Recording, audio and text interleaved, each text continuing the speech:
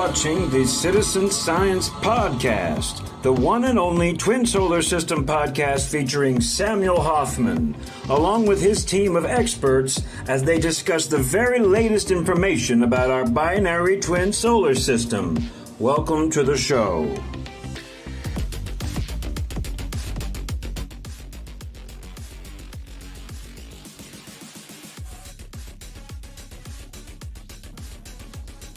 Okay. Hello, everybody, and welcome to the Citizen Science Podcast. And I'm Rebecca Benningfield, and I'm just going to act like none of that even happened at the beginning of our show. So those things just are inevitable at times, inevitable. But thank you all for being here. I'm happy you all are here as always. And just so everybody knows, we are the one and only twin solar system podcast that there is in the whole world. So that's pretty special. And we're the only ones that have Samuel Hofman joining us every week. So let's go ahead and get Sam added with us. Here we go. Hey, Sam, how are you today? Hello. Very, very kind of you to say that. And aloha from tropical Montana, coming to you live from my hermit cave up here in Montana, in Lolo, Montana. And I'm glad you guys are all out there listening. Yes, it's another new week, and I'm very excited for the show. And copied out and been doing homework since 3 a.m. So bear with me, people. I'm about 3,000 miles an hour today. So hello. Oh boy, hang on, everybody. So, well, let's see what else we have here. Yeah, here we go. I know. There's been a lot going on, from the red skies to all the floods, and Africa, of all places. Very awesome Sky Week. Oh my God! I mean, I every week I see stuff out there that is just so beyond reality now compared to even a few years ago, and I am in unbelievable levels of awe. Jaw wide open watching YouTube. That the rest of the world isn't going, holy crap, what the hell is this? I mean, I saw events from China that literally look like, pardon the expression, Armageddon in the sky, and in Russia and in India and everything. And of course, we'll go on to that here in a few minutes and talk about some big world reports, because like I said, I've been doing my homework since 3 a.m. So I'm ready to give a worldwide weather report today. So hang on, everybody, and we'll go from here. Perfect. All right. Well, let's go ahead. I did warn you. I know. Like I said, yeah, we got a lot to share. So let's go ahead, and we have our full cast with us today. So that's a treat. I always appreciate that. So let's go ahead and bring on our good friend, Miss Gillian. Hey, Gillian, in Scotland. Hi. Sorry, I should have given you a closer heads up. But how are you today, Gillian? How is Scotland? Oh, it was a beautiful day. I was really busy doing my thing at work, but last night this week has been like literally everything's been jammed in 1 second to go. It's like something's messing with time or whatever, but everything is, and you've got like 5 hours to sleep. Yeah, people. The time. A lot of people have been talking about time issues. Like all of a sudden, like time feels like it's running different, and they don't know why. I think that, and I explained it to someone just a few minutes ago. It's about an hour ago. That because of the electrical disturbance between the planets, when these larger planets come close to us, I'm sure that it electrically affects. It may not affect actual time. Although we do know that radioactive decay ratio equations no longer work. So that's an electrical thing we can talk about in the future.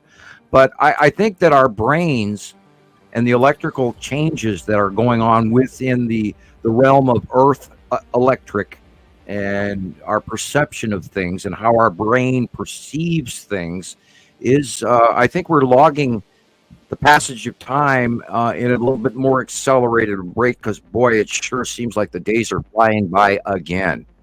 And here we are. Guess what? Right.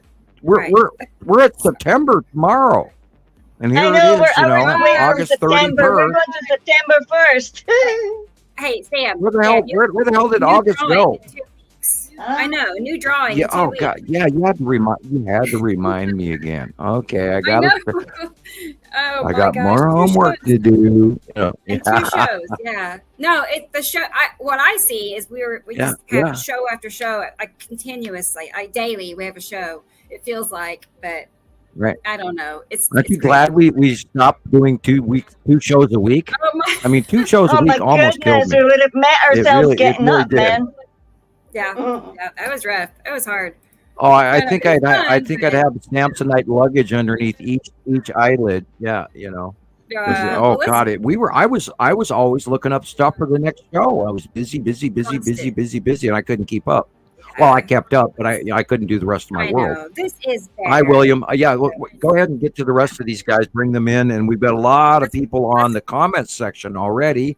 Glad you're all here. Thank you for your repetitive I haven't looked appearances yet. and visiting and staying with us and being such strong supporters and good friends from around the world. I can never ever thank all of you guys out there enough because this whole the whole premise in which that Rebecca's shows and Gillian's websites on Facebook and how I do my work and new members and old members alike.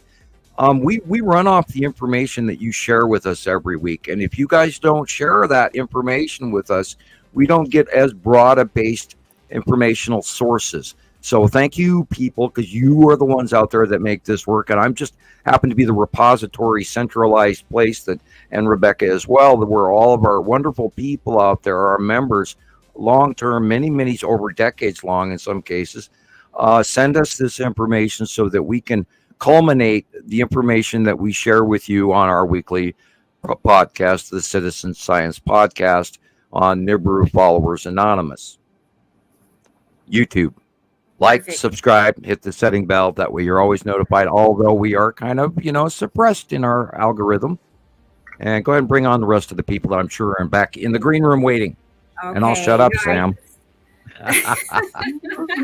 It's gonna be one of those shows. I know, right? I'll Copy, just be here copy. Java. till late. Java.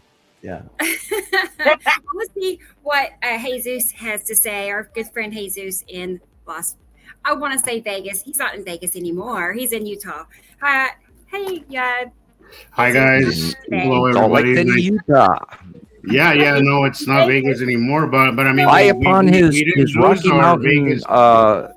altitude. He's even higher up altitude than I am, and he gets better views than we do. And welcome, Jesus. Nice. We to love be you, here. man. I missed- Glad missed you're here. guys Thank last you. I know week, you've been but very it's nice busy to this be- week working your butt off. Yeah. Look, But butt's missing. I don't know whether someone stole my butt. Oh, No, I made some time. he's this black. week, He's dark. but, We're having a stall effect. Go ahead. You were there, and then he's gone. I've noticed that we had a stall early before we even started the show. So Yeah, be prepared, people. it's gonna be one of them days. We're But I've technically been having sorry for any. I've been having really Good. bad internet issues, and I could see already pixelating up, Sam, your pictures. So, yeah, I wouldn't be surprised if you be doing the Oh, robot boy. thing. But I just want to say, everybody, welcome to the greatest show on earth, the one and only place where you're gonna get this information that our government seem to be unwilling to acknowledge. So stick around. Here. Learn a few things or two.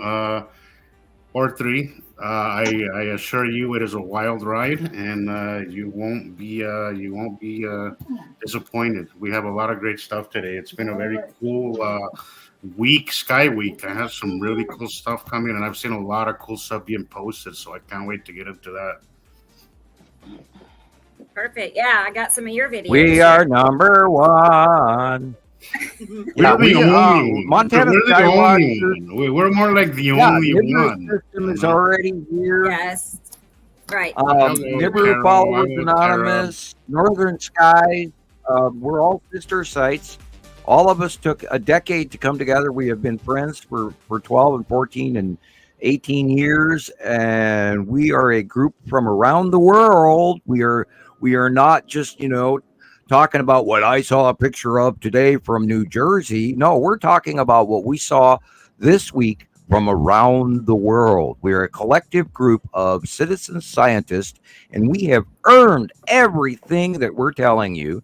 And you're not going to get this truth anywhere else, because we don't sell out to corporations or affiliates or governments, nor do we have any qualm, problem, or hostility toward any such previous mentioned entities.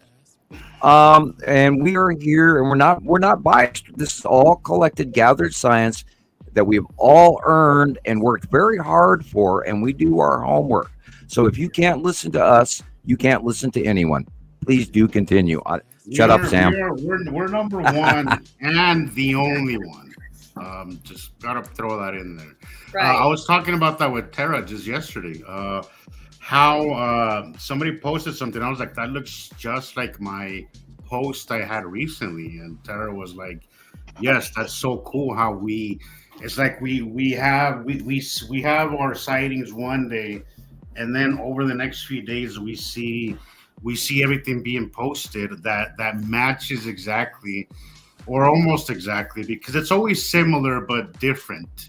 But it's very similar, the streaks, everything is the same, slightly different depending on your view. But it's so interesting to see that how angles may vary according to where you live on planet Earth. Yeah. But it's one of my favorite things to do is to post something and then start looking at the posts that come in and be like, yep, I saw that, and it's from around the world. It's from other states. It's from, and you just can't make that up. You can't call it an anomaly. You can't did you guys coincidence when it's happening all over the world. So yeah, it's very. Did you guys notice the captures that came in this last week of the side angle illumination of planet Uri? Oh my God, we got some of the best pictures that I have ever seen to date of Uri within the last, even 4 years, of the angled illumination of the side preface of planet Uri, because she's now closer over the top of us, which is the 180-day cycle we talk about every show. And if you don't know that information, you need to get on board with it and ask us. Do take time, come to Facebook, come to YouTube, and I noticed the YouTube comments have dropped off. People, if you have questions, I write them down on the YouTube show tomorrow. I forgot to mention it, but I read all of that. I forget, but last week I wasn't here. I was watching the show, right? I just finished watching last week's show. But when I first went on to see it, I swear to you, I saw the view count go backwards. So it was at 459, and then as I was watching it, it went down 9 views. As I was watching the video, it went down. I believe it. I swear to you. I believe it. Tell you guys, I was like, something's definitely wrong here, because we don't seem to get more than 500 views. It's always stuck around 500. A couple of them have seen more, but yeah, I saw the view count go backwards. I'm like, why? How could that possibly be a glitch or something? I don't know, guys. I don't know. I am highly suspicious about that. Hey, Zeus. You should have seen my week dealing with the state and my mail and my public connection to benefits and because of my retirement / disability state. I went through it again with them, and I'm being messed with, and we are being messed with in ways that no one would believe if I sat there and did the finger pointing conspiracy theory crap. Say, well, okay, the culmination of information that says, excuse me, you cannot be this incapable, you cannot be this non-functioning. This has to be intentional.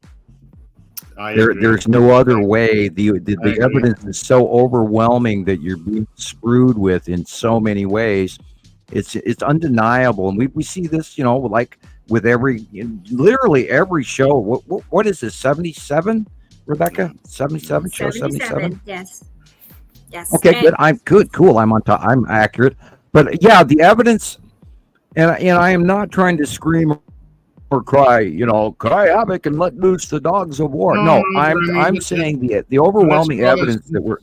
Let's call it spade a spade. Like it is what it is, and we hate this conspiracy because we we are based on facts and things that we can prove, but that's one that we're just going to have to time proven information. That's one of those things that we can't prove, but we do see the signs of something definitely happening or not happening. Let's get our last but not least guest up here with us, which is our good friend Christoper. He's the one in Vegas. I'm sorry, Christoper. I forgot. I apologize. Well, I didn't forget him. I see him. So. Dang it. Hey, we gave him that 5 minutes to cool down after coming home. There you go. That's right. I'm glad he made and it Christoper today is, I believe, doing a cameo in a muscle shirt, and it's like, ladies, eat this up. There he is. Hey, Christoper. Hey. How are you? Oh man, yeah, I needed that 5 minutes to cool down because it's really hot here today. So yeah, but I'm excited. Oh yeah, you made a liar out of me. What? You switched shirts on me because I was just pointing it out because when we first saw him in the green room, he was wearing a black tank top and showing some real shoulder muscle and looking pretty awesome for the man that he is. And I was just going to tease you about that, and then you go and change shirts on me, man. You have to wear like 5. I should have known better. I should have seen it. It's just nuts. Like you have to have like 5 pairs of different clothing, items with you every day, just to make it through the day here in Vegas because it's really hot. So you haven't even got a cool down at all yet? You never lived in Oregon before, did you? Yeah, when you live in Oregon, you have to have at least 3 changes of clothing because it's so moist and wet that or Minnesota. In Minnesota, if you live in Minnesota, you have to turn your mattress every month. Otherwise, on the bottom of your mattress, you'll grow mold. Oh, I mean, it's so weird. You be thankful you don't live in a very humid environment. And there's drawbacks, good and bad, to both. And speaking of which, I have some more information leading to that exact same thing, having to do with moisture-bearing air and the coming time of climate change. And I did a lot of homework. I mean, I went cosmically crazy this week in how much study that I did and the levels of new science and information that is coming across on YouTube and being shared around the world, and old information that I went in and actually took a dive into. And so we're gonna have a good show tonight. And I apologize for getting that you were there, Christoper, and waiting in the green room because me, Sam, shut up. I actually really did have too much coffee today. That's so okay. I apologize to everyone else listening. It's not just you. I've had my share. I'm sorry. I'm having fun. I am actually in a very good mood because yesterday and the day before sucked. So anyway, yes, we're all feeling this crazy planet. Oh my God, we live in bizarro world. What the hell is going on? I'm sorry, but I just want to tell Carol in. Oh God, thank you, Carol. Thank you very much. The red skies. Early getting us the off. Sightings from Minnesota. The sightings around the world that came in this week is just insane. I mean, oh my God! What? Oh, look! Wow. I cannot wait. And this is, we are at the coolest stages of the close passing planets, and every day is a new grand adventure in what the hell the skies are doing around the world, and yet nobody is going, oh my God, this has to be extra normal. This has to be something beyond knowledge. And I'm sure there's a lot of people out there that are experiencing that and don't have the finite information that we very few fortunate have gathered over the last 14 years. And, me knowing about it for 43, 44 years now, trying to get this information to you folks. And this is why, of course, Rebecca goes to the great Samuel Hofman. And I view this as just a generic to me. And we're all, members of the same team here, because I'm not great, because you guys are the great, because you're my friends and you're around the world and you're my best friends. And I love you dearly. And everybody that's listening, and then Alexander Walls is our new friend, and Experimental and Tara, and which means that we now have to go to the comments section now that we have everybody in here. I know. And welcome everybody here. But you guys make this work. If I'm this crazy dude sitting up here in my hermit cave in Montana with my opinion, and nobody's listening, then I mean absolutely jack shit.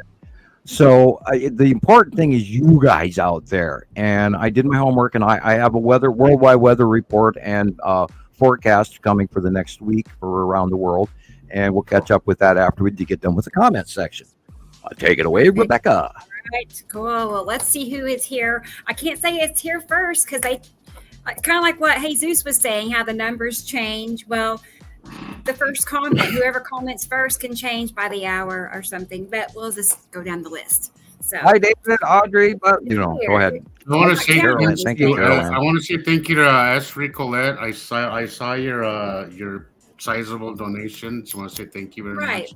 Thank you for being here. Thank you for being our friend, and thank you for being part of the show, and thank you for your support. That was very nice. Being part of it. Very nice. Yeah, it helps us. This is how we have to get along. We need support in order to continue the show for everyone, because this does cost money, and we have equipment to replace year after year after year, and we pay for things that we have, and we desire, and I hate to say require, but we do need your support, because you guys are the citizens scientists out there that make this machine work. We've been doing it for a decade with no pay, and we are tapped out like everyone out there. We know that you're suffering from a poor economic situation, but currently the United States has got the world's best economy going. So if you can afford yourself that Hallmark card and that cup of extra expensive coffee, please send us one as well. A couple of bucks in the mail. Send Rebecca some money, because she pays for a lot of stuff every week to make sure you're getting this show for free. We're all here. So thank you for your patronage in advance. We love you dearly. We're all here thanks to Rebecca putting this together, because personally I don't have the time or the knowledge. I don't know how she's gotten so good at this. So here's my this is from Jesus. My drop in the bucket. Thank you. Can I say something too? Here. It's nearly a year since we started. Do you know that? Yeah. We started last October. So it was this time last year. You kept saying to me, "Oh, don't be glum. Don't give up. I'm going to do something really special. You'll see. You'll be, you'll be part of it. You'll see." And I was like, yeah, Rebecca, okay. I know. No, it's a show. It's a show. I've got this wonderful idea, and we're going to share everything. You'll see. I said, okay. And here we are. 77 shows later. This is a strong way. Go ahead, Rebecca. Go ahead. What? Nothing. We have a huge. Yeah, 77 shows later. Look at us now. It's pretty cool. Yep. Yeah, and we apologize. We have a huge lag in between us talking. There is. I know. We have a huge lag, and we talk over each other because we have a lag in between. From Scotland to Oklahoma to Montana, etc. And the reason I'll say this again for the record, and we get a little excited too. The reason that you go, we are, and this is, as I was just going to say, we are. This is the opportunity for us, all of us, and we are all, with the experts or the extra team here that is sharing this information with you from Montana Skywatcher, Nibiru Followers Anonymous. Nibiru is already here, and soon Christoper's YouTube channel. We're all sharing this information because A, it's important. B, we get the opportunity to talk to each other in a manner that we don't get normally, and we figured we might as well record this and share this live with you guys rather than doing it in the PM, rather than just having what we call an admin meeting, which we used to have at Montana Skywatcher and Nibiru Followers Anonymous, and quite a few of our sister sites out there, like the Alaska sites and Ollie. I'm not going to try and pronounce his full name, but Ollie over there in his Nibiru site, and we don't mention him often enough. Do you have a link to Ollie? He's doing work. They skew a little bit sidebar off of my information, make me a little uncomfortable from time to time. But he's doing great work, and I try to let him adventure on his own, and I'll occasionally hop in and correct him as necessary. I think overall he has the right idea. He has the thing, but I do think that he kind of does things in his own style. It's kind of what's yes. Yeah, and every once in a while he puts together some left field, right field point of view information that is interesting, and I like where he goes with some of his information, although they do stretch and semi bend some of our information. They don't break it. Nibiru Watch Africa, and I do apologize. I can never remember but we consider him and them a sister site, and I figured I would call them out and make them feel comfortable that I am aware of their presence and I do check their material, and thank you for the information that you do share. Although it has to be a little bit, in my opinion, this is how I run my site, and I'm not telling you how to run your site, but in my site, I'm a little bit. I do apologize because this is the Western science attitude that I often rebel against, and yet there is what we call empirical science network where you have to gather the information with multiple, and we usually say 5, 8 to 10 examples of something before we call it fact. And what we share and how we share it is a little bit more extreme, where you share more generalized information, which is great, but it can be distracting to newbies.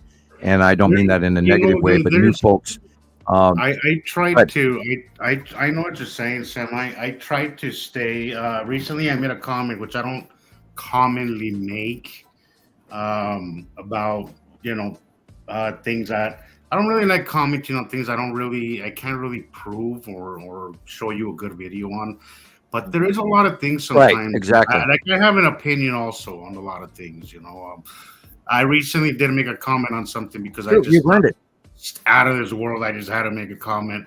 You made a video of it, Rebecca, recently about that shadow thing that just went up in the sky. It just looks like a shadow. I heard that. Like, there's things up there that we just don't get. And I think if you let yourself I get that.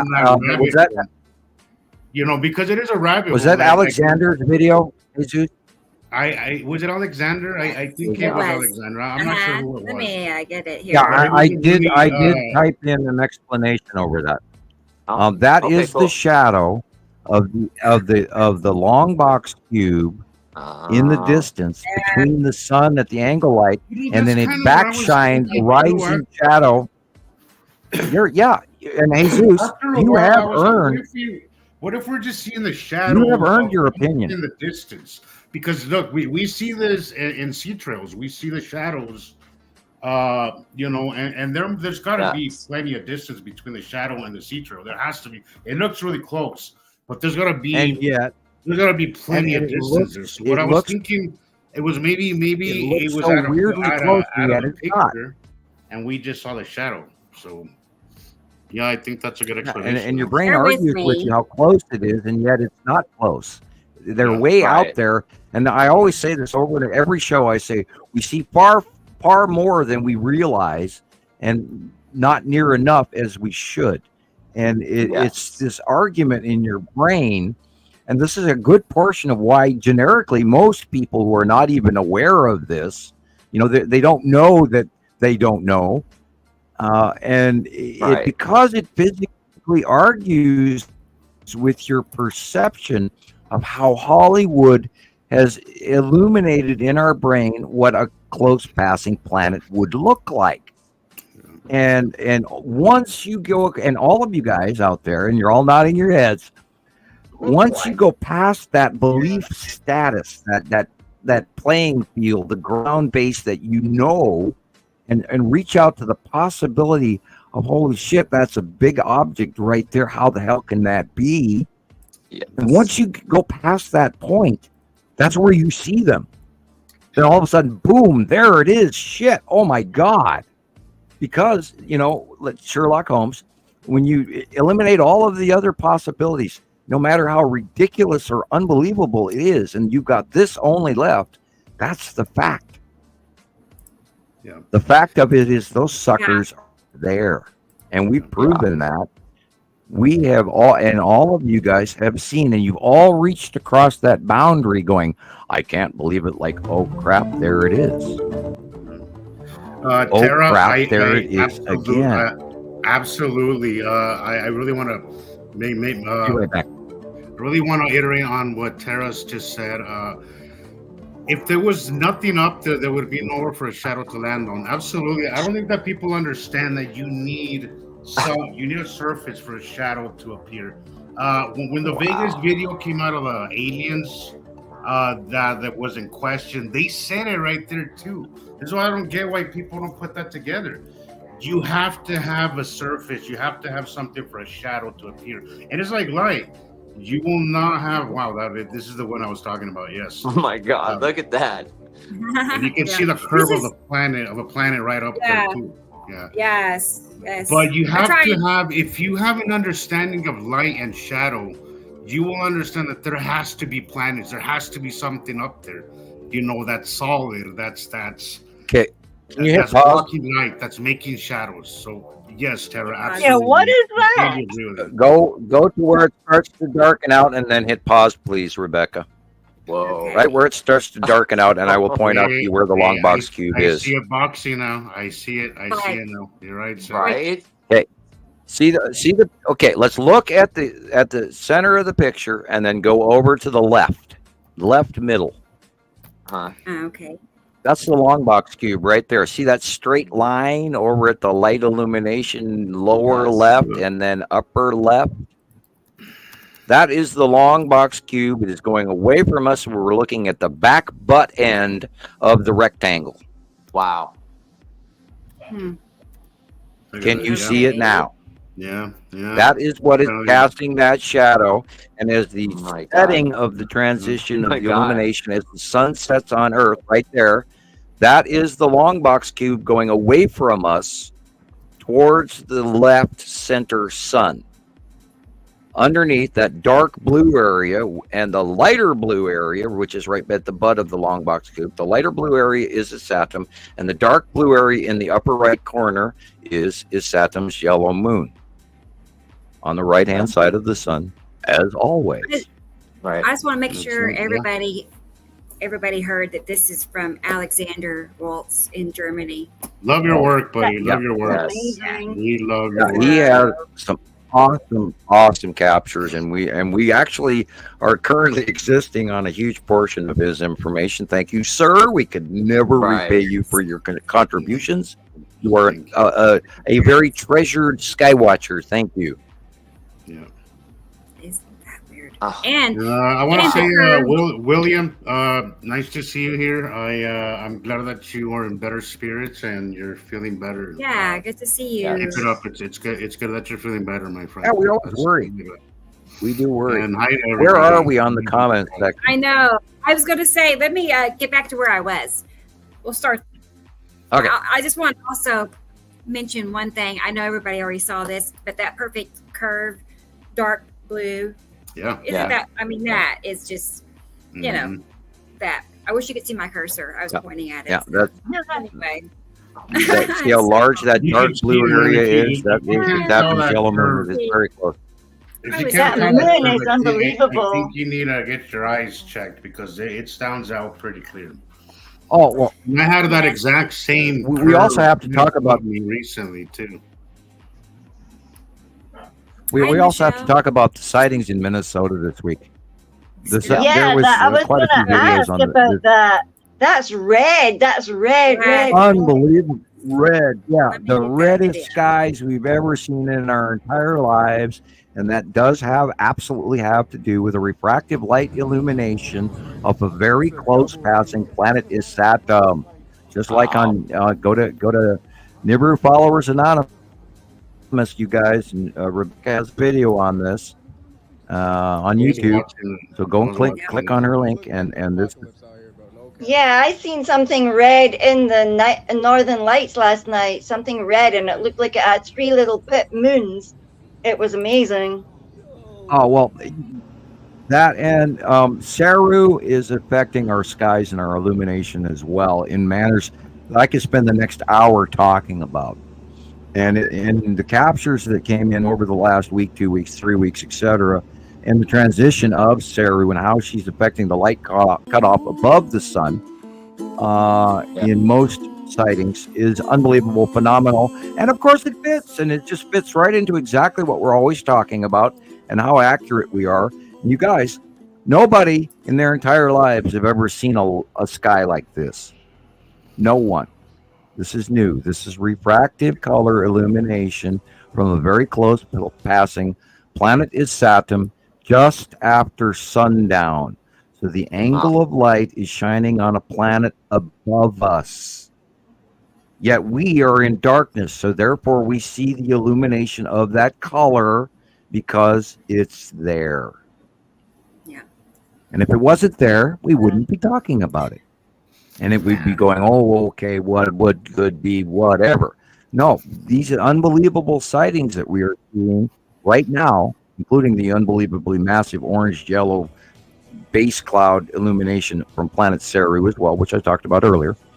These sightings in our sky are never before seen. We're pilgrims in a strange land now in this whole scenario of the passing planets, that we've never seen anything like this. And we have watched for 14 years, and we have documented, and we have taken copies of pictures from around the world by the hundreds of thousands ever since, every day. And we know where the planets are, we know what's going on, and it is drastically time for everyone to listen that we are in climate change transitions because of these passing planets. And this is an event that is so unbelievably immense that if you don't take every second of this in and try to remember all of it, then I feel for you. I really do. I feel sad that you are seeing what is occurring, and it's unbelievable. And I love it. I mean, you're missing how it was showing. Also, you're missing. You need to know this stuff, guys. Last week, what I posted, I was expecting some heavy rain and heavy winds. We didn't get it. But it's good to be aware, because had something happened, at least I would have known. Look at the horizon. Look at the real sky color. I would have known, with enough time. I saw it 2 hours before, and then 2 hours later, it did a very close pass right above us. I saw it in the distance, and about 2 hours later, it came up right above us. Not close enough. It was very close, but not close enough to cause a stir. But it is good to pay attention to these things, guys, because these things not gonna freak anybody out. Drop some golf size, tennis size. These are apocalyptic skies. Yes. These passings are so close, that it's vital. Once in a lifetime. It's vital to pay attention, because it can affect you in more ways than just emotionally. There's a lot of safety issues here if you just catch this in time, and you learn what it is that you're looking at, guys. Absolutely.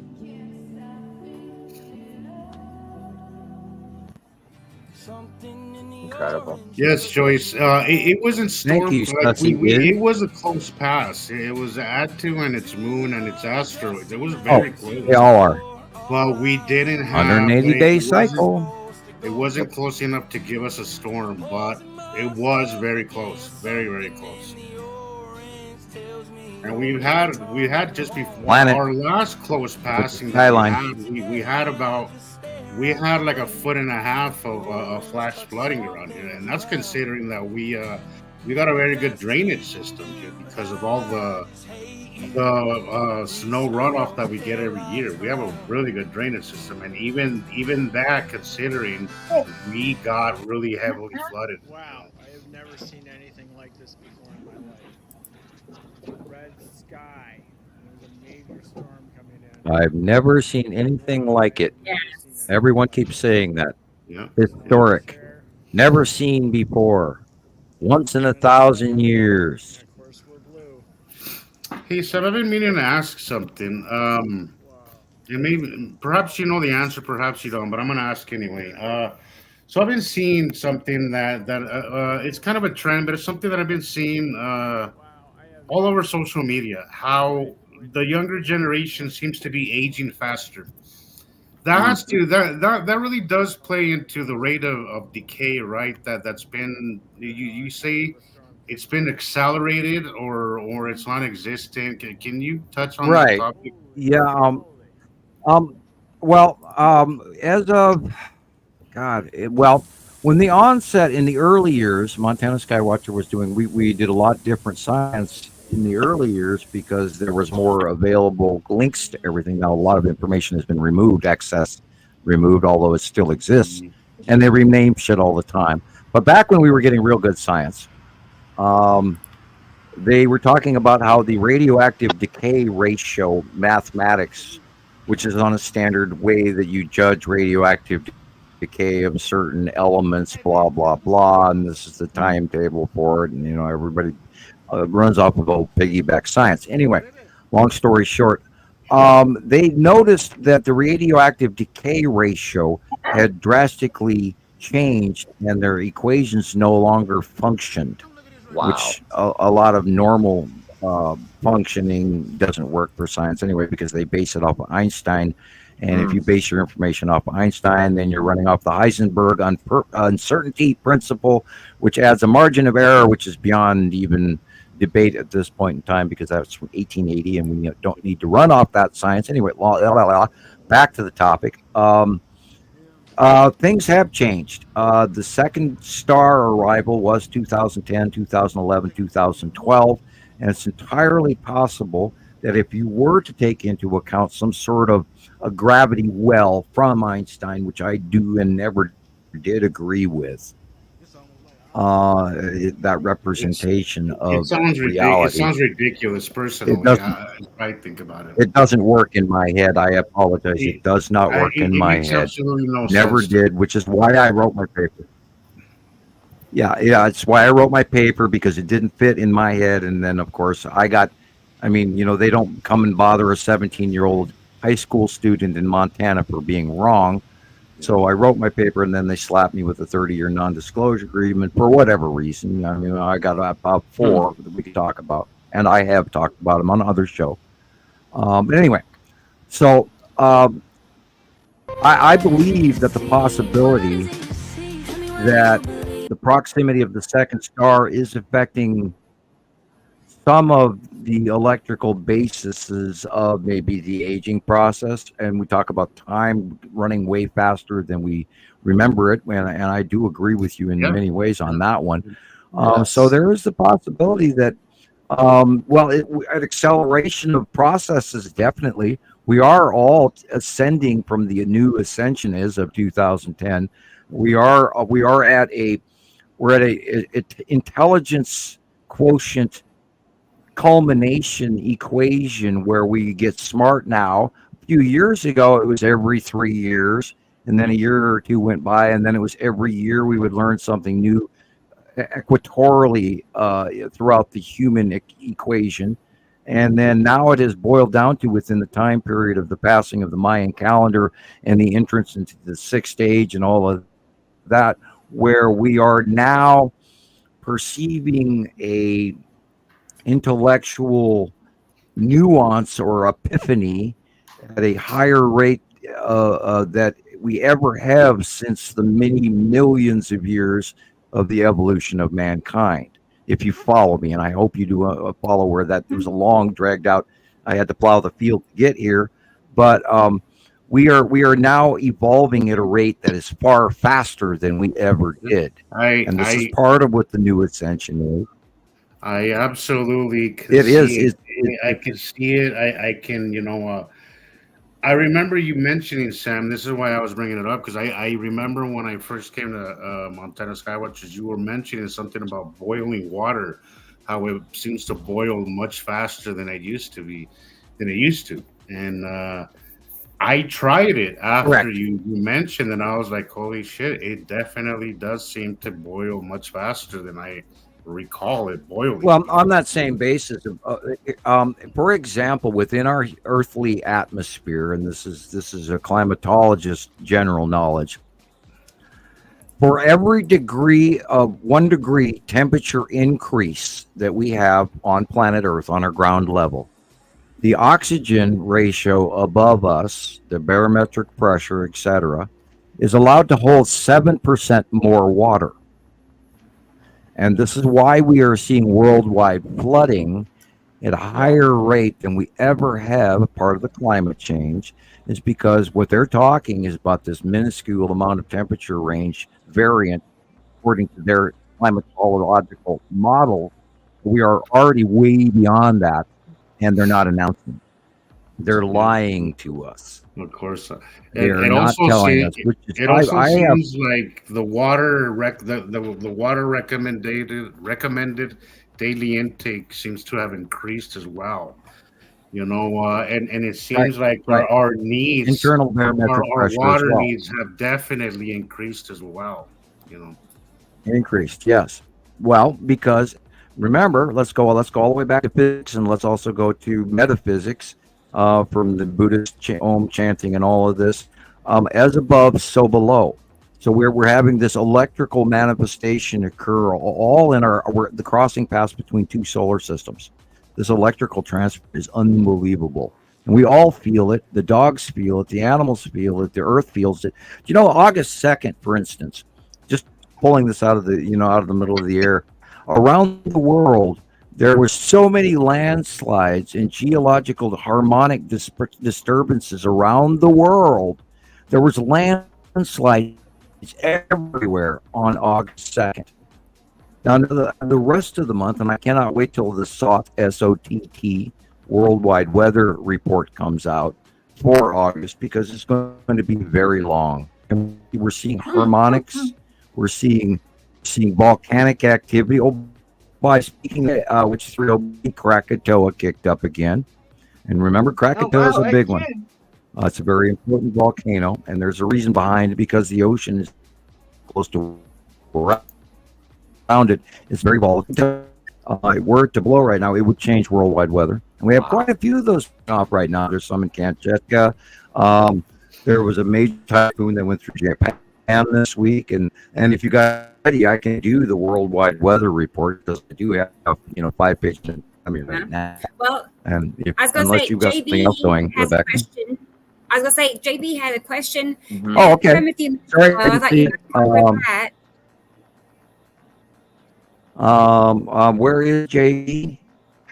Well, we first have he been was having crazy asking lightning. about, he was asking about the red skies and if it's Saturn that's I so saw that close. too. I got And that too.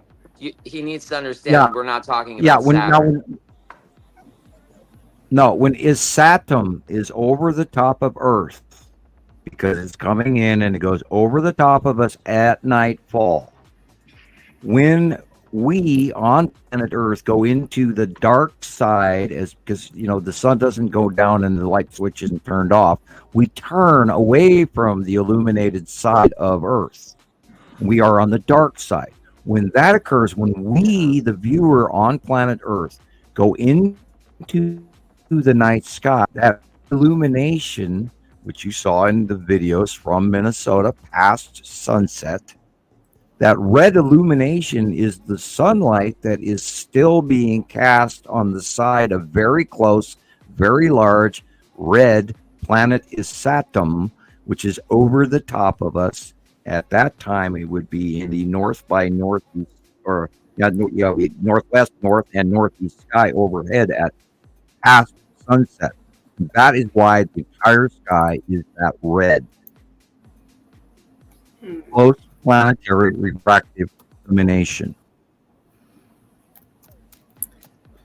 Thank you, Sri Colette. Thank you once again for your generous donation and for being here. Consistently, I see you here, so that's good. If they were there, wouldn't we see them at night? Well, Very much. we do. We see them. They're just so big that we're seeing the color of. And also, guys, you got to understand too that they're very quick passings. Like they're not going to hang out all night. They pass by very quickly. No, they move. They're not just sitting in one place. I remember they pass very fast. So if you're not out there watching at the right time, they could pass right by you, block the stars, and you wouldn't even see it. So keep that in mind. Remember in the early years. Please keep that in mind. People say, "Can you give me coordinates? Where do I look with my telescope?"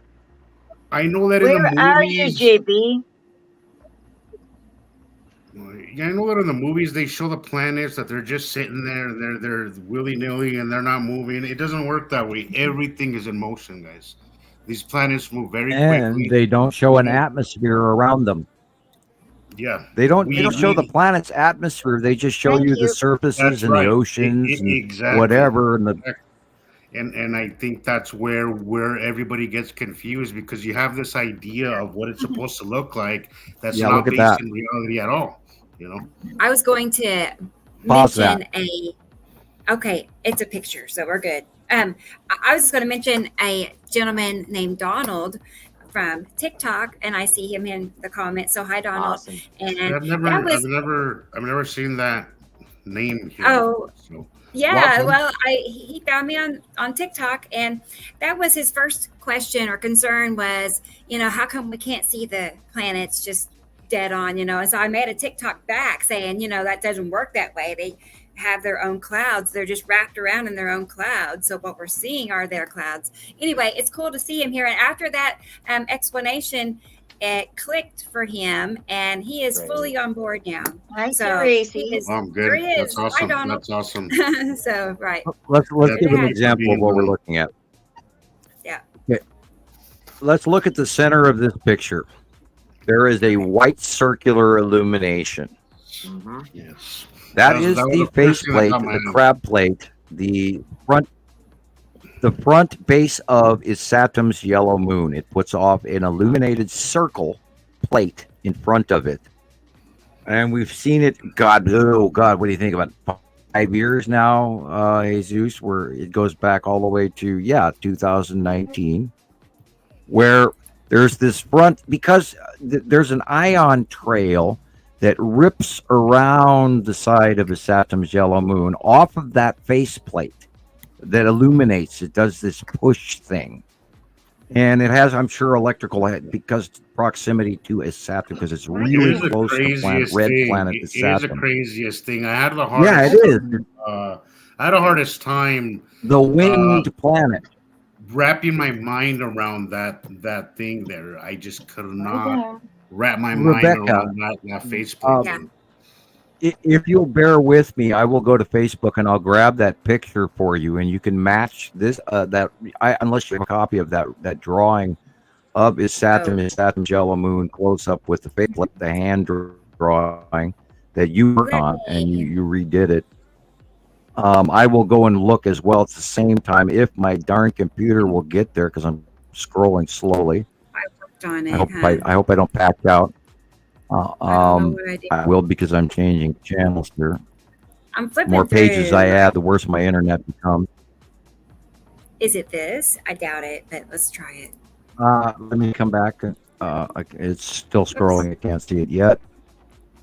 Big stall. Yeah. Here's another ice Still can't see it. Still can't see it. We have a huge lag here. Wow, big one. Yeah. We've You seen might have many to send it to times. me. Well, no, that's not the drawing, but I'll go to Facebook, and I'll bring up your. Okay, now I'll see if I can find a quick copy of it. I love that picture. Dry throat happening here. Okay, okay, this one. Okay. I'll send it to you. It may take a second, everybody. Sorry. Bear with us. We do apologize, but I did send it to you on Facebook just now. You should have it now. Okay. Yeah, that's a good one. Look at that. Yeah, that is the faceplate as well. And the wrap around to the right, and it also goes to the left, and then it goes around planet is Saturn. Planet is Saturn is the winged planet, and it all comes off that central faceplate. It kind of looks like a soft shell crab shell, and yet it's also this thing that illuminates as well, and it's weird, it's odd, and I don't even know if what the hell it is. It could actually be an object, but we've always seen it as a traveling faceplate from push, because Saturn is a little bit larger than Nepesi, but direly and drastically smaller than Atu or Uri, for example. Whereas Saru and Nibiru are even way bigger than gas giant Uri. So it's hard to keep in context the size. but Matim, Saturn, and Nepenthe are the three smaller planets of the overall 7/8, if depending on how you include Imru or not, in the model of the binary equation. And I hope that makes sense to you people out there. Anyway, do you have that drawing? And if you grab that last picture and sort of, and then show that drawing, we can talk about right there.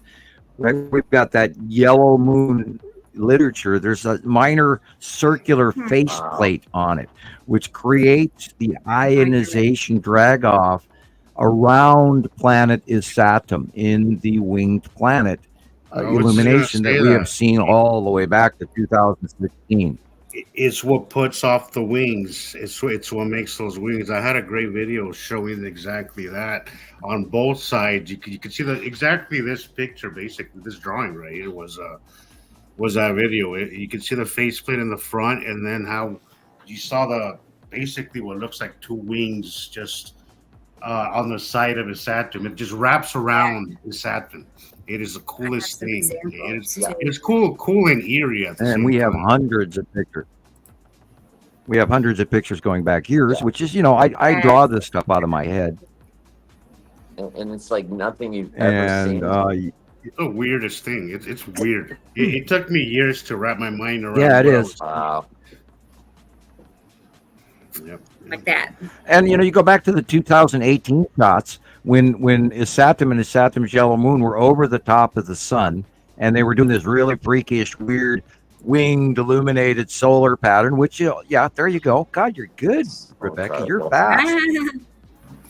And that is if you look at it, at the top of the sun is Isatum's yellow moon, and then just behind it is Isatum, and that big winged effect is when they are way back off in the distance, and then Nibiru is to the right of it. But this is like 2018, 2019, just as they started. Now later on, it went over Saturn went farther over to the right, and then they started forward toward us as of 2019 and 2020, and that's when it got really fun because I was watching this and I knew that my drawings were matching everything that I was drawing. So I see the left picture. Dated drawing was 2021. Now this picture goes all the way back to, I'm thinking, 2017-ish. And the two blips in front of it are asteroids, but they're in front of Isatum's yellow moon. Now we believe, if you look at this picture closely, we believe there may be two moons on either side of the Saturn as well, and you can see them semi-defined in this picture, sort of like the base of the orange. If you look at it, the Saturn's yellow moon, we believe, has three moons. This is also part of why the winged extension from Saturn's yellow moon to her two smaller side moons, and why it reaches around planet is Saturn, because they are so close in orbit to each other that they have an actual ion positive, negative cloud illumination, self-illumination, hyper proton generated self-illumination, which we have seen in the electric universe, not gravitational. And we've seen effects and documented all of this going back many, many years.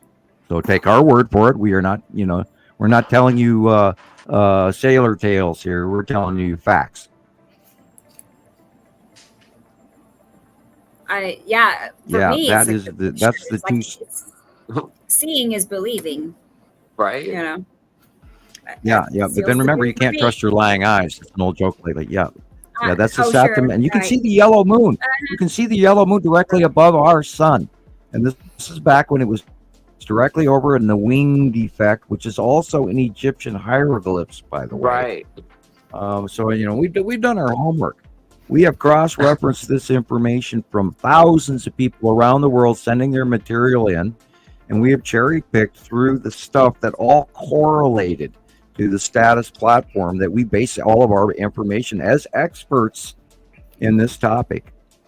You will not find any free site out there handing you Nibiru information like we have. And we have been here longer than any of the money boys or the Dr. So-and-so or the Mr. whatever on his channel and even before a lot of the people who do actually, like Daniel, whoever, we talk about that guy or any of our, we don't even need to discuss It's what sci-fi. goals, because they seem like, Sci-fi Dan. yeah.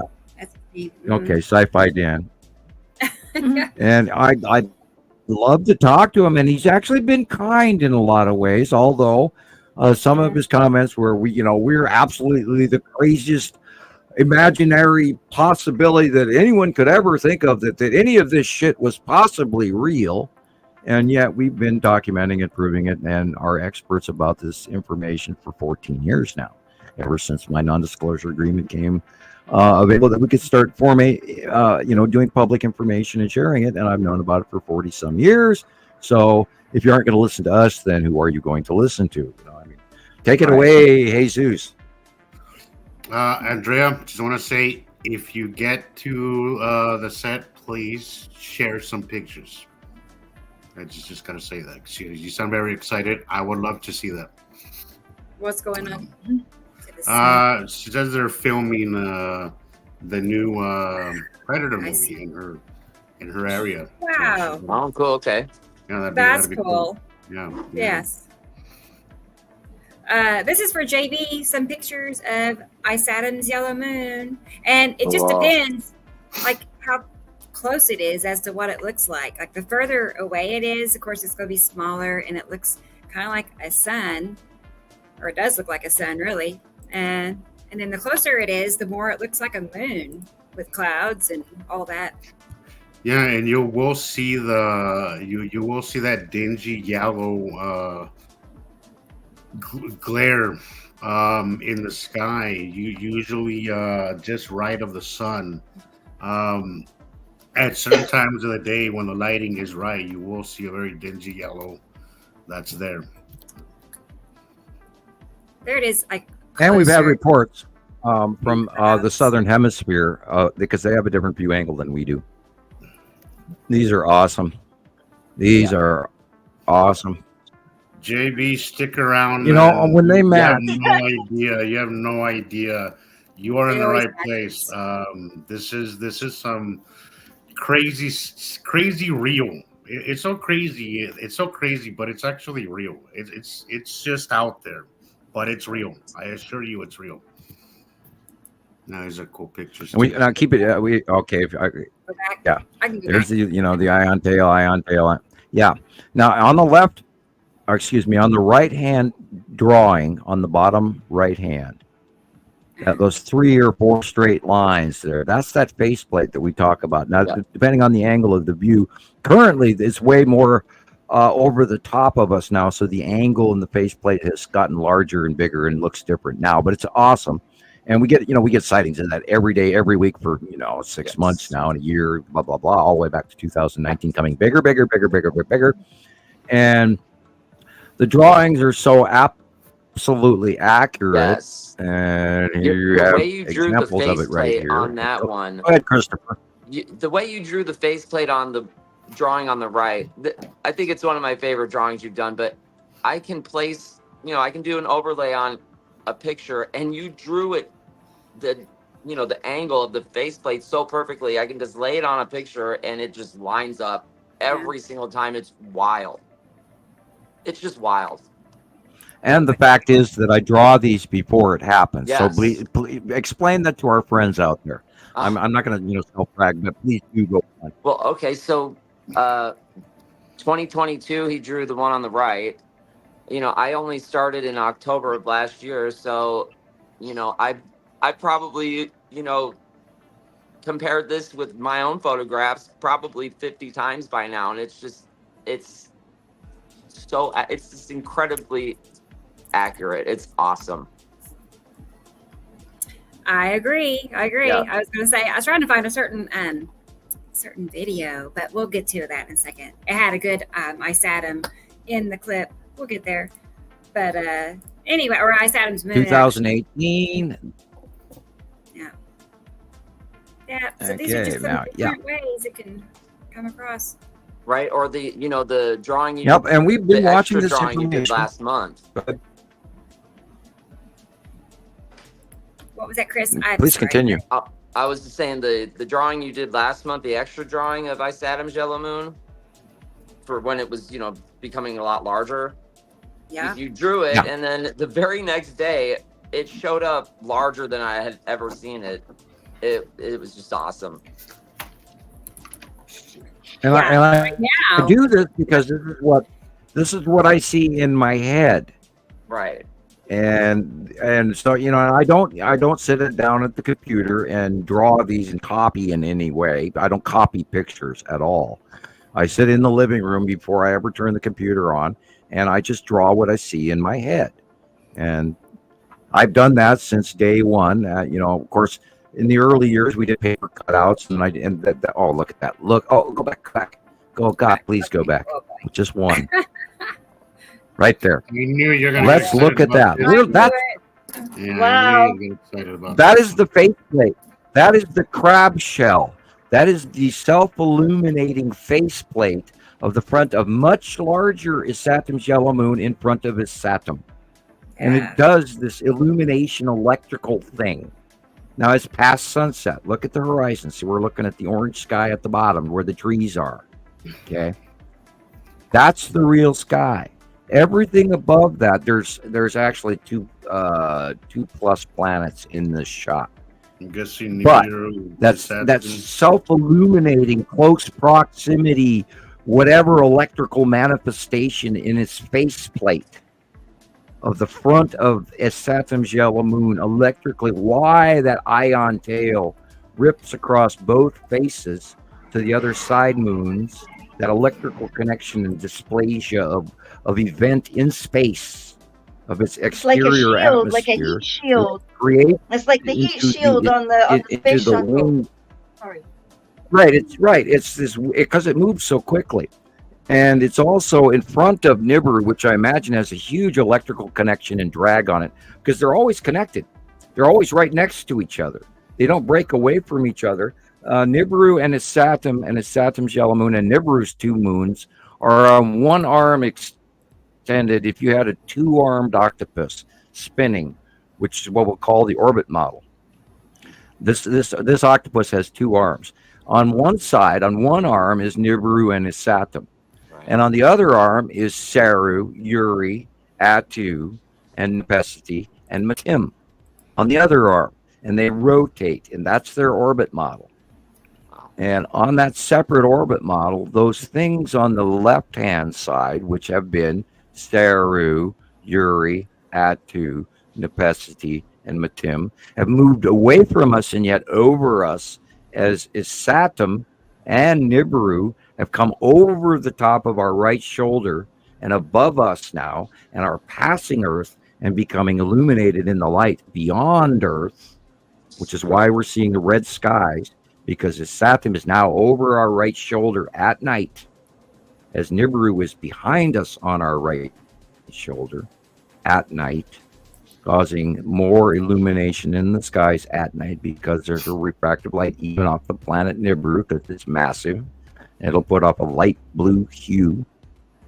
And then everything that Uri and Atu and Matim and Nepesity are doing. Nepesity is doing some close passes still. Super bomb, rain bomb, weather events all over. Yeah. Close passing asteroids are happening. We are in the 180-day cycle. Yeah. Strange freak weather going on. Quick passes all around the world. Not that close, but just enough to rip into this area or that area. I've never seen such green skies here in Salt Lake since I've lived here. I've seen them in New Mexico, but I've never seen them like this here. I thought it was going to be, a topic of conversation on the local news. I don't even look at the news, but I watch the news just to see if they mentioned it. Nothing. Nobody. No, they didn't tell you that. Like, none of my passengers noticed. Nobody. It was a busy day for me. Well, they don't connect. They don't connect world weather events. That we had purple. They're not connecting world weather events. It's all broken up. Yeah, don't forget orange lightning. Yeah, we had green. We had purple lightning and green skies, and I'm like, come on, guys! Like, how do you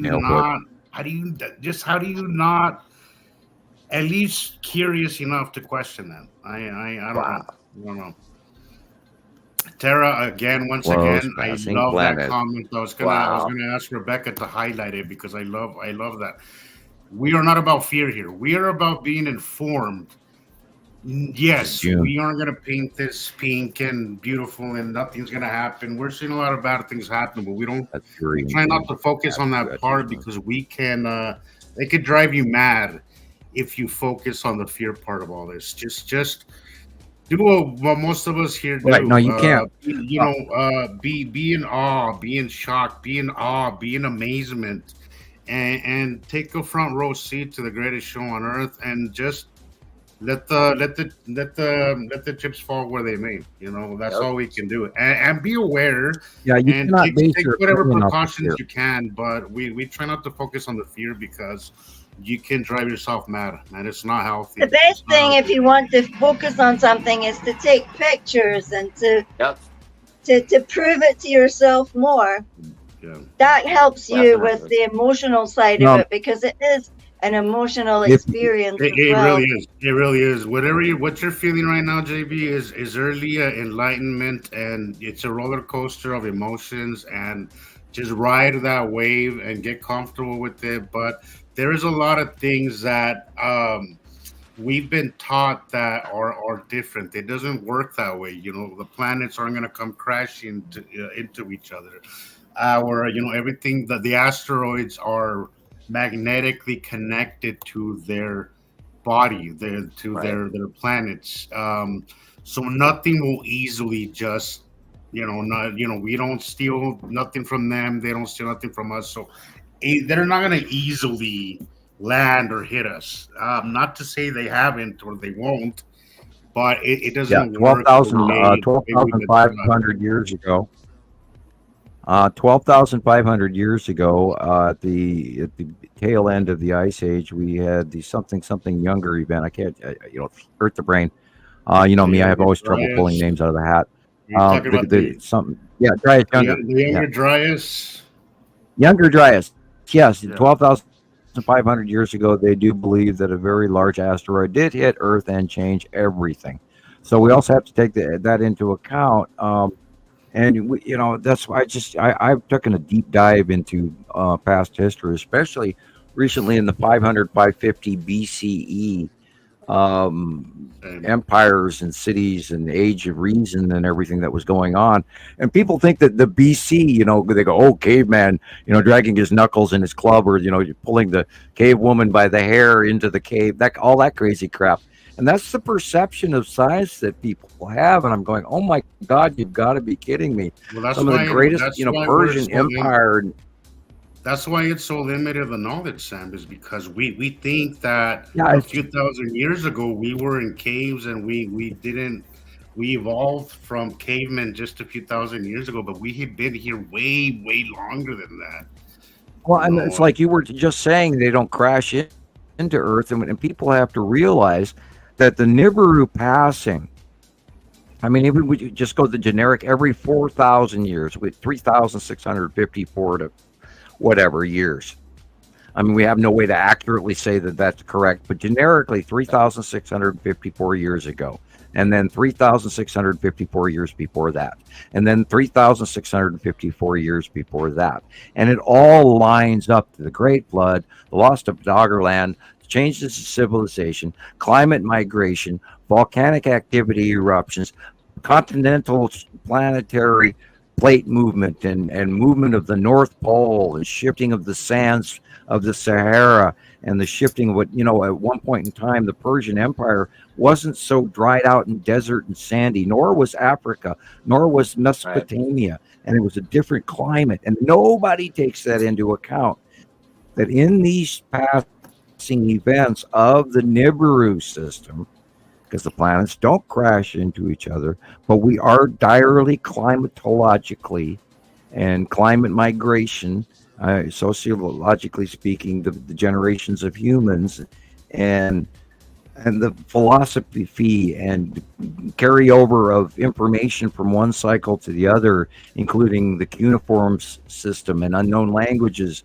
and how long ago, all these lost cities that are around the world that we can't explain. And that's because, what we talk about Western science or empirical science that I am arguing with all the time, and yet we use that premise to base our information. But the point with it is what we in the Western culture hold as fact is nowhere near the exact real representation of what is going on. And we have to enlarge our point of view to Persian science or Indian science or Chinese science or Japanese science or Northern Germanic tribes or the Pictish warriors or any of the other cultures throughout history, and try to look through it the different points of view at that time in history, 1650 BC, etc. So, and then even previous to that, the cycle before that. And then you go back to the 12,500 year younger asteroid hit climate model, could pull the right word. And then we look back at the Mayan calendar, and one of the harbingers of doom on the Mayan calendar is asteroids. We talked about the four squares around the central square. Yeah, we see it all throughout. We see it all throughout history. Once you take into account the binary system, and you take into account the plan, the Nibiru crossing, Nibiru system crossing, a lot of things make sense. A lot of quote unquote mythology makes sense. A lot of petroglyphs make sense. A lot of cuneiform tablets. Everything just it's not just the pictures that put this together. If you go back in history, I've obsessed over the Younger Dryas as well. I'm obsessed about going back and seeing our history, because when you see it through different eyes, it is way more understandable, and you can really digest the information and be like, oh, this really does correlate to what we are teaching here. And we talk about the fear factor, and the fear factor is that we are still here, cycle after cycle after cycle. So you have to. That boils down to the logical next question would be, well, how are we going to relate to the fact that this is here happening now? Including the fact, and this is something that we scratch the surface on regularly, including the fact that we are not here alone watching this happen. There is that huge ass faction or multiple factions that have been parked over the top of our heads since 2019, 2015, and 2009.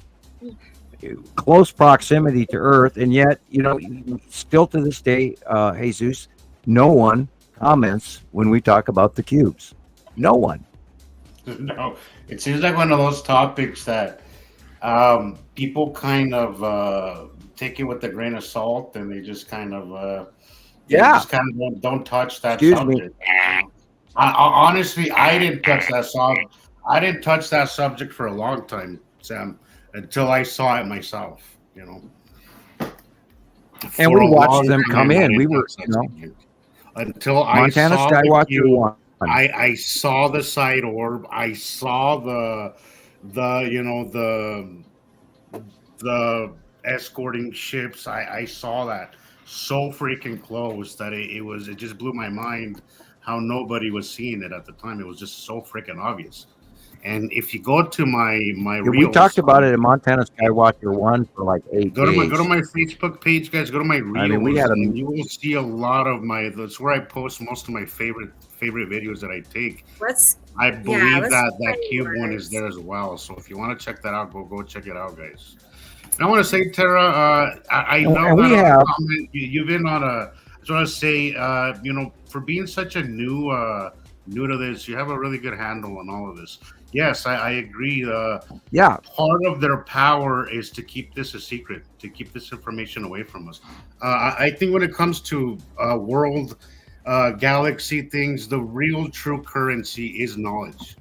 It's not money. It's actually knowledge. Knowledge is one of the things that keeps us down, that keeps us doing what they want us to do, that keep the world the way they want it. The lack of information is absolutely their control over us.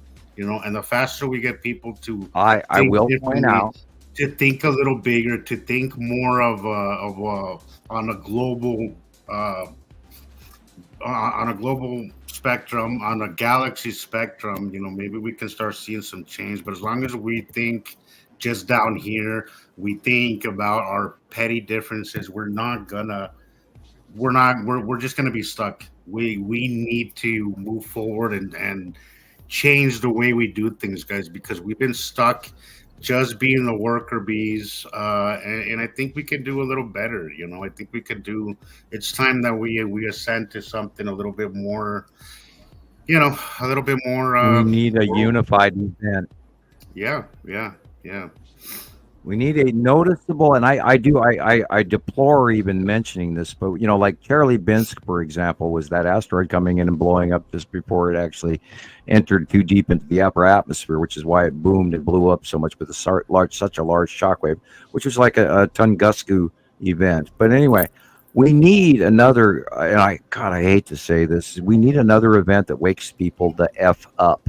And sorry, I did not drop the F-bomb, but I just abbreviated. Anyway, people have to wake up, and we have to realize that we got to stop being pissed off at each other. And there's a larger event going on right before our very eyes, including a climate change that is going to kick our asses, and it already did this year. Or did you not notice the events that are going on around the world right now? I mean, we are still getting our asses. It is flooding right now in Europe. And has been for the last couple of years. Did you notice? It is flooding in places all around the world, and people everywhere are losing their houses, and huge amounts of dollar value, and the world economy will be affected by this. Not if, but will. We're seeing and it's going on, and it's going on, and the information is not being shared on the natural news. And farming supply, and food. Yeah, all of that is being food supply. We are gonna feel it. We are gonna feel the food supply being. Avocados will probably be going up higher in price here soon. Mexico is not only seeing a lot of flooding. So a lot of things are being affected, and a lot of our produce comes from Mexico. So we're gonna see a hike in limes, a hike in avocados, and God knows what else. But yeah, we're gonna feel that. There's flooding in Belgium. There's flooding in Holland. There's flooding in France. A lot of it has to do with what's going on, but they'd rather point it out to be inflation, which it is also inflation, but I think it's a little bit more complicated than just inflation. There's just so many things happening in the world right now. Yeah, I know. Spain was saying that European weather. Somebody from Spain was saying because of the floods and that they didn't have enough olives or something, and they were supposed to send to Italy. And they couldn't press the oil properly. Spain is the number one olive oil and olive producing country in the world. Spain has done that since the Romans. I love olive oil. It's already expensive as it is. We paid $26 for some olive oil yesterday. Yeah, well, I don't buy anything else. It's insane. But I love it. It's the only oil that I will use in my house. I don't use any other seed oils. I use butter and olive oil, and that's it. They are horrible for your joints. It just for your body. Yes, definitely. It's expensive, but it's cheaper to be healthy, guys, than having all kinds of doctor bills or being on all this medication. So yeah. That's the side of Uri right there, rolling in front of us. Yeah, look at that. Incredible. Little cotton. The cloud's going one way, and there's a planet. The bubbly bottom base cloud. Hey guys, bubbly bottom base cloud. I'm gonna pull a Sam. I'm gonna go grab a Coke. Okay. Yeah, I just did. I snuck away and I grabbed a Coke, and I forgot to open it in front of you guys. I apologize. Usually this version, is sponsored by Ricola and Coca-Cola.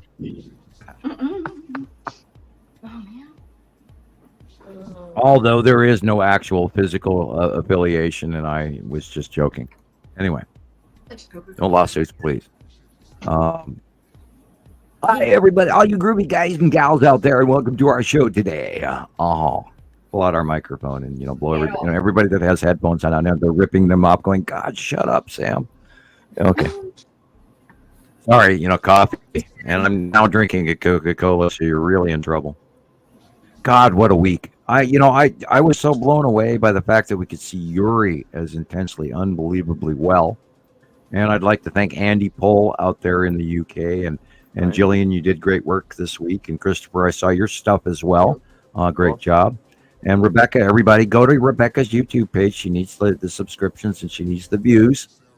And is that It's growing. I look at my stats, on YouTube, and all the numbers are in green, which indicate, everything is moving up. So thank you for everybody for, doing what you're doing, because it's working. You can see the rotation. Yes. That's not our normal weather, guys and gals, even though, yes, this is sort of fisheye lens, but you can definitely see the rotation of that passing body. And then it moves. It's going out of the way. And then there's something else behind it. Awesome, and all this stuff moves. But it's over the top of us right now.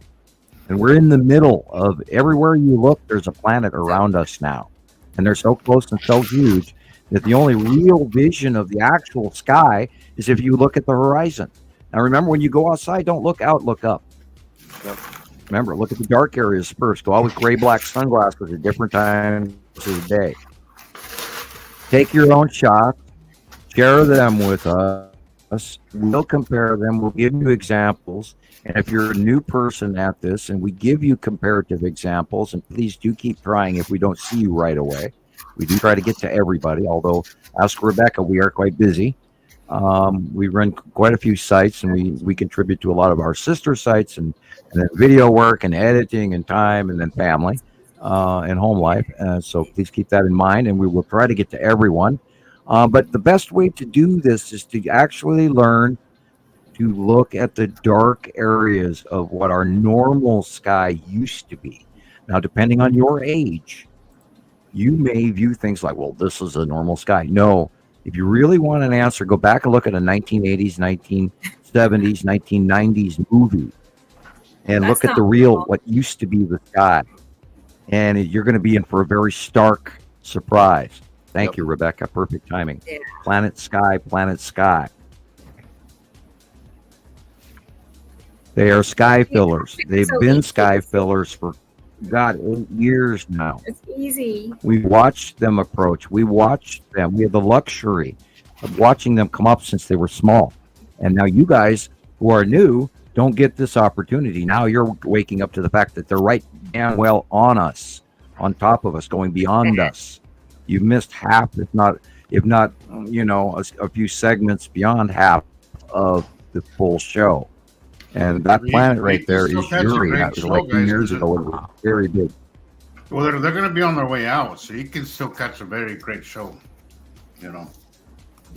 Well, I expect even better visual acuity as they leave. I think we're going to get a better view on the way out than we did on the way in, because they came up from below us.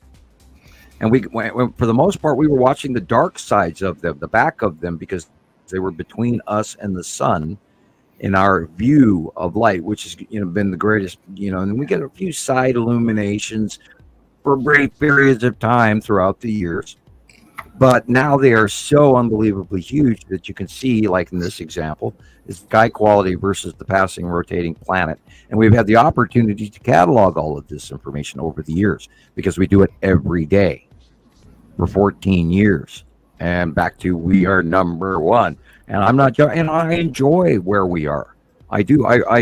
There's days I get body rushes from hell because we are the collective that we are, and the group of people that are working together to prove exactly what's right in front of you right now. And Rebecca is a fantastic, excellent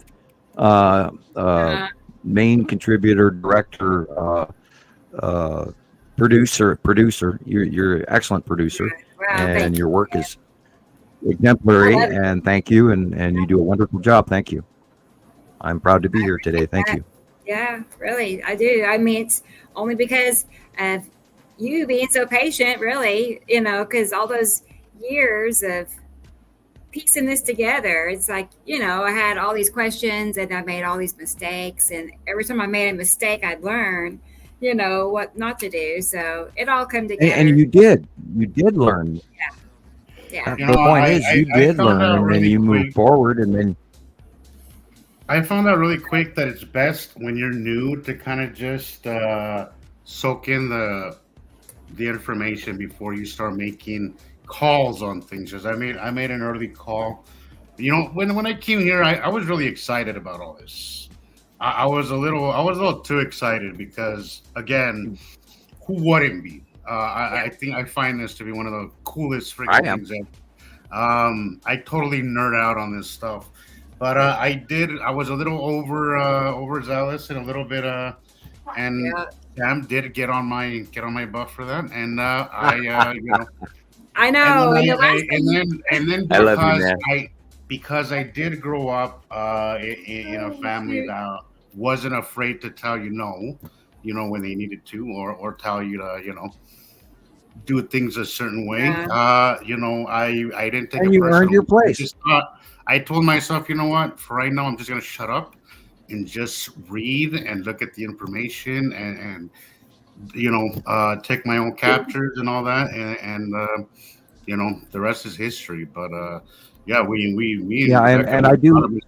Coming in, we made a lot of mistakes, but we loved what we were doing, and we knew we were in the right place, so we got good at it. We got better at it as we went. Right. So. I am told that I'm a little intimidating, or there are, and we've seen examples of where some people think I'm an absolute asshole, and where I don't try to do that, I do try to share. It took me years, Sam, to really figure out that you weren't an asshole. I didn't know. I couldn't read you very well at first. I knew what you were talking about in your heart was true.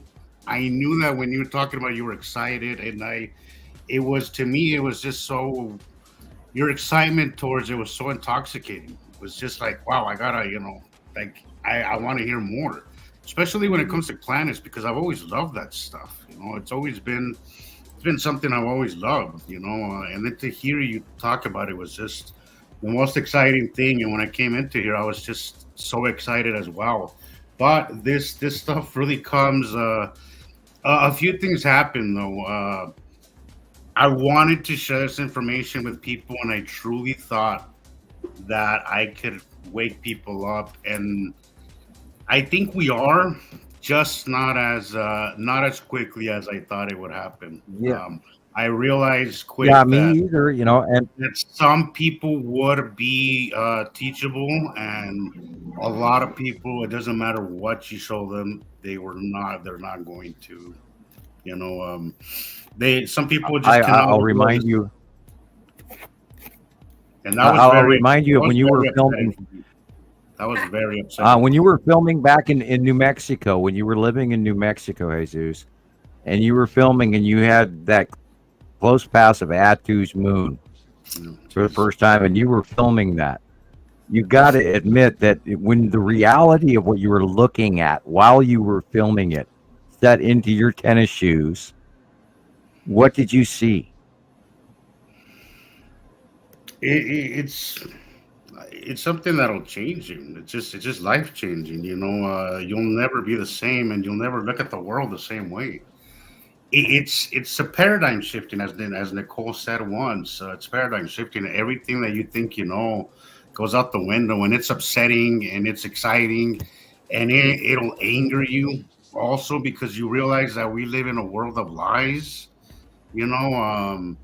It's a whole roller coaster of emotions, and I'm telling Donald, be patient. Be patient with everything that you're feeling right now, because it's difficult, exciting, and it's every emotion you can think of when you see something like that. I remember when I first seen it, I cried for a week because I thought they were going to crash into us. I honestly did, and I would go to the internet cafe every week, once a week on a Wednesday, to see when Sam put out he had a small video back then when I started watching, and Sam put out Understanding the Skies, and I would go every single week to go and get my fix of Understanding the Skies once I first seen a planet. Cool. And that's when I first met Jesus, and I think Jesus phoned me in South Africa and said, Gillian, for the first time. And I was like, oh, it's so cool to hear an American say my name. That is so Your cool. favorite story. I had a hard time with your accent. Your accent has gotten a little less now that you're in Scotland. But when I first talked to you, I had a little bit of a hard time with your accent, actually. Well, now I don't sound like Audrey anymore. I don't sound like Audrey anymore. yeah. It was a lot more prevalent then than it is now that you're in Scotland. I think you've lost a little bit of it now that you're in Scotland. But yeah, she stopped using South African references. Before, Gillian used to use a lot of South African speak, and she didn't even realize it. Now that she's up in Scotland, that's drug her up over to the brogue. But anyway, well done, Gillian. Yeah, I think I'm like two different people. Sometimes it's really weird. Yeah. But I just remember when Sam said that we don't crash, we repel. I was like, all right. That'll do. Wow. Oh, we've had example. We lost Christoper, I see. We've had examples of so much information coming in over the years that we've been able to formulate a larger understanding of what's going on around us. And in the early years, we didn't even attribute the planet names, and we took many years to prove that. And we were very cautious in how we got here. And it's important to keep that in mind. And all of this information is time proven. And that's the hilarious thing about, Jesus and Rebecca and Gillian. All of us have now an understanding of what these planets look like and their atmospheres and their ground types and their size in ways that we never understood, except to sit there and watch from 2014, 15, 16, 18, 20, 24, etc., to the proximity and them coming back, Nibiru coming back, and Saturn coming back, and all of this in this transition to show the right left orbit model as they rose before us. And all of this information has been proven and documented and reserved and saved and now being shared. And now you guys are the experts because you've taken a way huge journey of information that I bet you haven't even realized the extent of what's already cataloged in your own minds. You can understand, once you start understanding orbit model in your head, once you realize that we are swimming right in the middle of these planets and they're over the top of us, and that orbit model placement hits you, you've grown in huge measures. And it took quite a few years to get it absolutely in my head, mostly what's going on. I don't fully understand it, but I do. And this is how I'm able to draw a lot of it is you just keep doing it. The more you do it, the more you understand. And that's what we're doing here every week. Actually, I was going to show a video next. Let's go ahead. Then please do. Play, as you're talking, dun, dun, dun. Play. Bear with me 1 second. I know. It's like, I think I was going to start with Jesus. I hope I haven't.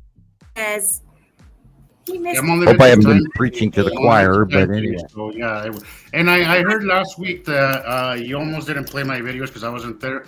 Just to put it out there, if I'm not around, play it, please. I always watch. I watch every single show.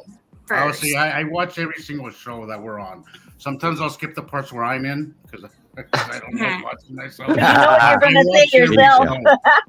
Sometimes it takes me a whole week to watch the whole thing, but I watch every show. So if I'm not here, I'll watch it later anyway. So.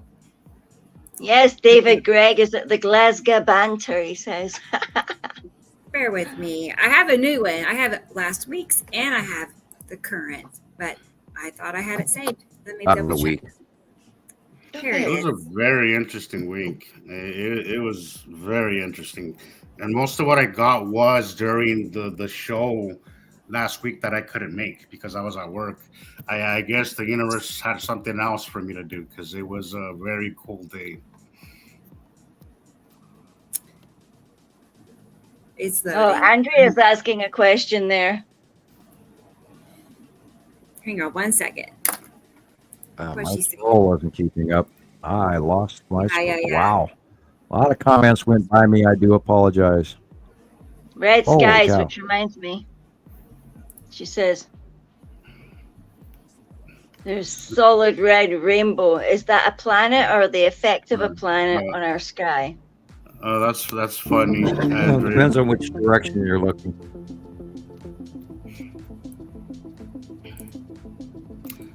This is north. This is north. I want to point one thing out, guys. Can you pause it when it's right there? Tell me when. That's Right, I can pause Atu. that right That's Atu's moon and Back the in red asteroid. Yeah, look at the streak from the top left corner, how it goes down, and then see how down right on the bottom where it ends, that streak ends. It looks kind of brown gold, like a brown goldish color. Yeah. Okay, I want you to focus on that, right? Sorry. Bear with me. Whoops. I don't That, from of a course, is the distance, red asteroid. This is still pretty distant, but I want you Very large. I really want you to focus on that little area because this was earlier in the day, and then I took video 2 hours later, and then Okay. I want you to see what I'll point it out in the next video if it's the Okay. next one. I'm not sure if it's the next one, but That's the thing that looks like a big Red? tongue. Huh. Bear Big with tongue. TikTok is Yeah. demanding my attention. 1 second. Okay, that white band, is that what you're talking about? yeah, right at the end of the white band that goes down, Uh-huh. right at the end, right down below Atu's moon. There's like a little. It turns a little brown, a little gold. It's very faint, but it's there. You can see how it goes from white, Okay. and then at the bottom you can see like gold, Sure. like a gold brown color. Okay. I just And wanted to- also Yeah, I the call that Texas peach. cube. Oh I'll yeah. show you Yeah, something. peach. The Texas cube is there Oh. in the mid right, and then the upper right is Atu's moon. Sorry, I just wanted to. This picture, I can't stop thinking about it. The one on the right, that white Wow. band. Sure. I Yeah. don't know. It just, I had to show Yeah. everybody. It's like that's the same thing. It just That's the tilted same thing. over a little bit. It's Yes, rotated exactly. over. It's the Exactly. same. Anyway, I love it. And Okay. it's almost above the sun, just like it is in that video. Wow. Yes.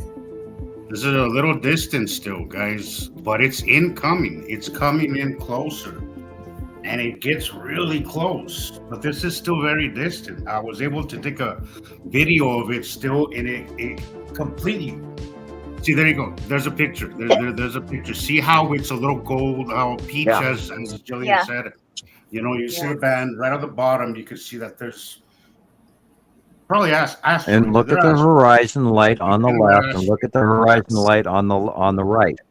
That's right. Look at the Exactly. shadowing on the right, whereas the sky on the left is the real sky color at the horizon. Everything Yeah. above those white lines on the lower left is planet. And then in That's front of it, the white illuminated clouds is moon. That's right. Exactly. I know. That is, lead asteroid and all of that is crossing over in front of the Saturn yellow moon.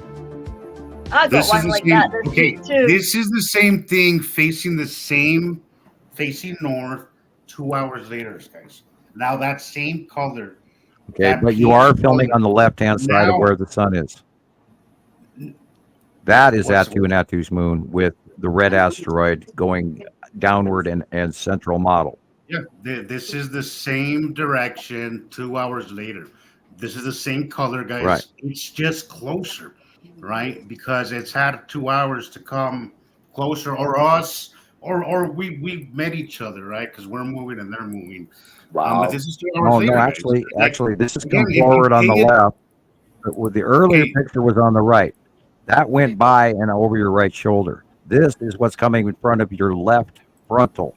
This is Saturn's, or excuse me, the red asteroid and Atu's moon, and the previous one was Saturn's yellow moon with the lead asteroid crossing in front of it, which was where that downward slope was. Previously, I was wrong when I said Atu, but it was yellow moon. So so here's where I get confused, Sam.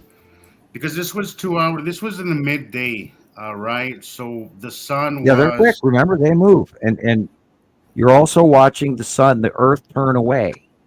So the left, as we turn away, the left is going to be more prominent, as the right is going to go beyond us. Okay, so this is south, right? This picture's south. Okay, the other one that we just saw is north at what at time? The same time. All right. So this is south. Which one is at the what one time that of day? Is this? Gosh, this is the first one was, I think 4, and then this one may have been like 6 o'clock, right? Just prior to sun. Well, sunset. south would be Uri. South and southwest would be Uri. And Atu is beyond us, but above us at sunset. Whereas Saturn's yellow moon is in the northwest to north sky at sunset on our right. So remember that we are in the middle of these planets, and they're all around us. So at sunset, they're all around us. This is looking what again? This is south. What direction is this? This is south. This is directly across from the other picture that we saw just literally before this one. This is at the same time. Yeah, south at sunset would still be Uri. Yeah, south at sunset would be Uri.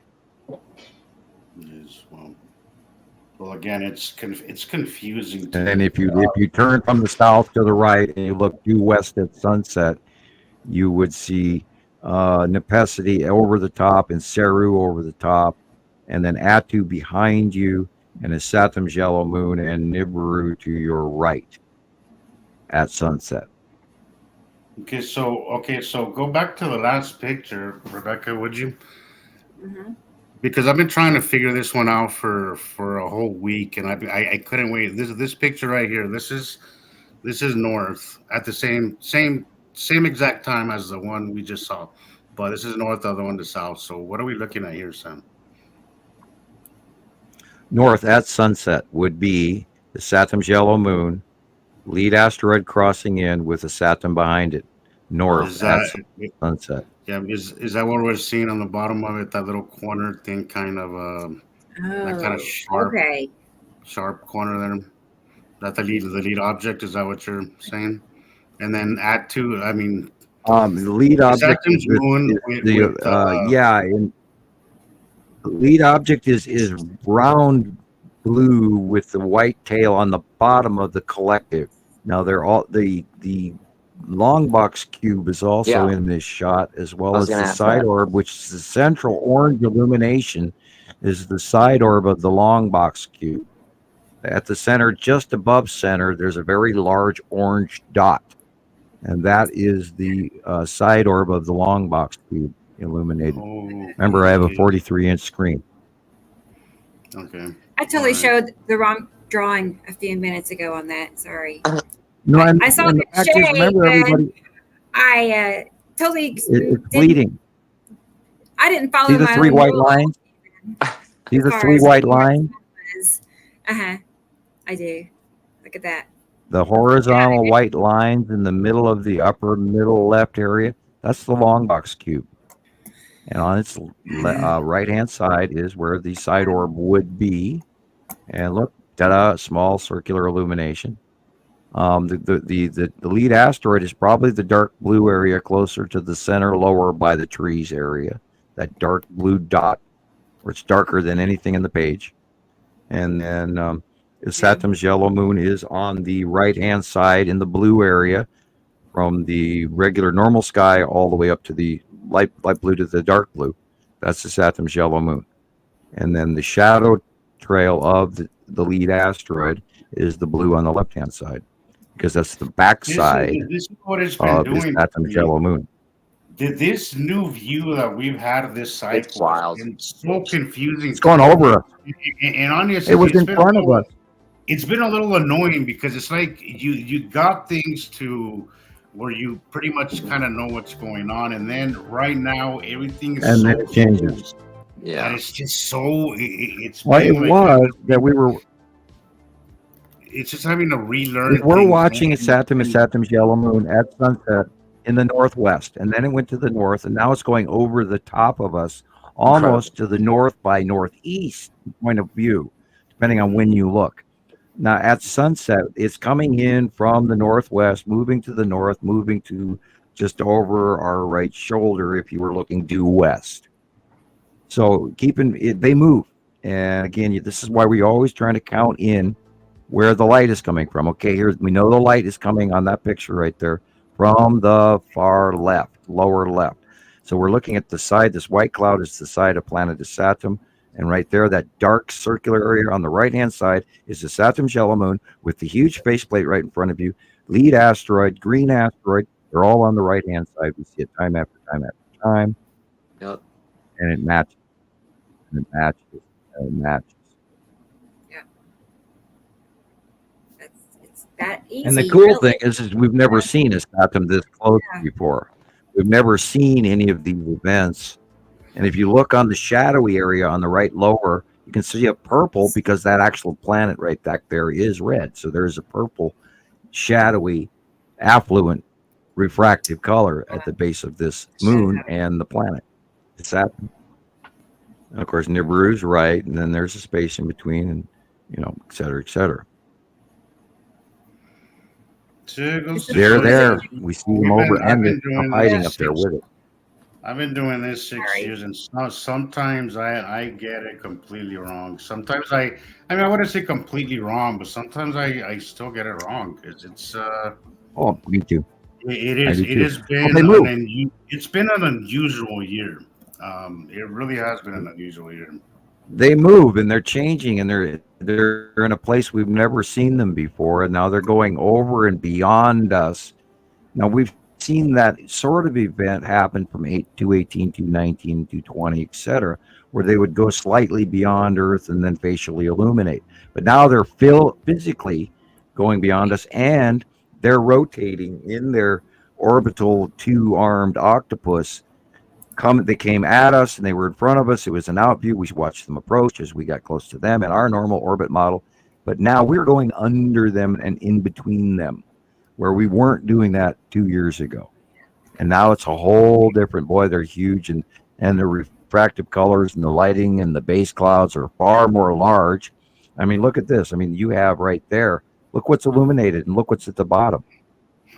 This is where you're looking at Atu's moon. See the bubbles on the white light illumination on the bottom, where this whole facial thing in front of us here is white and illuminated. And look slightly to the left there. There's that big shadowed circle, which is the red asteroid in front of Atu and Atu's moon. Beyond the light, because the light's behind us. This is facial illumination that we've never seen before of the passing planets. And it's just the coolest part of all of this, and yet it's so huge. It's impossible to actually accurately understand this unless you're swimming in it every day. Right. Look at the angle of illumination. Look where the light is coming from. When was the time that you saw 20 years ago the skies that looked like this? Never. The light is coming from the far right, probably sunset, early evening, and yet there's this big, huge, massive thing way above. See, now if you look over on the building on the left at the horizon here, above this little tan building, there is the top of our cloud system, which is cumulus nimbus clouds, which is 38,000 feet or so. Everything above that is not normal clouds. It's way, way, way high above us. So you're looking at the side illumination of Atu and Atu's moon. Yes, I was going to say, look at the shadowing on the left, guys, and how it's lit on the right. You only see that if there's a round object there. You won't, if it was just sky, guys, or if it was just clouds, you wouldn't see that. The only way right you'll center, be seeing, you can see the craters of Atu's moon. Yes, yes. The only way you'll be seeing something illuminated this way is if it's round in nature, guys. That's the only way that you're gonna see half lit, half dark. That's the only way. Hence why we have day and night, guys. You know, we live on circles, on balls, you know, Take that, on flat earthers. you think of I always think of everything in as tennis balls or basketballs. You know, that's always Right. how I visualize things. Oh, How would it be if I held a flashlight to a tennis ball?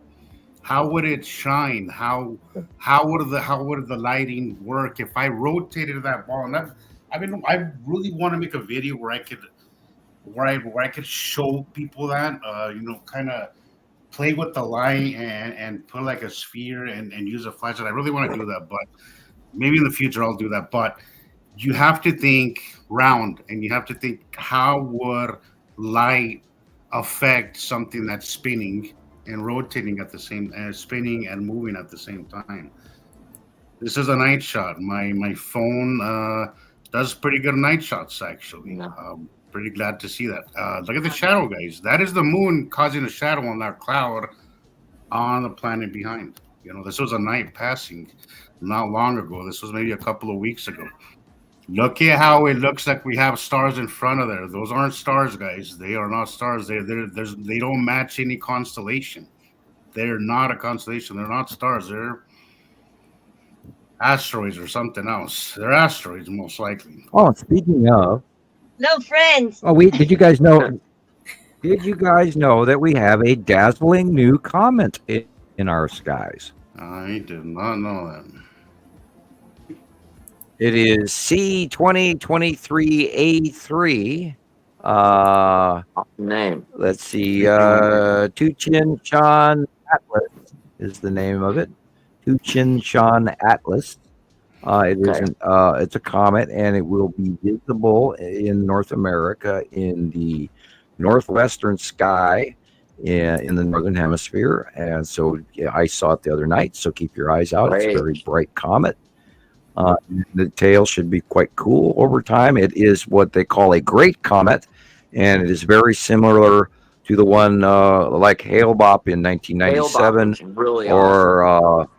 McNaught in 2007, and it will be a very visible comet, and you can see it now, and you will for quite a while. So do check into that. It is C2023A3 Tuchin Atlas, and you can look that up. And it's on YouTube and on the Near Earth Object site, US Gov, and you can look that up. Thought I'd share that. I took a bunch of notes today, so anyway. Sidebar. Good to know. Planetary. Yeah, that is you're the site of right. Uri. Right. Wow. Atu and Moon are usually the easiest ones to identify to me, and also a Saturn now. But a Saturn has been so close that sometimes it's a little difficult for me. But Atu and Moon by far the easiest ones to identify. That that little. I have seen videos. The effect that it does is just uncanny. It's unmistakable. And again, that dark area is a planet, and the dark area behind it is also a planet. And you do not go outside your front door without having a planet around you. That is the side edge of Uri. That's why it's that dark and blue. That white clouded area on the lower left is her base cloud. Repetitive cloud patterns happen over and over again. That is a very dark blue edge of Uri. And her axis is tipped, and her you can see her stripes. They're at a weird axis lately because she's rising. You can see the real that is a close pass of Atu's moon. Wow. I can slow that down. That is Saturn's yellow moon. That's Atu's moon right there. And this is after that other picture she just backed away from. Remember, they move quickly because we're under them. And they're close, and it's weird, odd how they're close. Boy, watch this. Yeah, that's just Saturn's yellow moon in front of its atom. That was a cool Huge. sighting. right at sunset. This one right here, I gotta say, was one very I love very it. cool sighting. Planet. As obvious as it gets. This one, there was like Yeah, nothing that's in the good old- sky. The only thing was this The curve craters right on here. good old planet Saturn. That's that red band right there. Is planet is right there. That's it. You see the Planet craters? is Saturn with the Saturn yellow moon in front of it. That orange red area with the pock marks, those are craters. So there's Wow. another side illumination, guys. You Planet got the is sun to the Saturn, left. does not have water on it. Yeah. It's red and rusty. That's what puts off all the iron oxides, yellow tail, and all of that electrical whatever that is going See- on with the Saturn and her wings see, and all of it. I mean, she's Here's like a a video flying of garbage that can. we were talking about earlier, Sam. Okay, so this is south, right? This is south. That's east. Okay, East, and of course okay. north. You can see the stripes of that. North. too.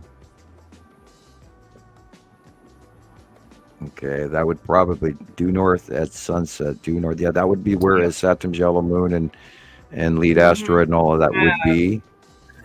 Look at that rainbowy and coming out from way out from underneath. This is on the And other you- side of Atu's moon and Uri. I live about. God, they're all. It's like we're right in between them. They're just Yeah. wrapped I all live around about. us. Did you guys see the commercial airplane there, dude? How small it looks, and how distant That's the it salamander. looks. Hit pause. Hit I pause. live about 12 Hurry. miles from the airport.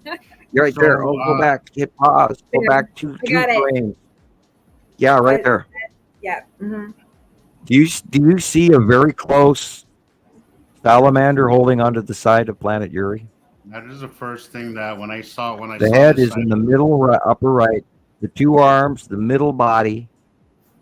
You're looking at the salamander. You're looking at the tan asteroid and all of the shit hanging on the bottom edge of Uri. And the refractive light you're looking at where the sun is putting out these three shafts in the middle and one to the lower. That's the cutoff line of where planet Uri is cutting into the light. And you're looking at the bottom of the salamander asteroid group on the side of planet Uri. Yeah, this was the first one. Which of the also first becomes the times winged that I was dragon able and all to of that. identify- This is one of the easiest identifications of Yuri I've ever had, because seeing those creepy, weird And dead center is the tan asteroid. asteroids, Look they how give me the big that creeps every thing time I is. see the salamander asteroid group. This was easy to identify, which is saying something because Yuri kind of. I don't have much experience with Yuri. This year's Wow. has been a Yuri year. That is lead asteroid in front of a Saturn's yellow moon and the Saturn. Look where the light is. And this is just at sunset, which is sort of way past Earth. This is new, Oops. Let's go back. very new. This is probably a couple weeks. Like a week? Sam. Okay. Wow. Couple- Yeah, it's going beyond. Look where the illumination is, and yet it's Yes. on the upper right hand shoulder of where the sun is. It's on the opposite direction. That's sunset, correct? Yeah. Yes, sir. So that is literally where his Saturn's yellow moon and his Saturn is, and all of that, and Nibiru is behind it, and it is beyond Earth at sunset. Literally somewhere, anytime from north to northeast sky. If we look at it at the light angle, where the light is hitting the buildings, it's directly behind us, and yet sort of left. Yeah. See the light on the telephone poles? Yeah, I do. So that and it is going. Saturn's yellow moon and Nibiru are going beyond us now at sunset, and they were for the last 6 months, literally in the northwest sky by north sky, and now they are going beyond us. And like I keep saying, we're going to see facial illumination in ways that are going to be even cooler. When they get smaller, they'll be easier to define in one photograph, where we would have to stack 3 up here to see the entirety of what we're looking at right here. And that's part of the problem is they're so large now. It makes it very difficult to identify which is which by the base clouds, etc. Pathway, flow patterns of the rotating, orbiting sun asteroids below each of the planets according to where they are. Now, currently, what's really weird is the lead asteroid has actually moved over as far as it has to the proximity with the Saturn's yellow moon. And I don't really think that's what's going on. I think it's actually closer to Earth. It's been a little unrecognizable to me, the lead asteroid. I don't know why I've been having a hard time recognizing it. Well, stepping in from the left when you're looking at the occurrences of the Saturn's yellow moon from the right, and it's not that they're that close to each other, but it's our out view of them. Lead asteroid is closer to Earth, whereas Saturn and Saturn's yellow moon are farther away. So it just happens to be in its placement coming from where Uri and Atu are, yet the lead asteroid is way out there and a different left arm angle coming in from the left yet, but still coming in front of our out view of what's on the arm on the right. So that's why it's confusing. Yes. It seems that Mono87 wants to know, can this mutate our DNA?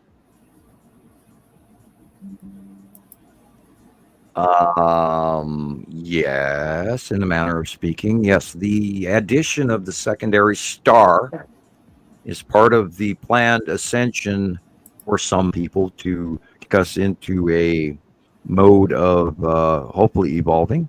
That is part of the overall plan that's affecting here. And so, yes, even that. And actually, what we can actually self-heal. You just have to remind yourself that you can.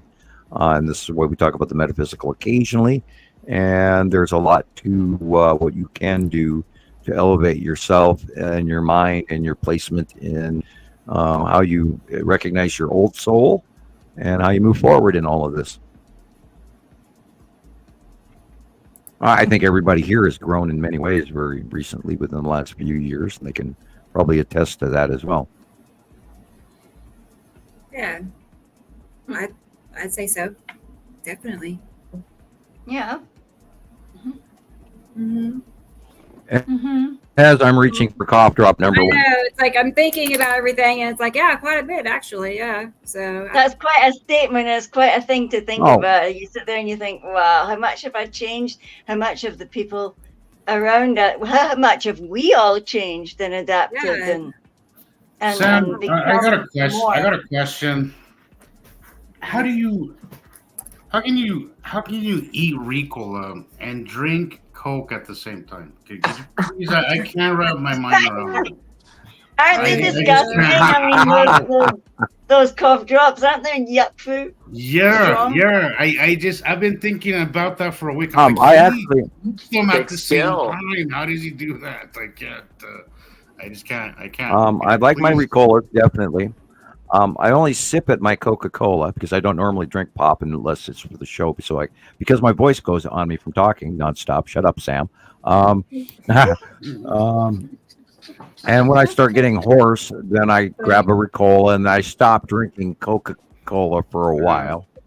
And no, I don't mix them. And I don't do the whole Ricola. I will usually take it out of I have this little marble plate that I put my cough drops on that sits next to my computer, where that's all I use, sort of like a tiny little coaster for my cough drops. And I put my cough drop on there and I will suck on it again in 10 minutes and pop it out of my mouth, because I have learned the hard way. Try not to talk with a cough drop in your mouth because you will choke. Uh-oh.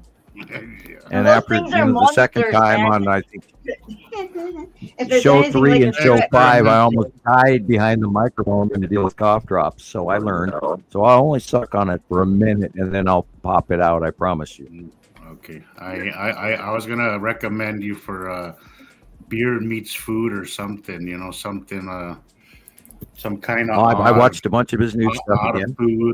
Food channel or something, because that's definitely. We have to plug Beard Meets Food because he's on YouTube, and I watch a lot of his material. Watched it this morning too as well. Look at that.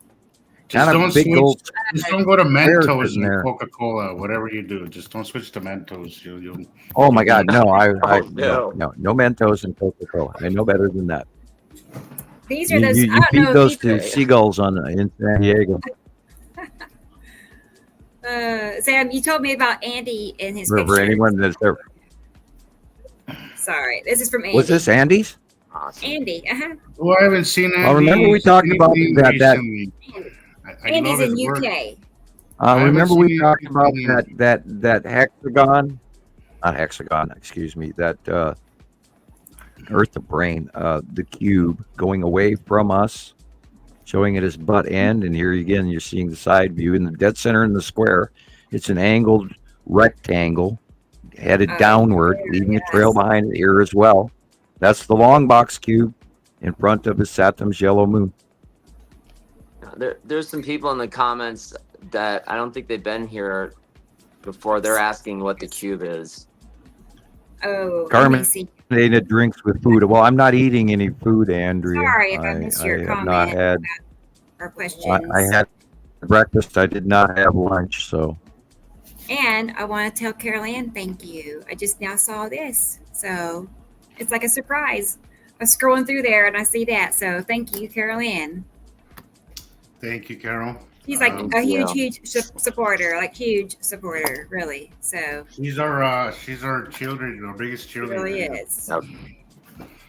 And she puts in a lot Cube, of hours. Mono Yeah, 87. Uh-huh. Okay, the cube, Mono 87. The cube is not a planet. The cube is an intergalactic spacecraft. That in this case, the long box cube, which is on the right-hand side of the sun, and has been parked in the same place since 2019, is an intergalactic craft that came in over the skies, and we saw arrival around 2017. The Texas cube, which is on the left-hand side of the sun, and arrived over Texas, which is why it's called that. It arrived in 2015.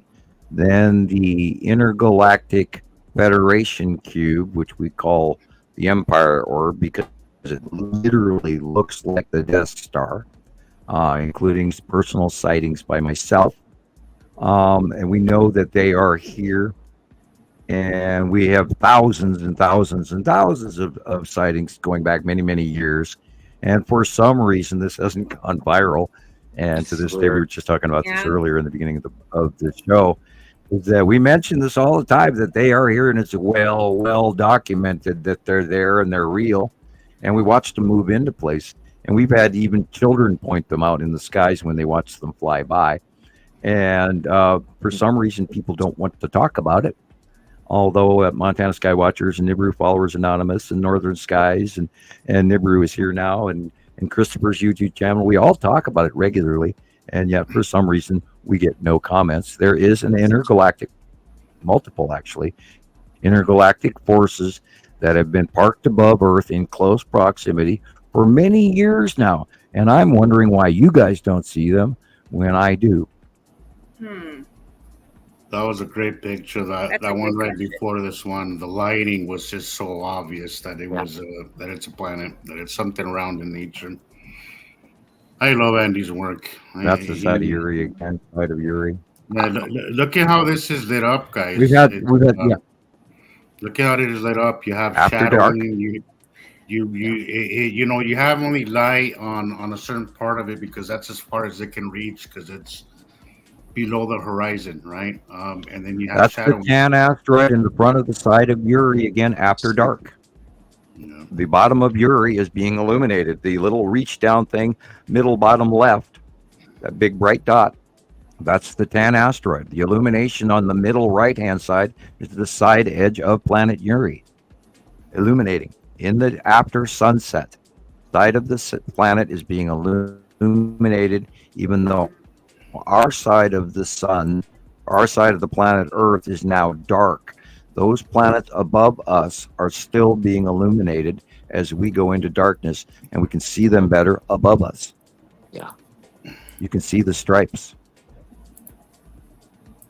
Trying to get a picture of Uri, like a drawing. Side facial illumination, asteroid reaching around, getting illuminated.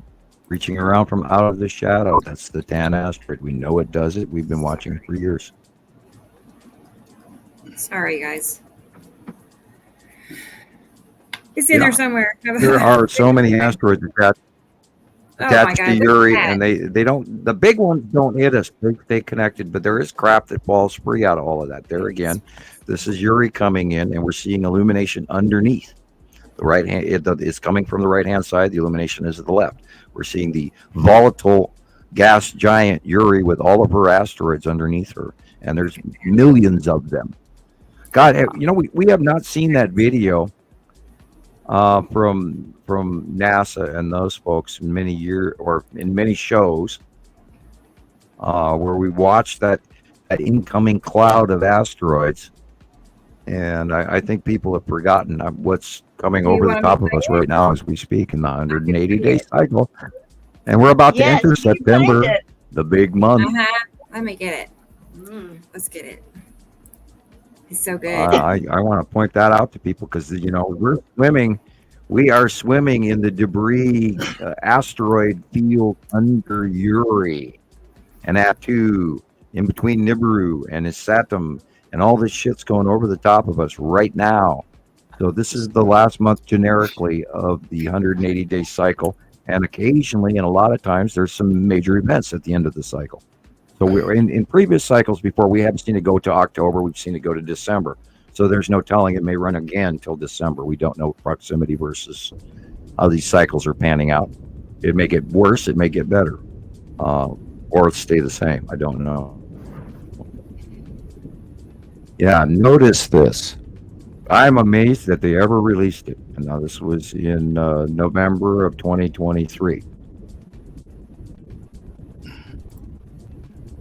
This is right at the end of the 180-day cycle when all of that stuff is directly close to us. Now, these white dots are not stars. Right. They are cosmic material.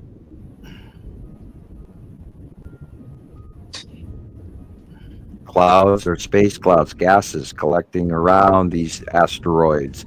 Now, you'll notice different groups going different directions and little stuff and big stuff. Notice how it moves. Connective bleed-off patterns right there to each other. I mean, large. Now remember some of the dark areas. Look at the dark areas, not the light. No, this video is just. This Look video at that. really. This video just gets me. Yeah. It gets me. I do not understand why this video didn't go viral or wasn't a bigger fuss. I don't know, because if you can just see this and just not think anything of it, something's wrong with you. Remember, this is from the ISS. We're not supposed to see clouds up that high. Look at that. Right? How do people not question that? Like we're What not is so that? Look at that stuff, man. crazy. Yeah, That that's like is the the hammer tan asteroid. bracelet. Yeah, it's like Looks the rough hammer surface bracelet to- right on our butt. Right there where you have it frozen. That is on the left-hand side. That is the tan asteroid under Uri. But it's just clouds Yeah, right. Yes. Yeah, all day. All day. Clouds in It's all front of there. the ISS station. Look at all those little speckles, boys and girls. Look at all those little speckles. Those are like little chunkies, little chunks with their smoky stuff around them because they're reacting in space. Look at that stuff. It's like friction. You know, at a Grand Prix and you see the smoke? Stuff just like... And they don't see it. How can they not see that? That there's something there, that something is making that reaction. You know, I had somebody recently say something while they were in my car that I really agree with, and I hate that I have to agree with. But most people are more concerned with what are we drinking tonight? Yeah. What's the football game score? Like, you know, I hate to say, but that's really as far as some people's thoughts go, and that's a shame because we are capable of so much more than that. Our brain is just capable of grasping so much more than just basic stuff, and I think the world has been set up for us to just focus on things down here on Earth and nothing up there. You know, I definitely think it's purposely done, and it's why always like to say think bigger. We have to think bigger. We have to think more than just our little bubble. What affects me? We have to think globally, guys. We have to think galaxy wise. We have to think bigger, or we're always going to be stuck in the same place.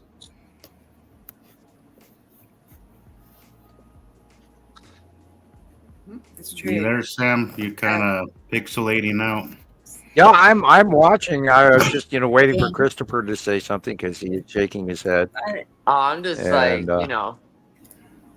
I'm just taking it all Gosh, in. I'm dreading this, guys, but I wish I could hang out for another couple of hours at least, but I'm gonna have to go.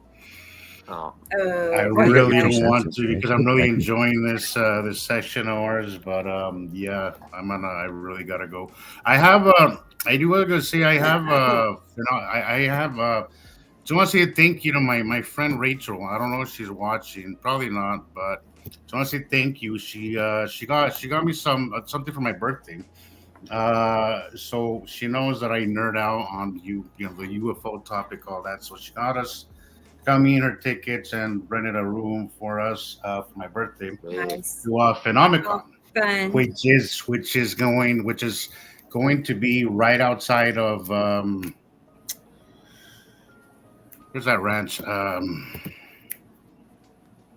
God, this is gonna drive me nuts. It's Skinwalker Ranch. oh, So we're basically going to Oh, Skinwalker my. Ranch. We're yeah, having love that. we're gonna be close to right in the same town where there's Skinwalker Ranch. They're having Yeah. a convention. It's not like Comic Con, Don't but get even. so we booked dinner with the cast of Skinwalker Ranch, and then there's some of the Ancient Aliens cast is gonna be there. A few other people that I really don't recognize. Be sure to name drop. Yeah, very interesting. Be sure to name drop our site to those folks. Well, that's the thing is that Yeah. before we signed up, before we bought the tickets, they tell us that we cannot go representing any podcast, but I will take video, and if I get a chance, I want to show one of my videos to one of them to see what they think. I really want to show them that the one with the stripes. There you go. I want to show them that video. If I can, I'm going to do that. At very least, I'm going to do that. But I will be taking a lot of video. I probably will be going live, so wait for that. It should be interesting. Cool. It's sold Love to out, see it. so it's going to be a lot of people there. It's going to be very fun and interesting. So Awesome. look out for the me going live. I will be Okay. recording a lot of stuff. Who are you going with? Did you say? Are you going with someone? I'm going with my friend Rachel. She's a good friend. She bought the tickets for my birthday back in June. Oh, lovely. She told me I'm gonna take you to a steak dinner for your birthday, but I have your real present in September. That's really awesome. September. Seriously, All thank you to right. her. I love you. You're such a good friend.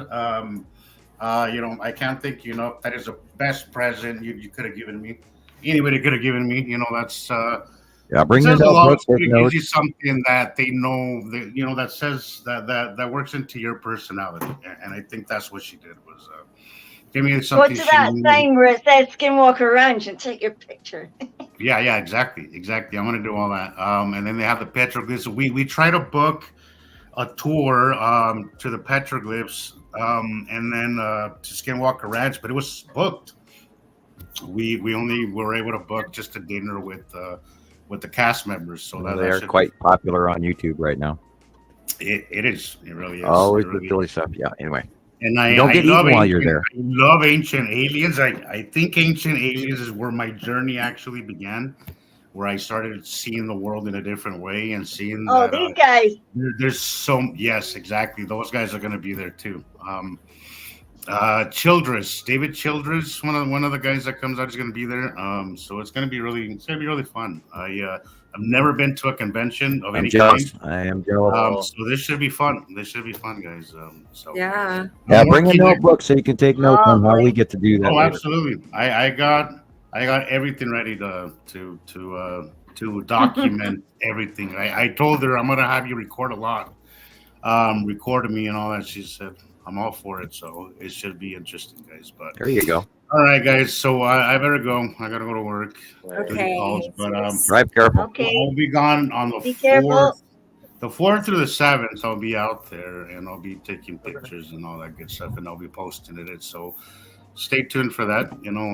But yeah, that'll be fun. But all right, guys, love you guys. It was fun. It's always Love fun. you too, Be careful. Wish I could Bye-bye, stay Jesus. longer, Love you but duty calls.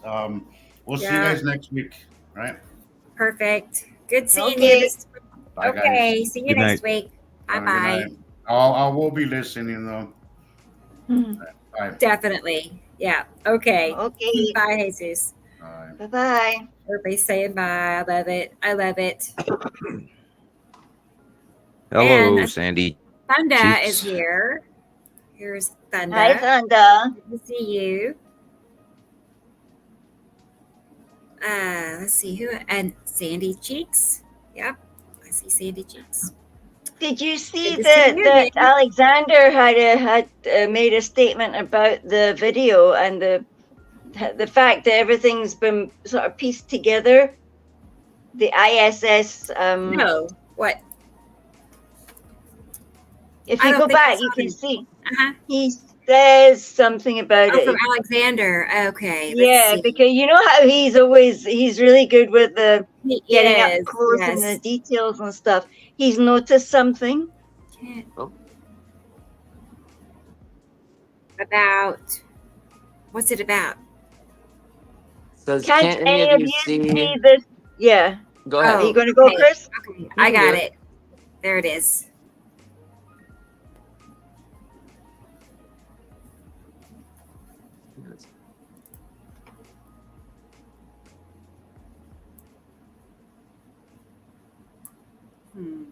Yes, I'd watch some of that. I loved it where it was going to the dark and the back, and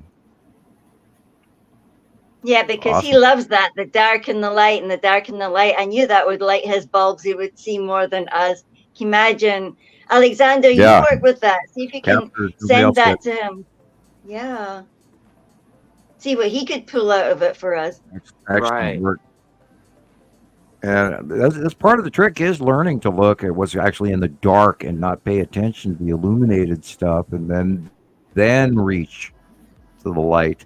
And once you start doing that, it really brings your depth out, and you learn. And we talk about gray black sunglasses, so it helps. Don't get the blue ones or the pink ones, or look through welding glass. You're not going to see the right things.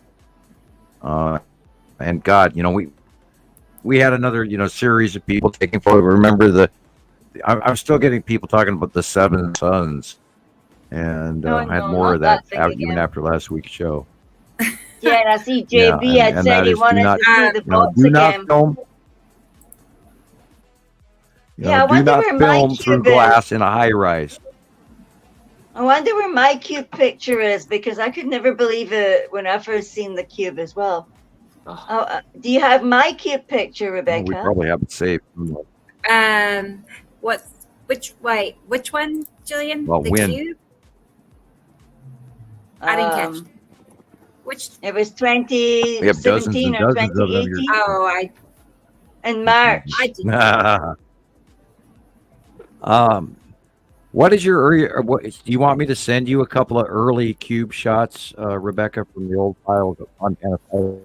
We can, or I have a big Or- pile of cubes. If you want to look there, we can. You have the oldest one, the one in deep space, I do. I'm and pretty we sure. can talk about it's that so one, cool. being that we want to bring it up. Hopefully. I can grab it real quick because should. I know pretty much where it is. We can talk about the early sightings from the original sightings I do of the have it. cube, the Texas cube in space, was long before it ever got to Earth. It was sighted on Google Space, and then some people were watching it, and I managed to get a copy of it. And I am looking for it now. It's all the way up in the T, and here I am in Z. Doesn't do me any good. Got to go to Texas. Gotta go to Texas. S-T-U. Okay, come on, at you. Earth's brain backwards alphabet. What a joy.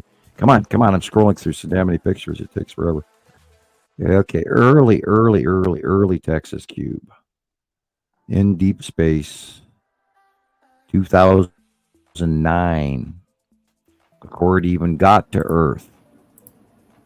Now, it arrived in 2015 over Earth, came out of a wormhole, and it was sighted by many people. And then that story vanished for quite a few years. And then it recently came back on YouTube through somebody else had shared it through their show. And then we brought copies of it back again. But there's, Rebecca, I have sent you the earliest one, and we can talk about that. And I'll send you one other, just so everybody can compare the day of arrival, which I have arrival day pictures. This is the actual day that it came through the actual wormhole. And the actual original capture going back all the way to 2015. I did manage to resurrect that out of old shots. STU. I'm going through the file again. La la la la. And I've got hundreds, of course, of Texas Cube pictures. But I'm looking for the real early ones. And there's the long space tube. And sorry, it takes time to scroll through all of these photographs. Okay, there's the one I just posted. There's the one on the Egyptian hieroglyphs. There's the space with all the. By the way, Gillian captured a whole bunch of new Star Destroyers this week. Yeah. I hope she's listening. Yeah. I'm still scrolling. There's some more Star Destroyers. Pretty much everybody that posts pictures at nighttime has those Star Destroyers in their pictures. You know what I mean? It's like that's common now. Oh yeah, well there's so many of them up there. It's like another Star Destroyer. You've seen them one. Okay, there's the two we can compare off of. Wow, that's funny. Okay, go back to StreamYard now. Yeah, there you go. What they're doing now, on there? Like, I will point out just where it says Montana Skywatcher above the word. Look, it vanished on me. It went scroll on me. That. There they are. They're Star Destroyers. Yeah, some of them, and the cube is in there. Yeah. Yeah. Wow. That's some of look for the triangle. Wow. I know, Thunder. So anyway, if you go back to that first picture. Yes. Okay. The first picture that you I sent love me that one too. Wow. Yeah, the first one. I got let's that talk one. about, once and for all, we'll talk about this deep space. This is way early before it even got to Earth. This was captured from Google Space. Okay, now the white blip in the middle, just above center left, is that white blip. That is the side orb in front of the cube. Okay, and now the little white dots right where it says Montana Skywatcher, those little white dots, those are the support craft, like Star Destroyers. That's how small they are compared to the size of the cube. We saw it coming in 2009. Now you go to that next picture, Rebecca, if you have it ready. Yeah, I do. Let's see. Is this it? Nope. Sorry, I thought I had it already. I do. Here it is. Well, that's one of them. I took a picture like that already today. That Here cube you go. thing. Study the face. There's little cubes everywhere, man. The construction, what you're looking at, that is the Texas cube. There you go. There is the close-up in 2015 of the Texas cube coming out of the wormhole. Day one that it got here, officially over Texas. And we can go into details on that in shows to come as why it came there. But that's the difference. It's a small, full square, just like the Borg, but it's not the Borg. It's another intergalactic ship, and it offloaded those Star Destroyers and stuff like that. And we watched that happen in 2019 after they were hiding by the sun for the first little while. And they did some close passes, blah, blah, blah. We saw them here, we saw them there. But then they went and disappeared for a little while. 2018. Stuff all the time. They did and they were hiding in front of the sun, and which is where the black dot scenario came in a lot of films over the years. And we went through that over and over with people, and who tried to debunk it and blah blah blah. We went through that for a few years, and then they came out of hiding in 2019, and then we saw them transition to the Texas cube being on the left hand side in front of Atu's moon, in between the asteroids and behind. And then the long box cube has been hiding right in front of his Saturn shallow moon, and sometimes in the ion tail, etc., and the asteroid trails and everything, hiding behind that debris on the other side. And then we've had sightings going back for many years ever since, and they've been there ever since. So these cubes are real, and these are driven ships that arrived. This is ET, Federation, whatever factions, and they've been captured, and there's a couple other examples that they've been sighted for many years, 2015, 2017, 2019, and we're seeing them still today, 2024. Look at the shape, look at the face. They match over and over and over. One. I love that one too. Is. Look at it. Gorgeous. Wow. When something matches year after year and you got hundreds of sightings of the exact same thing, then guys, it's real. The official explanation for stuff like this, like what could they possibly come up with that would explain that? You know, I actually, over time, I've sort of kind of stopped caring what their official explanation is. Right.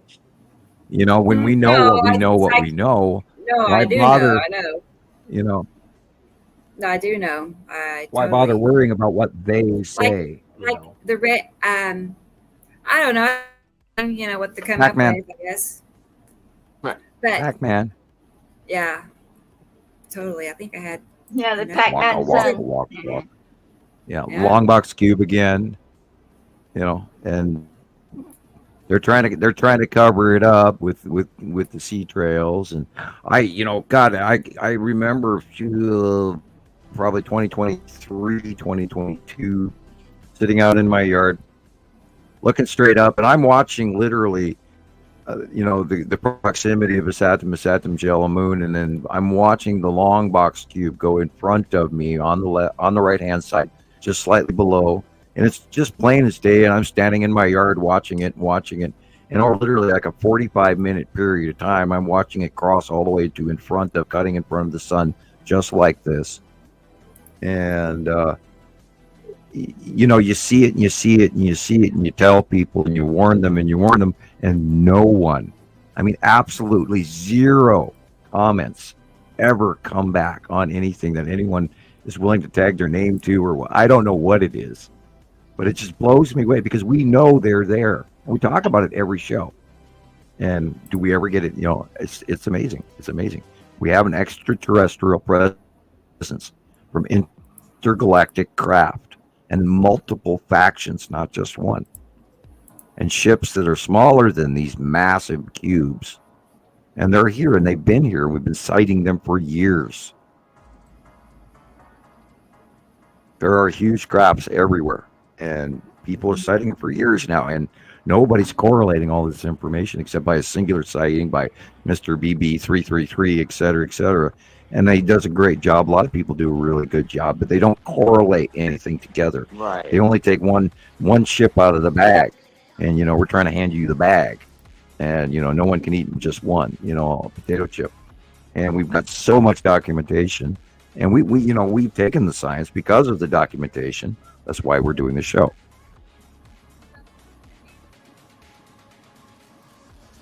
Yeah, we can maybe look at my sun pictures with that thing. I can't believe that I saw. Was it? Yeah, let's do that. Let's see. Let me see if I have it downloaded. I saw there was tiny cubes on the right next to that as well. You can Nice couple and all that what are out. those things? She pulled cube pictures out of the hat. Yay! Thank you. Well, yeah. I didn't mean to go off that far off. Clever girl. She's got we do have an cube agenda of other section. pictures to get. There's so many of them. Right. Oh yeah. Close by. We've got oodles and oodles and oodles of information over the years, and it's just absolutely amazing what we've compiled in our brains. And there's just no way to share all of this information with people other than you guys just weigh in and start listening to us and believing what we're telling you. There is a level, there's that huge step across the boundaries of what we think and what we're being shown. And once you see these things, you can't unsee them. And it's just that simple. And they're there, and they happen over and over and over again because we've been watching them for so many years. Back to the cough drop again. All right, here And it get is. that out of There there. it is. Yeah, blah, blah. Ricola. Let's pull this down. Yeah, it does not go well with Coca-Cola, I promise you. Ew. It is a little raspy. It's a little. I wondered it's that like cough too. I medicine. wondered if it was. Okay. I've got the decent. caramel flavor, I've got the fizzy, and then I've got the cough drop. Okay. Cough medicine isn't so bad, but I'm not living off of, whatever they call that blue stuff. Anyway.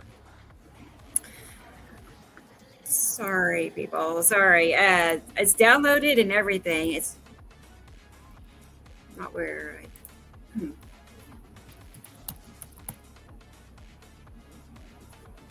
Kind of quiet tonight for some things, and Right. others it's great. And Jesus, and my scrolling keeps stalling on me, so I'm missing a lot of the comments, and I do apologize. Jeez, you guys.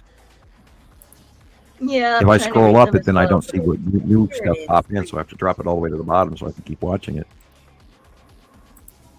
Hi, Irene.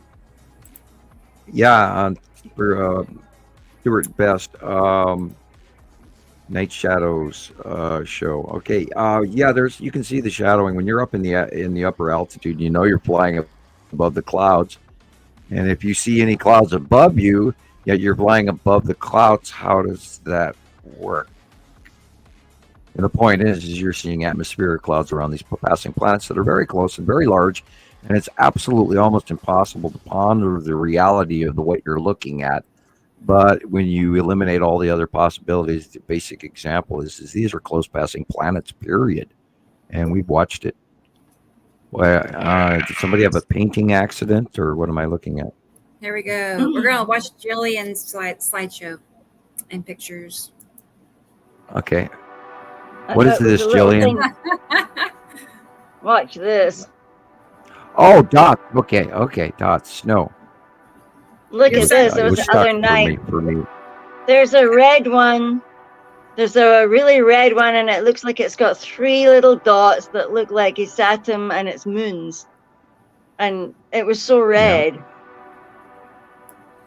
Look at these things.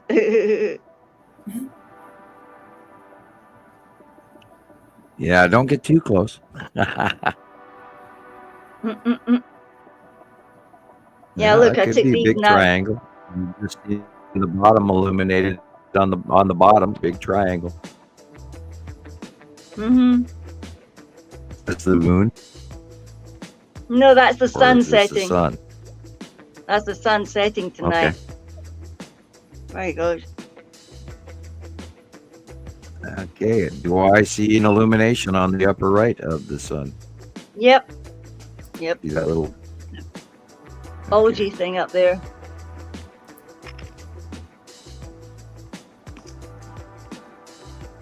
still watching?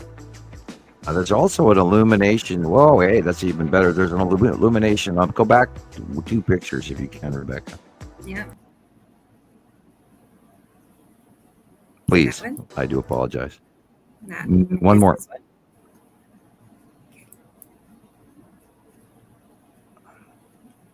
No, we missed it. It's just where there's an illumination just over the roof edge on the lower left. Go forward Yeah, again, this and one. I'll go forward again, and I'll point it out Okay. if it does flash past it.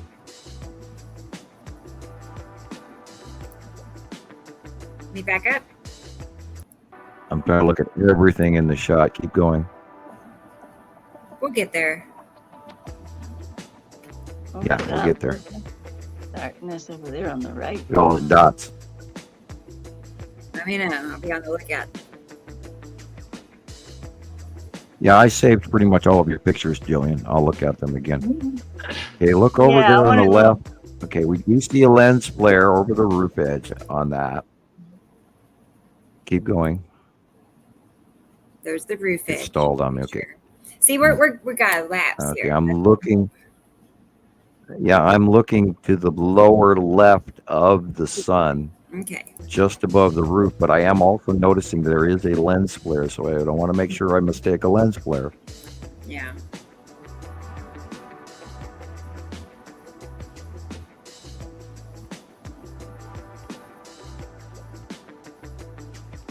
Okay, it's hard to say, but I briefly did see more than I'm seeing here.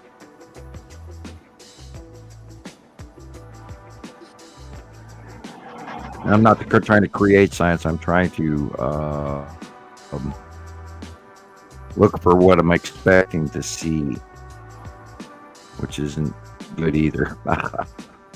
Look at that on top of the sun. Look. Yeah, that's a small little blip. What do you see? What is that? How it's Oh, there's a bright individual blip, and that could actually even be a solar burst off the surface of the sun. It was so crystal clear tonight, and it's not been crystal clear like that for ages. Yeah, you have a high pressure system over the top of the UK, and then there's going to be a storm event that is going to, unfortunately. Yeah, there's another Look blip. at that. It could be Jupiter or Saturn on the far side in orbit of our sun. I'd have to look up where Jupiter and Saturn currently are, but they have been working in from the right over the last 6 months or so. So it could entirely be on the far side of our solar system. Could be Jupiter or Saturn. One of them. You got to remember every once in a while. A bird.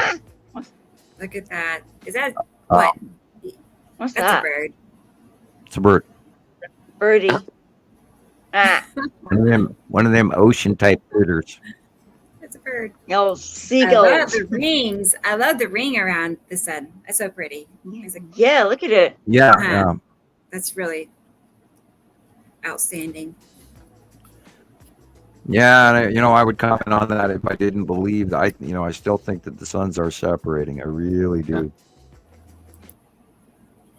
And that is what I'm looking for evidence of. But we've had reports from the southern hemisphere that they can definitely see a smaller sun beside the larger. See these guys.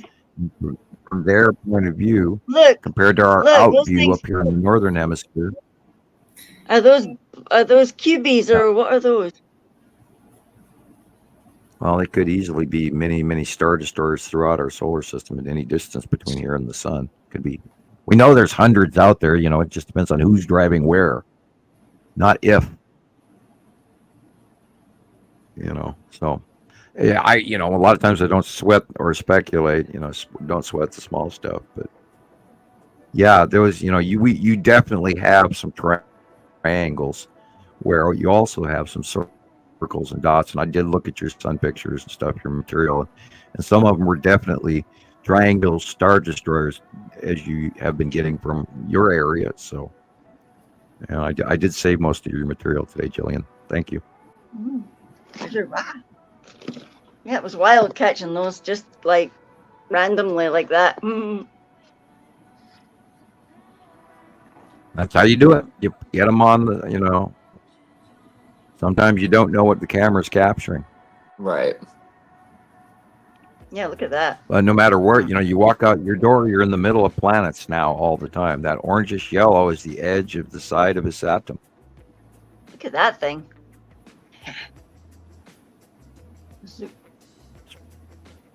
Look at that. Bottom of Nepacity. With the bottom at the center is the spiral asteroid. That's also the bottom of the planet Nepacity over the top center, with Saru behind it. That is the bottom of Isatum and Isatum's yellow moon. See that thing like Jesus had, that golden thing. Yeah. That's the side edge of Atu's moon. Okay. This one is, that one's Gillian. That's the bottom of Isatum's yellow moon over the top at sunset from wherever it's capped. There's that band again, y'all. Yep. See that? There's that same band we were just looking at. There it is, just like Jesus is captured. Yeah. It's Cool. amazing how matches the secondary patterns drawing. match. Cool. All right.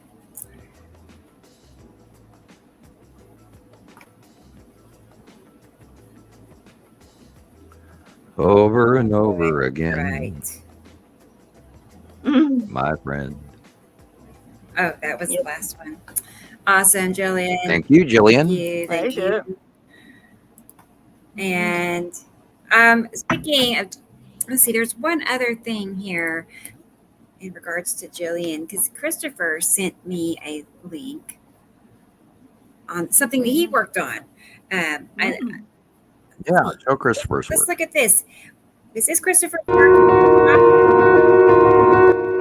Oh, Sorry. thank you, Christopher. that? It's beautiful. Yeah. It's a video he made of Jillian's pictures, right? These are all Jillian's, right? Yeah. Okay. Yes. Okay. Making There's sure. the night of the Northern Lights, as it happened, like okay. from when it started that evening's viewing to when it actually did the colors, and it was just this- you can. Yes. That's right. I just keep thinking I can't see it. You know, it's happened at least twice over the summer. Because of the sun and its activity. But I'm thinking the sun's gonna have to do something spectacular for me to get to see it, and I don't think that's such a good thing, probably, to have happen. Right. Here they come with all the little friends inside. Oh. That's so cool. I would love to get to see this. Maybe it's been happening all over the U.S. Actually, all over, but not. Around the world. I guess if I maybe and around the drive world. out to the desert, or something, get away from the city lights, maybe. Yeah, there's proximity light blindness in cities like you wouldn't believe.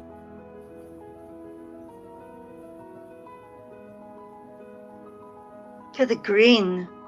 And I will point out that with the close passing planets, there is a transfer of electricity which does cause illumination, just like in a 4-foot office tube lighting, which is why we're seeing these spectacular auroras, because there's an electrical event going on. That's probably the side of a Saturn right there.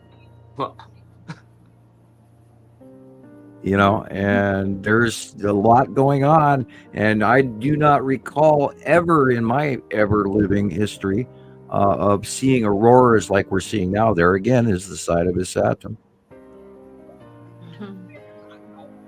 And Nepacity, and bottom of Nepacity, and then Atu is right beside. You see the green and the purple. Nepacity beside it, Atu purple. In the dance, we talk about that over and over again.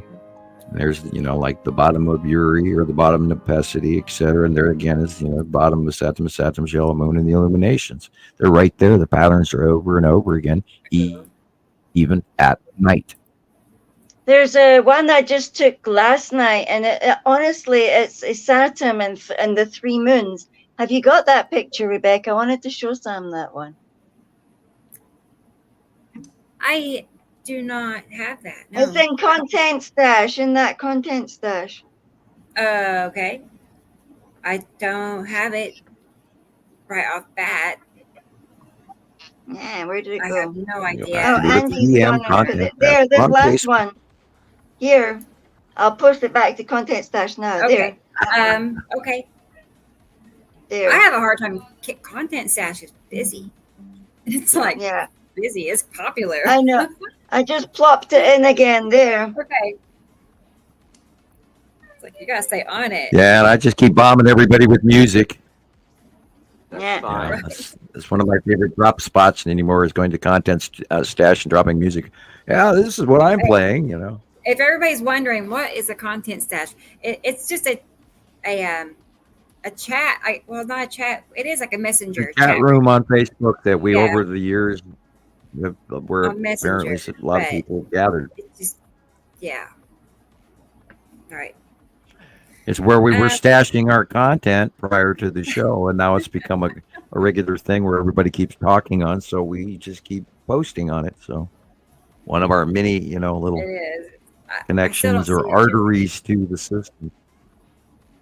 Why don't you send it to me on Messenger directly? Because I don't have it yet. You didn't get it yet. No, it has not done anything. Oh, then I just have to hang on. Yeah, I just have to get the big one. What else is going on?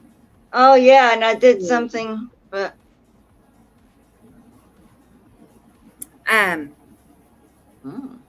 Boy, it's getting dark in my area here. Yeah. I just looked at. Yeah, wow. I wonder. It's been definitely. My weather guy Sam said probably no more temps above 90 the rest of the year. That's amazing for me. Currently, there's a rotating sort of tropical storm that's hitting Louisiana, and of course, it's radiating a moisture band up towards you. And there's sort of a cap. There's a moving in rolling air wave from the cold system that just went through here in Montana and then moved over into Minnesota. It caused extreme weather this week, and then has moved up into Saskatchewan, et cetera, into Canada. And now that area of pushed drier air is mashing down the rotating tropical storm that is in the southern eastern half from Texas on in the United States.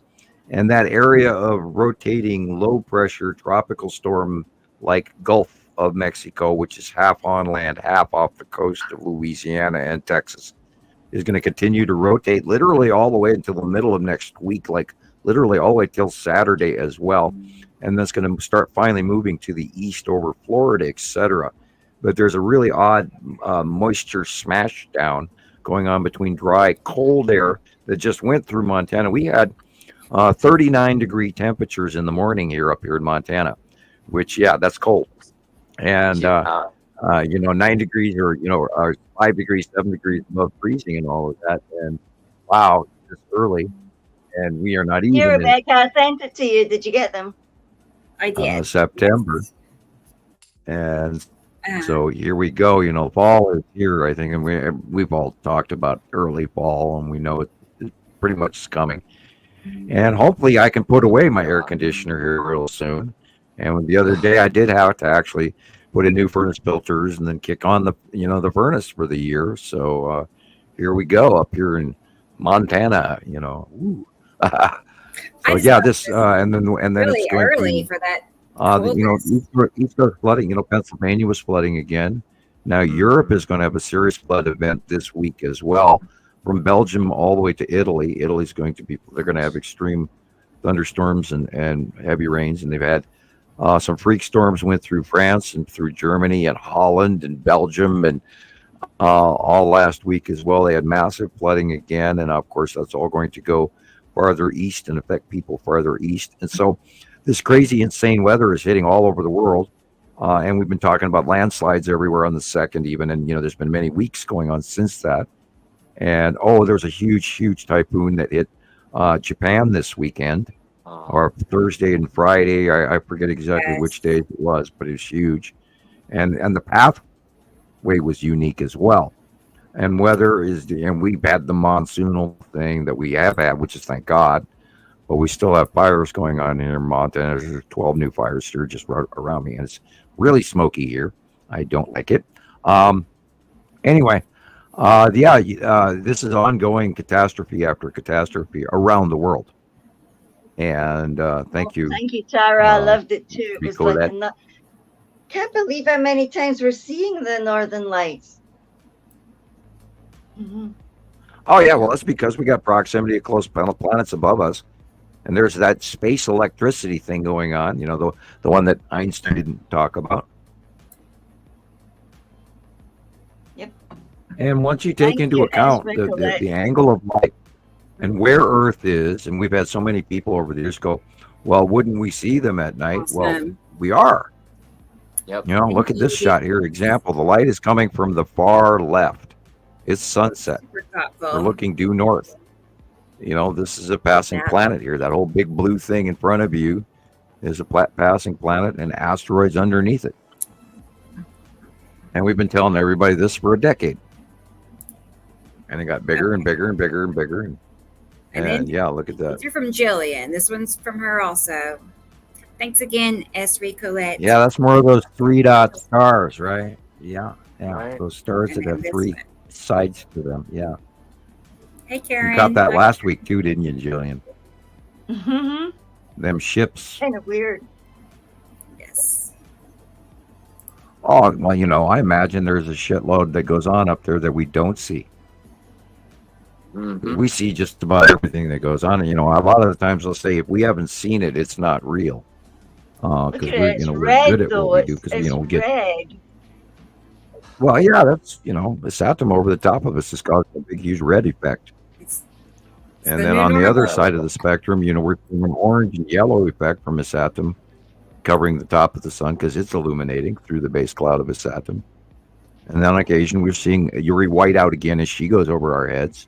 And then the purple effect from Natu's moon, which is now beyond light being facially illuminated. So therefore, we're seeing way more dark blue and purple. So no matter where you look, you're going to see a color effect of passing planets because we are underneath them and in the middle of them as they rotate and spiral past us in the coming years. And I think this is so damn close. It's just absolutely unbelievable. This may be the zenith. They may even get closer and worse in the next cycle. I don't know. But damn, this is the biggest we've ever seen them. This is the hugest, closest past of atom that we've ever seen out of all of the arrival cycle. Of course, now atom is small. Even though necessity is really small, she's been proximity in the tail passing of us as the rotation goes by us. We see a lot of close passes of necessity, but she's way smaller, and that's why she has a way different snorkel followed by rain bomb effect compared to the immense flame-like clouds of Saturn's yellow moon and its Saturn. So we haven't even seen the zenith of her close passings yet. So who knows what, we'll see all the way up through December, and we'll see what she does. I Right. was trying to. Which one is the lead object? Is it there? I mean, is it in the very middle? And Yeah, good question. We know if this is current, we know it is in this equation. We could be looking generically that the lead object could be the dark blue circle in the middle left, or it could be encased in clouds there in the upper left. Yeah. And then we also have to take into account that the long cube is in there someplace. So is the side orb, and so is the green asteroid. So there's several. a really. Yeah, there's a lot going on. True. Those little Yeah. sideways Yeah, lines. there's a bunch of small stuff that we have not documented. And had I not seen it, but we do know for sure because where the light is coming from on the lower left-hand side is where the sun is.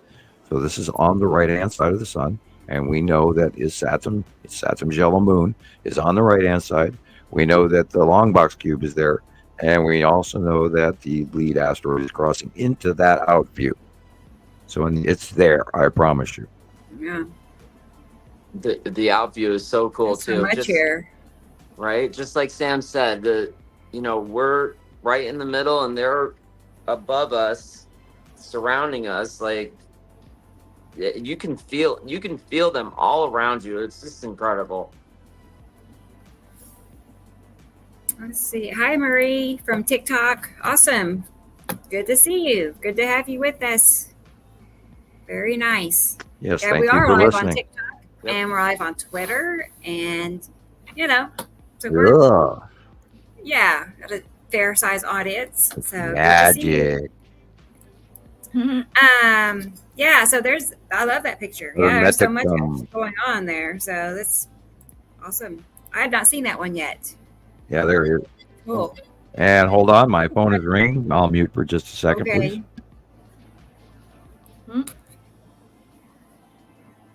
Audrey, Rebecca, we can call your next new site, my next site, Rebecca's Side Orb site. Okay. That's cool. Side Orb site. There you go. I like it. I don't know how many Robocall. I had. Like, I think I have like seven groups on Facebook. I can't. So many I don't even know. I have a cat group. I have an off-topic group that I forgot about. And what else? And I don't know. Several. 3 We've or got 4 groups all skies. over the do you- place, and you just like, oh, you what's that have this one? week's edition of Mittens video for us? I can get you one. Yeah, You I have have. Yeah, I will. I'll have to you put that know, in. you gotta plug that cat site, you know. I'll have to get her around.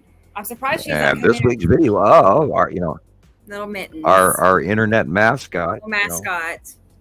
She's actually perfect. I'll Mittens, get it. the sky watching Yeah, cat, you you see know. Mittens, yeah, Skywatcher cat, Mittens, Skywatcher Yes. cat. She's our Okay. gas I need to station go to reporter. bed soon. I want to see Mittens. Okay. Okay.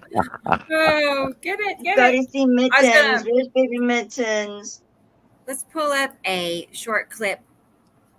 Let's see. I have a short clip here. We throw you for a loop. I'm sorry. Pics from Yeah, Tara. I know. Sorry, I didn't mean to do that. You've got to know that we go sideways on some moments tried. just to sidebar. Off topic we go. Kitty cat. Girl, watch Meow. that for a minute. Hi, Tara. I'll get Hi, mittens. Tara. Whoa. Oh gosh. Yeah, I looked at this, and I was really trying to judge the light. Now it locked up on me. Oh, There it is. frustrating. It's doing a zzz thing here too. Guys, Yeah. I'm gonna have to leave you. I've got early start tomorrow. Okay. Oh, sorry. All right, good night, Okay, I Jillian. didn't realize. Yeah. Sorry, guys. I'll get mittens ready for your next time you're here. It's okay. You can play Mittens. I'll try to watch a wee bit when I go through because it helps me get Yeah. sleepy. Okay. I will. There we go. Okay. As if I'm not sleepy now. Well, I We'll talk understand. to you You'll this be evening. good to have you with us and good to see you again. Hi. Good night, everybody. All right, good night, Okay. Jillian. I'll help you exit. Help me exit. That's a good Okay. thing. I'm gonna Yep, kick you yep, out. Yep. Okay. Kick me All out. right, bye-bye. Kick me out the class, teacher. Kick me out the class. There you go. Get out, Jillian. Away with thee. I knew it was going to happen. Dun, dun, dun. Oh, sorry.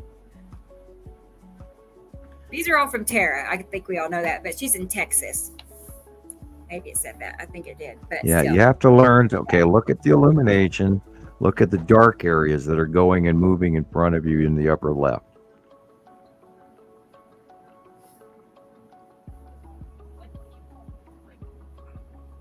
Sort of cut off there. It's really diffused by something very large. It's probably Saru, very large right there.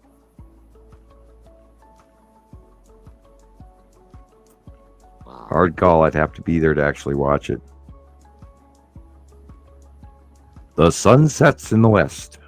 But that shadowy area into the upper left area is obviously planet.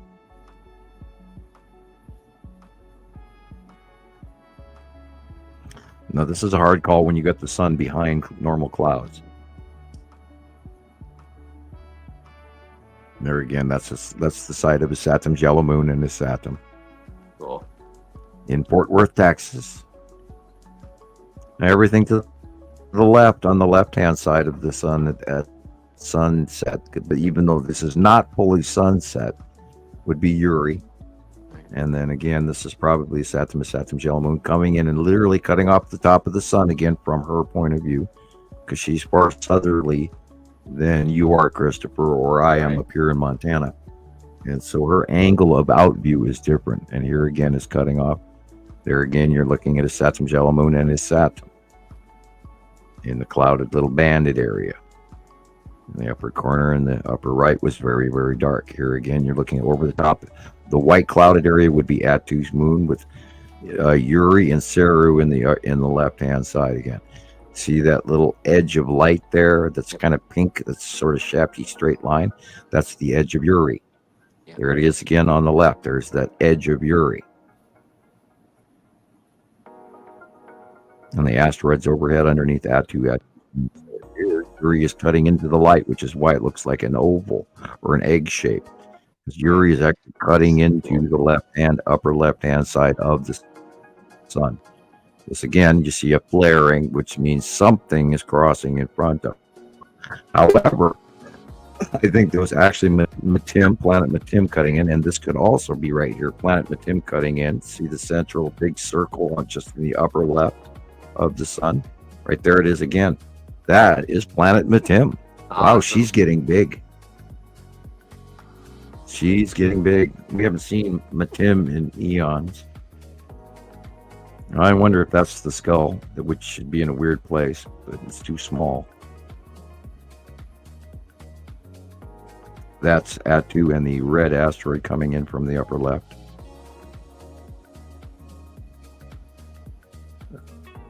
That's a Saturn yellow moon and probably the long box cube. And there again, Atu's moon in the way upper left corner. That's the bottom of Nepesi cutting in over the top of the sun. And the Ceru was at the horizon. The Ceru base core was at the horizon. This is the edge of Uri cutting in.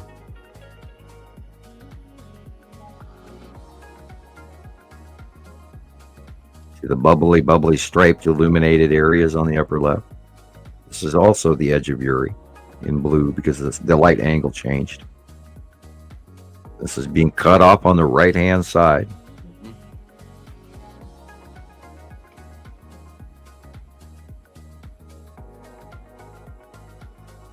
Light shining between the planets that are right there. Even though you can't see them, they're there. Thank you, Tara. Thank you. Perfect. Thank you, Tara. They're there. We can't argue with they're there. No. Oh, she said she was absent for a few, but had to come and look out for an obvious pat. Wow. I bet she's out taking pictures right now. I bet. Cool. Or not right now. Maybe she is right now. I don't know. It makes me wonder what my sky looks like even. It's so dark. Wow. Yeah, I hate missing things, and yet, we get caught up in our world and doing the housework and the dishes and cooking dinner for the teenagers and going to Walmart for food and I forgot to buy pizzas. I have to go tomorrow. That kind of thing. Yeah. Right.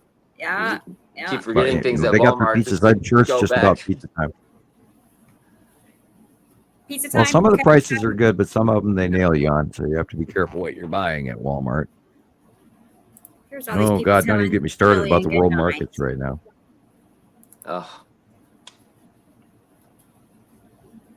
We are pilgrims in a strange foreign land, my friends. Pilgrims in a strange land. This is not the economy. Wow. Okay, so back to Christoper now. I have some of his work that he has made this week. He has been busy. Am I going to be embarrassed? I'm like, I don't even know what you're going to show. I don't know. I saved a bunch of things.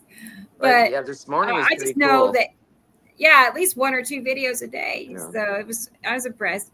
I like your point of view, sir. I woke up this morning to Uri. I know it was Uri because you can just see how it's risen above us now, and it's not like clipped by the horizon, and you can see all of the asteroids. It's just so different where I'm at, though, because it's like usually it's just this like round curve with these clouds beneath that, and then the asteroids are they're all there. It was just so cool to wake up to that.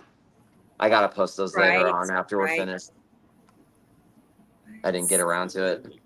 And we've been seeing that at dawn for a couple of months now, where you either got a really great vision of Atu and Atu's moon, or a lot of Uri crossing in the light from the north to the northeast sky to the north to the in front of you, and where it's actually at that point in time, it is actually beyond Earth or beside Earth and above us at dawn. And it's just like, wow. And the side illumination is, you can't argue with what you're looking at, especially when you see the angled stripe and the tipped axis and all of this going on with, and then you look beyond you and there's Atu and Atu's moon up above you, and then all the asteroids, and there they all are. It's just like, wow. And it's just over every day, over and over, depending on if you can see them or not. 'Cause you can't see them every day, but Yeah, right. But please do go on, once you Christoper. see them, you can't unsee them.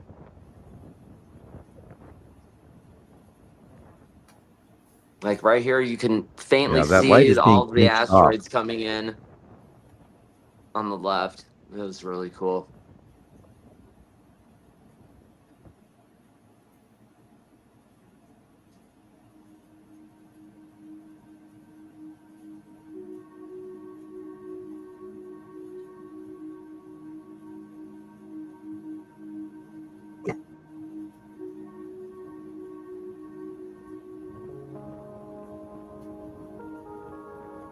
Saru cutting off the light.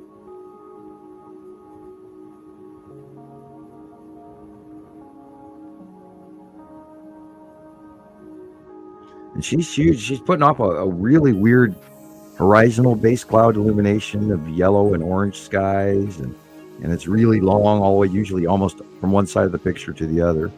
And again, here you're looking at the top half of the sun being cut off. That's why it's doing that illuminated flare. Because in our out view, the bottom of Saru is partially in the way. It's not actually, cutting into the sun. It is in our out view. It's overhead, very large, and it's coming towards us. And she too is going to go overhead when Nibiru and Uri and Atu and Isatum and Nefes, they all keep moving on as the coming days and years go by. And before you know it, I'm going to have to start drawing the monthly sight drawing with no longer the sun in it, but on our out view beyond Earth. That drawing point of view will have to change as they exit. And hopefully I'll be doing that. But it's been so hard to transition in between the two of us to tell everybody what's over the top of our heads, other than doing a weekly commentary that this is what it is described in the monthly sight drawing. But you have to, in your head, imagine that they're over the top of you and sometimes beyond you, behind you, from your point of out view. And that means always looking at this while you're looking at the sun, no matter what time of day it is, from dawn to noon to sunset. Your out view. And it's always the planets are always on the same side. Currently, they do transition and change over time, but not immediately. Every day, planets are on the same side throughout the whole day. It's just that our out view changes off the rotating Earth. The sun doesn't move, we do. And you have to keep that in mind. And as we turn, and when nighttime falls, we turn away from the sun and we go into the dark side of planet Earth. And this is why we see these planets the way, like this is an example of it. The reason it's blue and slightly side illuminated is because we are looking at the dark side of them in front of us, between the sun and us. And that's why we see them with the shadowed dark area and side illuminations. And I can smell the oven. Boy, I got to clean that oven. Oh no. Well, we've already got such a huge smoke issue going on here with the fire that's just a few miles south of me here. And I sent Rebecca some of the videos. I don't know if she's going to show them or not tonight, but there's the it's got to look up the name of it again, but it's by St. Mary's Peak and the Bitterroot Chain. In Bitterroot Chain, the Sherrod Creek Fire and raw video wildfire near Stevensville on YouTube, and Sherrod Creek Fire near Stevensville burning, etc. on YouTube. There's many videos of it on YouTube. Sharott, Sherrod Creek Fire. Anyway, you've been through the ringer. You want to look up my area of neck of the woods, and it's only a few miles away. Yeah, a lot of fires around the world and the flooding, and oh god, it's horrible with everything's going on. Right. And I'm sure Jesus was saying that he had smoke, and I have not looked up California fires, and I have not looked up. There are quite a few Idaho fires still going on, and even a few newer ones is just to the west of us here, so and southwest of us. There's a lot. There's a lot. Okay, I'm sure Canada is still burning too, and people forget really quick. I mean, there was like 70 fires in Canada just this month. My God. So let's not forget, there's a lot of fires everywhere.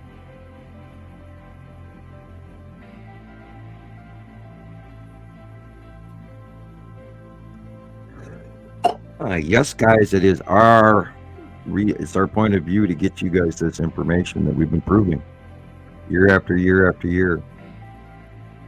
I see Irene is here. Thank you for being here.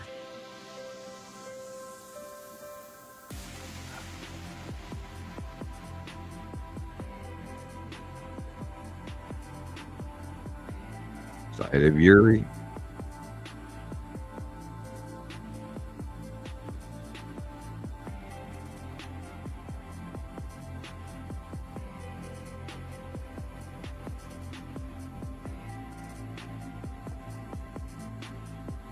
And Close watching past that planetary time lapse, discharge. right? But watching the time lapse that you guys played last week of Yuri, that is so incredible. I must have watched it for like 2 hours this morning, just playing it back, watching it rotate, putting it in reverse, playing it forward. It's so cool. Once you start to realize that you got your still photos, but how they actually move and how they move with the sun, just like Sam was talking about, and you place all of that together, it's just incredible. This is the greatest show that ever was. I mean, like, It is. I get like It's the biggest I start secret of shaking all when I time. talk about it. It really I is. can't help it.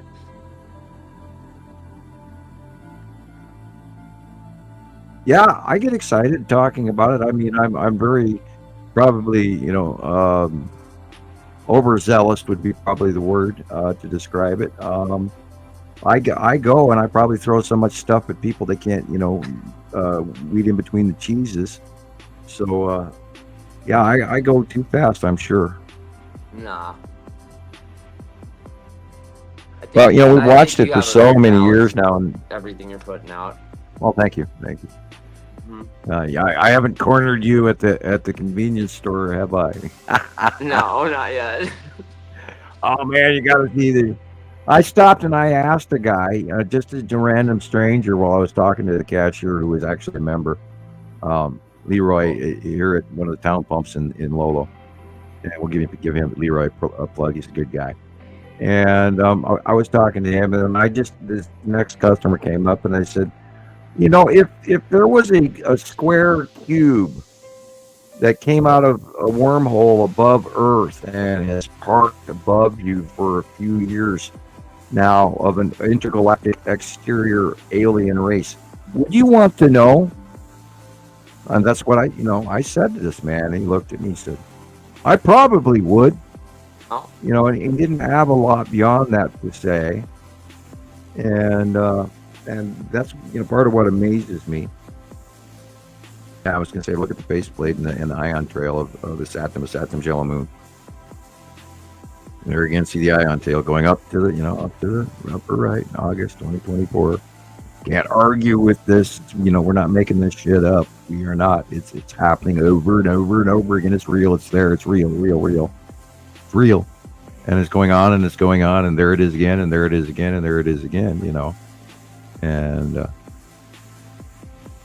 I'm not sure if that is Nibiru per se. I would probably say Saturn's yellow moon, because the Saturn's yellow moon is that big now. And Nibiru should be farther behind us to the right. Whereas Saru is getting very, very immense as well too. And within a matter of a week or two, she's gotten way bigger. Yeah. And I've been noticing it on the submission shots from around the world. And it's just insane what we're going to see. It's going to be really cool as she starts to become way more elevated in out view, and then rises up and starts filling the sky with her color. And we can wave to all the Saruans and say, hi, how are you? And are you enjoying our commodities? And We hope your economy does well till we see you 4,000 years from now. All of that. I am truly amazed at man's understanding of what we call history. And and I keep trying to, connect all the dots and, all of this and try to get a better ability to explain it to people. But it's cycle, it's cyclic. Right. And it happens over and over again, and we're still here. It might kick our ass, and it's going to, and it already is. I mean, we are seeing global migration going on right before our very eyes for many years now. And a lot of this does have to do with the wars. And if you look back through the crossings of the passing planets and other cycles of war in history, including 1250 BC and then 550 BC, and every segment of time that we're going through these transitions of civilization and everything, and global migration and destruction of long existent civilizations and transitions to new civilizations. I believe that we are seeing something like that right now. God forbid. No telling where we're going to go from here. It's already nasty. We know that there's so much more because of the global warming temperatures we have already.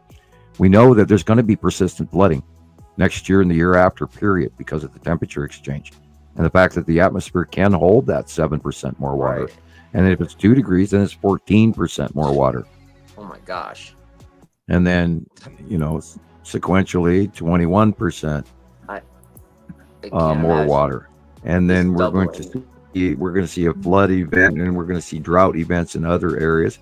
And we're already seeing the transition of our Earth overall spherical behavior patterns from the northern hemisphere and the southern hemisphere being a matched directional flow where it never did before in my grown-up history.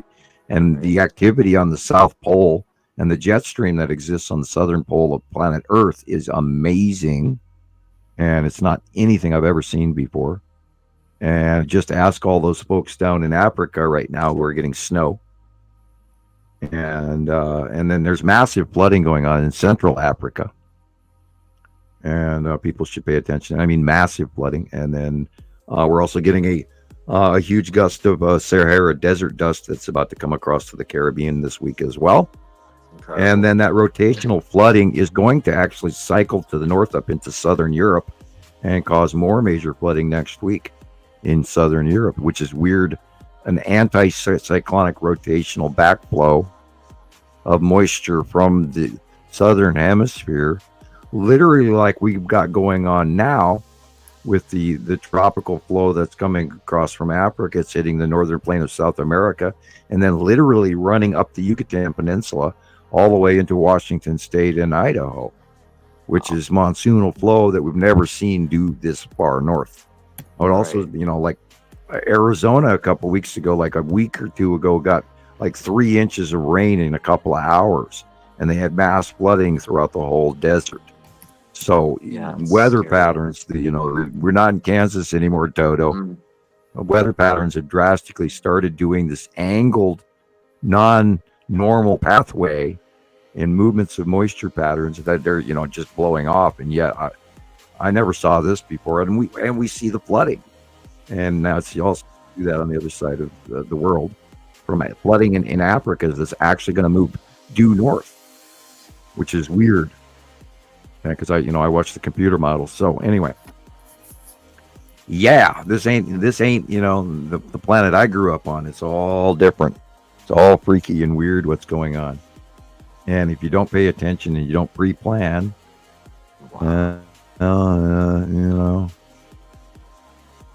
maybe you don't want to know. But I think I encourage people to comment. When you watch this a month from now or a week from now or tomorrow, if you come back to the show on YouTube, no kidding. Look at that. You should have made that a little bit bigger for the yellow moon. But anyway, do comment if you have questions. Even if you have doubts, you're allowed to mention that too. I mean, I'd love to hear that you have a conviction that you'd like to discuss. As long as you're not rude about it, we talk. That's what we do. And comments have dropped off on YouTube, so I hope they're not being removed. Speaking of which, I've still been waiting for mail from that gentleman that was sending Really? something, and I haven't gotten it. And I checked even Saturday, which is today. I think he was on the chat earlier. Yeah, and I checked for his That's mail, and I still haven't got crazy. any. You I think he haven't mailed got it his like a mail month yet. ago. That's crazy. It was like a month ago. There's been many a package store things that people have sent me that I've never gotten. It's happened over many times. I think he's outside of the United States. Okay, well, I think so. Right. Maybe that's why. Goes I through know. customs and gets I know rejected. Jerry has mailed me things before. One thing, let me think about it. It's like one thing I never got, and then another thing took forever and ever. It's things like that. It said that it could not be delivered, and it sent it back to him, and he never received it back. That's what it was. It was weird. Yeah, well, I'm amazed that letter from you got to me at all, because you didn't include a box number or a zip code. That's And it still got to a me. I'm amazed. miracle. I know. They found you. They just found you by your name, basically. right? Yeah, well, we know Lolo that. is pretty small, so Yeah, they managed to get it to Lolo, and then they worked it out from local, Found you. because they know me. Commend them, whoever the worker is. As a matter of fact, I don't know how well they know me, but one of the post guys, one of the guys that worked there is a pretty nice guy. And in case he's listening tonight, one of the guy goes, "Hey, you're that YouTuber, aren't you?" And I was like, "Oh, okay." And Nice. Wow. Some people know, but I'm male. That's cool. And I'm sure that I get mail that it's addressed to Montana Skywatcher at my address sometimes, and so they know about it in the back room, I imagine, or from the government intervention searching all of my mail. I mean, whatever. A lot of my packages are open. There's this little rip in where they put the camera in pretty regularly. Right. So after all, I am such a villain. I am a horrible villain. I'm the bad guy. Remember, it's my fault. It's all my fault. Yeah, that orange yellow illumination, absolutely. That this part of what we're seeing, why our sunsets are so unusually brilliant rather than just light blue.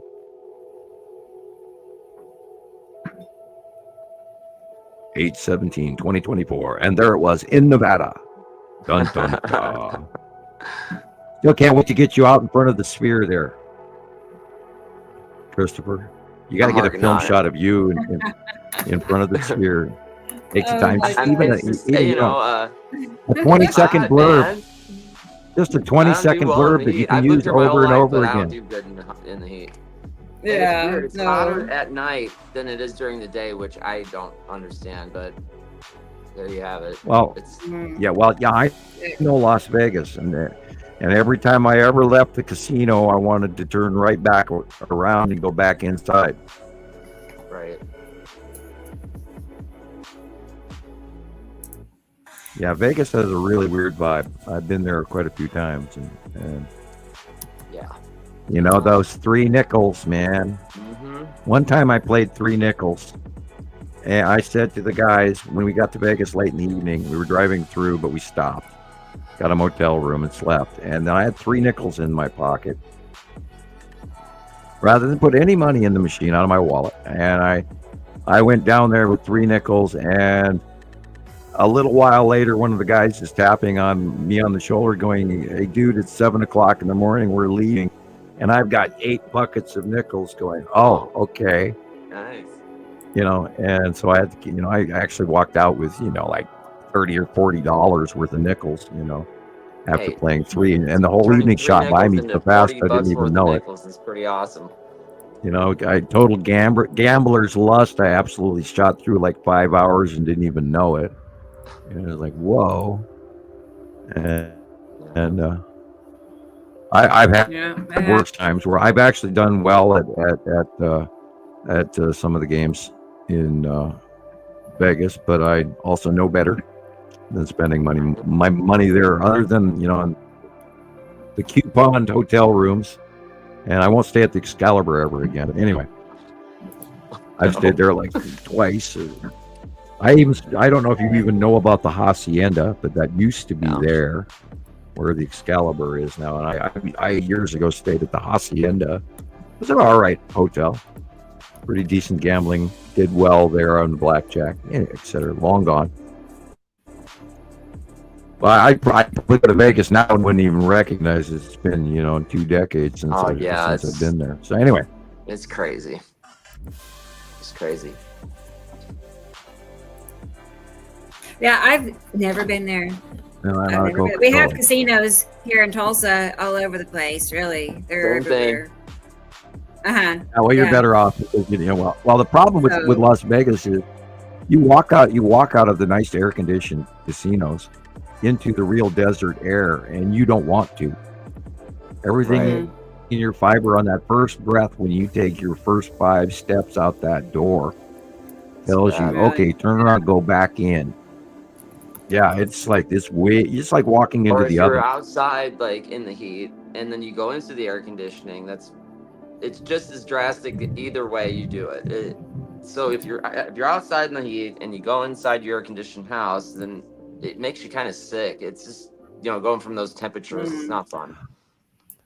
Las Vegas at night is kind of cool when you walk into a really nice casino and you're sort of about having a drink or two, and that that Saturday night feeling cool, walking into a nice lounge area. That is a really nice, intense thing until you find out how much it actually costs you. But anyway, there is a thing to Las Vegas that it has. This draw and the ambiance, and I like Treasure Island a lot. I like to go to the shows and just sit there and drink beer and have people look at us like we were crazy and then the waitress would go, "That's okay, they're from Montana," because we don't drink. We weren't drinking from the beer glass, we were drinking it by the pitcher. And back in my in my forestry days, because I used to work with BLM, and we did everything like we were still at Spike Camp sometimes, where those guys that came out of the forest and caveman skills, and back in the beer drinking days. And I don't even like beer anymore, hardly, and I actually have to fight to drink one. But back then we used to drink pitcher after pitcher of beer. Now in Montana, in Missoula, we had the place called the Trading Post Saloon, and it was rated number 1 bar in the nation in 1980 by Playboy magazine. And I won't give you the details, but he was actually the cover story. And that thing, it was a cowboy bar, and oh my God, and we had a lot of celebrities, and a lot of concert celebrities would show up and play after the local concerts, and then they'd go into that bar and then hook up and play. That's part of why they got notoriety. But across the street from that bar, they had dollar pitchers and nickel beers, and you could stack up nickel beers, and we would go, and people almost got killed repetitively crossing that big highway street from one bar to the next. We used to, and then during happy hours here and then happy hour over there. And so, we from Montana did back in the day put away a lot of beer. And I do miss I'm totally off topic here, but I do miss the Aber Day Kegger. That's worth looking up. Aber Day Kegger on YouTube, Missoula, Montana. What a show. You want a little nostalgic history. It's, it's sort of a second Woodstock. But anyway, it's worth seeing what we did way back when. Anyway, got any more materials, or shall I keep talking about whatever? Because I'm out of Coke. Coca-Cola, not Coke. I drank enough coffee today. That was perfect. Now she won't be still. For a split second, she was cute. I missed it. Anyway. I have a video to show you. And we also have a guest show up in the green room.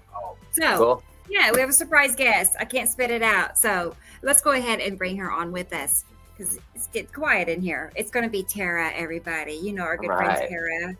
Yes, Tara in Texas. Here she is. Hey, that's a good name for a channel. Oh my God. Did you hear that, Tara? Hey. Tara in Texas. Hey girl, how are you? Good to see you. My screen does this thing where it darkens this darn iPhone. I'm not used to it. And I've never my phone, so my screen's almost black.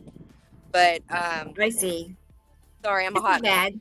Literally, it's hot. We just The fire rainbow. I Wow. just sent you. Darn it! It was there for like 20 Oh, minutes. yeah? Yes. You did send me something. That's right. Let me go back. Yeah. Cool. So I'm trying to figure out if I can I turn my camera out so y'all can see my sky? You should be able to flip your camera around. Yeah. And then you can show us. Give us a show. A live. There we go. So I'm taking a time lapse. I've connected to those. Can y'all see? Oh, there you go. Yeah. That's good. Okay. Make it big here. Okay. I know I'm There. used about panning too fast, so I also don't want to blind you guys. That big Wow. white thing is a That's lead perfect. asteroid. Yeah, Oh, well, yeah. it was in front of the sun when I first got over here, so I've got a time lapse of it. Wow.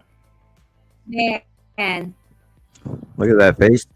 See that really lacy white faceplate Uh-huh.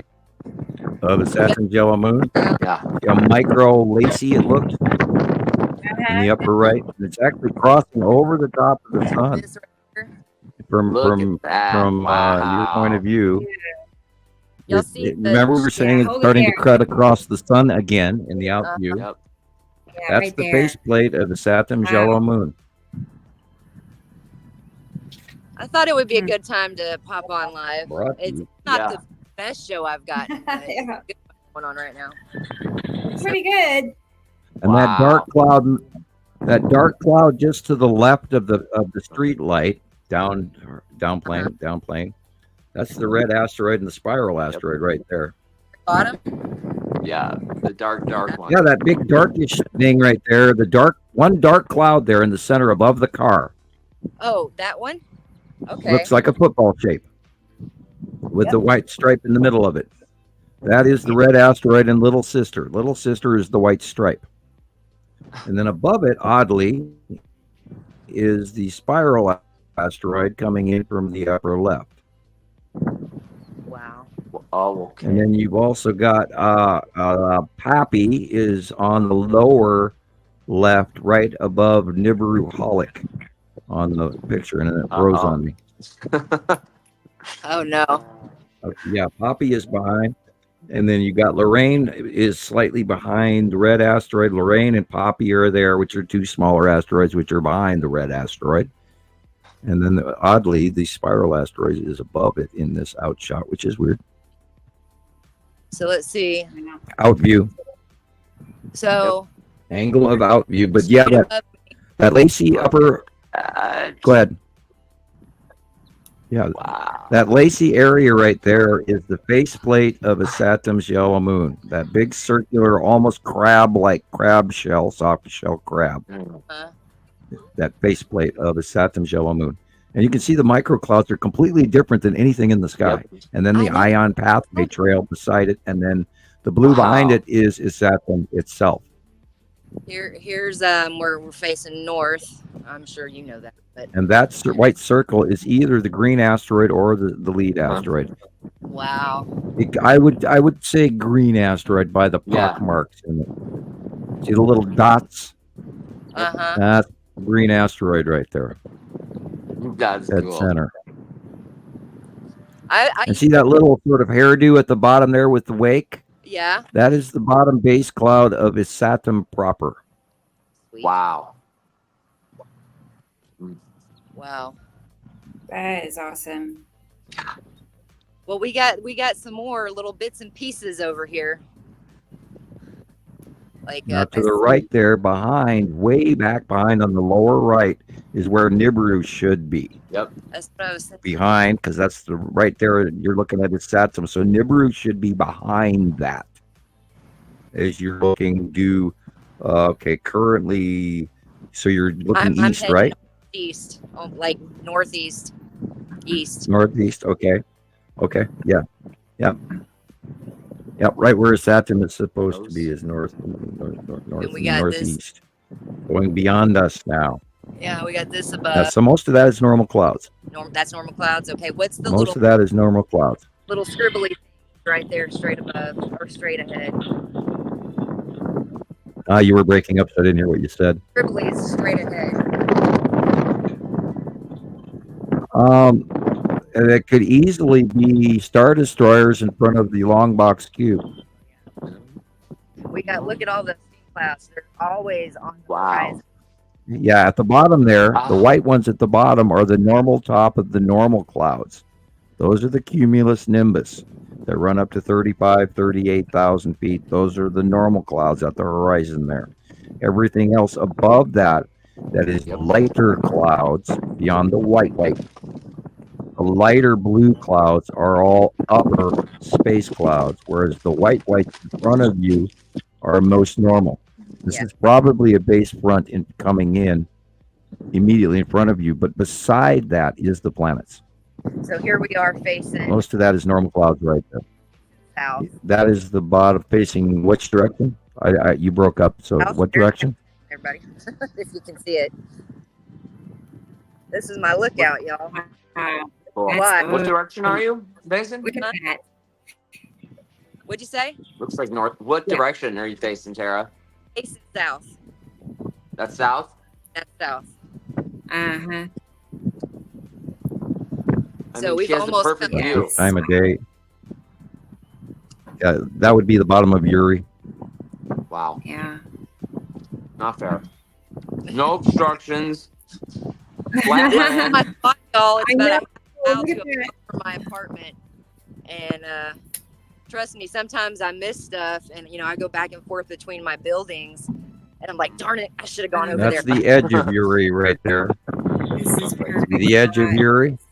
And then Saru is the blue line behind it that's partially cutting into the sun. Behind Uri. Saru is behind Uri, but that right there is Uri, and then the edge of Saturn yellow moon is cutting in right there My rainbow. on the right hand side above the sun. So- Yeah, it's weird our out view because the Saturn is closer in to us than Yeah. Uri is now, which is weird. My rainbow And cloud. so our view is like they're mixing, and it's weird. Mhm. I mean, now y'all know why I was like, oh, gotta go over there. Yeah. Look at that. I mean, I can feel him just Yeah. sitting here watching this. This is awesome. It's definitely a picture day, a good Yeah. day for pictures and all that good stuff. Some of our And new people are still, they hung out long enough to see this, that are learning. I can't wait till they get a little bit smaller and they become a little bit easier to discern which is which. because they're all just so together, smushed together. Or two, because I've learned the hard way. I've learned when everything, but going by the map or maps and drawings. And, Okay, I have to cut pizza. I'll be right back. Okay, Sam. All right. y'all, I'm just kind of trying to go slow. Y'all tell me if you want me to hit up. Yeah. Fine. I'm studying it as you move it around. I'm looking, but wow. You can definitely see a big curve above the sun, like I think we can see Ice Adam's moon. Yeah. Sam said that's the faceplate. I think it's right now. y'all have been on. Look at that. And Wow. wow, look above it. Look above it. The dark. Oh my gosh. Wow. That's cool. You can see it's incredible, Tara. Look at that. Oh my gosh. Y'all That is awesome. have a hard You time. know how you can see things better on video or through your camera even than you can just by looking at it. When Yeah, you're it's like blinded that. by the light, and you're excited to. Yeah. But yeah, Right. I mean, and when you pan to the left and then to the right and back again, you kind of get that three-dimensional, sphere shape happening. I think the red, like I see some red seeping through. Would that be Ice Atom? Or is that? It y'all see would the be. red on the bottom? Well, we've been talking about that in a lot of people's pictures. Lower right of our sun, a reddish, brownish red color. Yeah, Jesus was mentioning that earlier. So, I mean, I see. look at that. I Man. see I see the color of Saru. And yeah, keep going that direction because that's where Nibiru is, right? That dark. So now that's Nibiru. North. Nibiru is now to the far right. Just so everybody knows, it used to be hugging our sun, and now it's far over. So what are the lines right where Nibiru is? Y'all see the line? Oh, Sam confirmed. Yeah, I do. Yeah, but that is what, northeast, right? Yep. Mm-hmm. You got it. Yeah, that's where it is. That's where Nibiru is. And look, y'all. I just still can't believe we're talking about this. This is crazy. I know. Oh my gosh, that makes. I know, when you stop and think about it, we're dead serious too. Yes. What? Yeah, I know. Hey, check that asteroid out. Am I dreaming? Go look at those stars. This is a funny dream. That's funny. Hey. The sun. Oh my god. Is that just clouds in front of the hilarious sun, y'all? It's getting clipped a little bit by something. Yeah. Yeah. And I'm back. Hey Sam, we're still here. We're still admiring these clouds. I heard you laughing in the other room. I didn't hear much other than that. Y'all see it? Well, we were talking about, how we're talking about Nibiru and this and that, and Chris made the comment about how what'd you say again about how it's actually real I said, or something? I just can't believe we're talking about this right now, basically, and it's just totally normal. It's hard to believe. Afternoon. Go back to Check the out sun. that planet. Go back to the sun. Look at those asteroids, right? It's amazing. Yeah, go back to the sun. Oh, Do you see that? Do you see that other unusual center illumination where there's kind of a circle, monkey cloud, like a pair of lips with a smile in front of the sun? Yeah. Okay. I think. Does everybody see that? It looks like a pair of lips kissing the sun, where it's blocking the light on the sun. I do. That's the bottom of that's the necessity core covering the sun, and that's the illumination coming through necessity core. Wow. Because the core base cloud is below the planet, but the core cloud is blocking the sunlight. Screenshot of that. So we're seeing the light through the core, but separate and underneath planet necessity, which is separate, dead center in front of the sun, as the August site drawing depicts. And Saru behind it. That's what I thought. That's why you're seeing an hourglass shape illumination of the sun. Good night, Audrey. And see the diffused gray lighting, but look what time of day it is. It is not sunset. Nope, not yet. It is over an hour away from sunset, and yet it's got an hourglass shape diffusion. Yep. It seems like sun's been going down earlier than it should be by about 15. But I don't know if that's. If you look at the left middle at the tree, between the telephone pole and the tree, drop down just a little bit, please. There you go. Okay, see where that tree is between the right from middle. There you got the tree, and then you got the telephone pole. Drop down just a little bit more so we can see, because the name's in front. Okay, right there is the edge of Uri on the horizon. Yeah, just above that tree, off just left of center. Yeah, you see can the see edge the of dark completely. Uri standing just. See the curve? That's Uri standing there. Wow. I can see the Nepicity lines up there now too. They just showed up. Okay. Above the two white cars. Yeah. The cut in of is Saturn and Saturn Yellow Moon is on the two white cars. 3, because one just went through it. It was also white. But above the two, you can see that shadowed area is Saturn and the Saturn Yellow Moon above. So all that illumination. That's why may the hourglass shaped lighting and all of that. Yeah, most of the sun is being blocked. Right. It's hourglass shaping illumination because it is being diffused and cut off. So it's not just clouds, because it's so hard to tell sometimes if it's just clouds or if it's actually being blocked when it's like this. But it's way darker But than look, yeah, look at the overall illumination at the horizon, on the cars, on the grass, on the telephone poles, on the trees.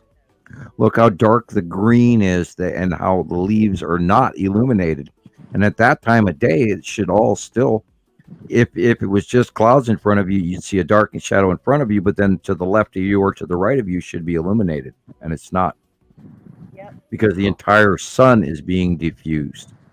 Here, I'm gonna paint up here real quick. Man, we've been talking about that for 2 years, especially remember, Christopher, when we were talking about how the Saturn and the Saturn's yellow moon were cutting into the top of the sun and then moving to the left from the right, which we didn't see for a while now, but it's also doing it again now because of that same rotational. Now it's over the top of the head of it in front of us, so our out view over our heads is being affected, whereas before it was early sighting.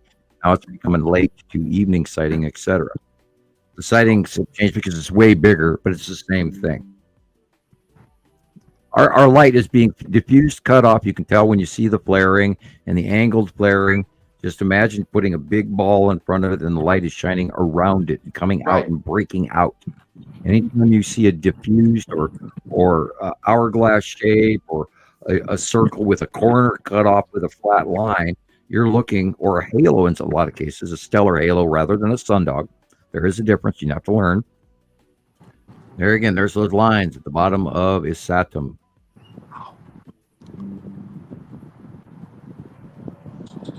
Dark blue areas are overhead passing planets. Yep, and see Dark normal sky is that right there, that light blue normal sky. So dark blue planet. You can see the big round thing right there. You can see the rounded edges of the damn thing right there. I'm holding this straight above my head right now. Okay. Micro cloud. Those are clouds on another planet. They're not our clouds. You can see the breakup in the lines there. Yes. That's not normal. None of that is normal. You know, I'm going all the way back to the base of ridge and, you know, the origin where people are brand new at this.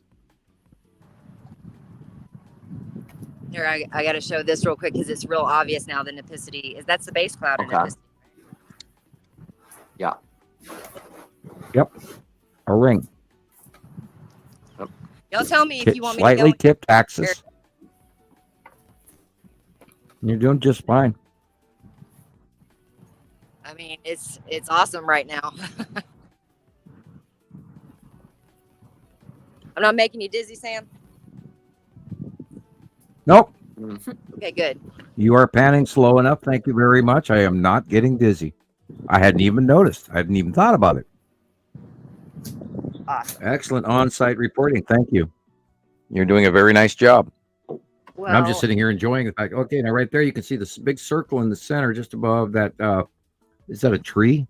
That's where the lead asteroid looks to be. It's also weird, your out view compared to ours. Mm-hmm. Because you're farther south than we are. And yeah, so I'm about 600 above sea level. I'm pretty low. Okay. Well, but you're also on the equator, closer to the equator than I am. True. And I base a lot of what I see, of course, out of my view up here. And if I look south, I'm seeing what you see, but at a little bit different angle. Right. Here, walk over here a little bit. See, she's not, I don't know how far. She's, a ways from me, but it's raining where I am. It's about 4 or 5 hours, I think, Rebecca. Yeah, okay. Maybe 3. It's way more interesting than you are. Yeah. But what is that? What that dark right there? Or is that what we talked about earlier? Right. Okay, we'll go over to the sun, reach over to the sun, and then come back. There you go. There's the sun. Okay, now come back. And we've got lead asteroid in front of is Saturn's yellow moon. Very large is Saturn's yellow moon with lead asteroid right there, just above where it says Nibiru Holic.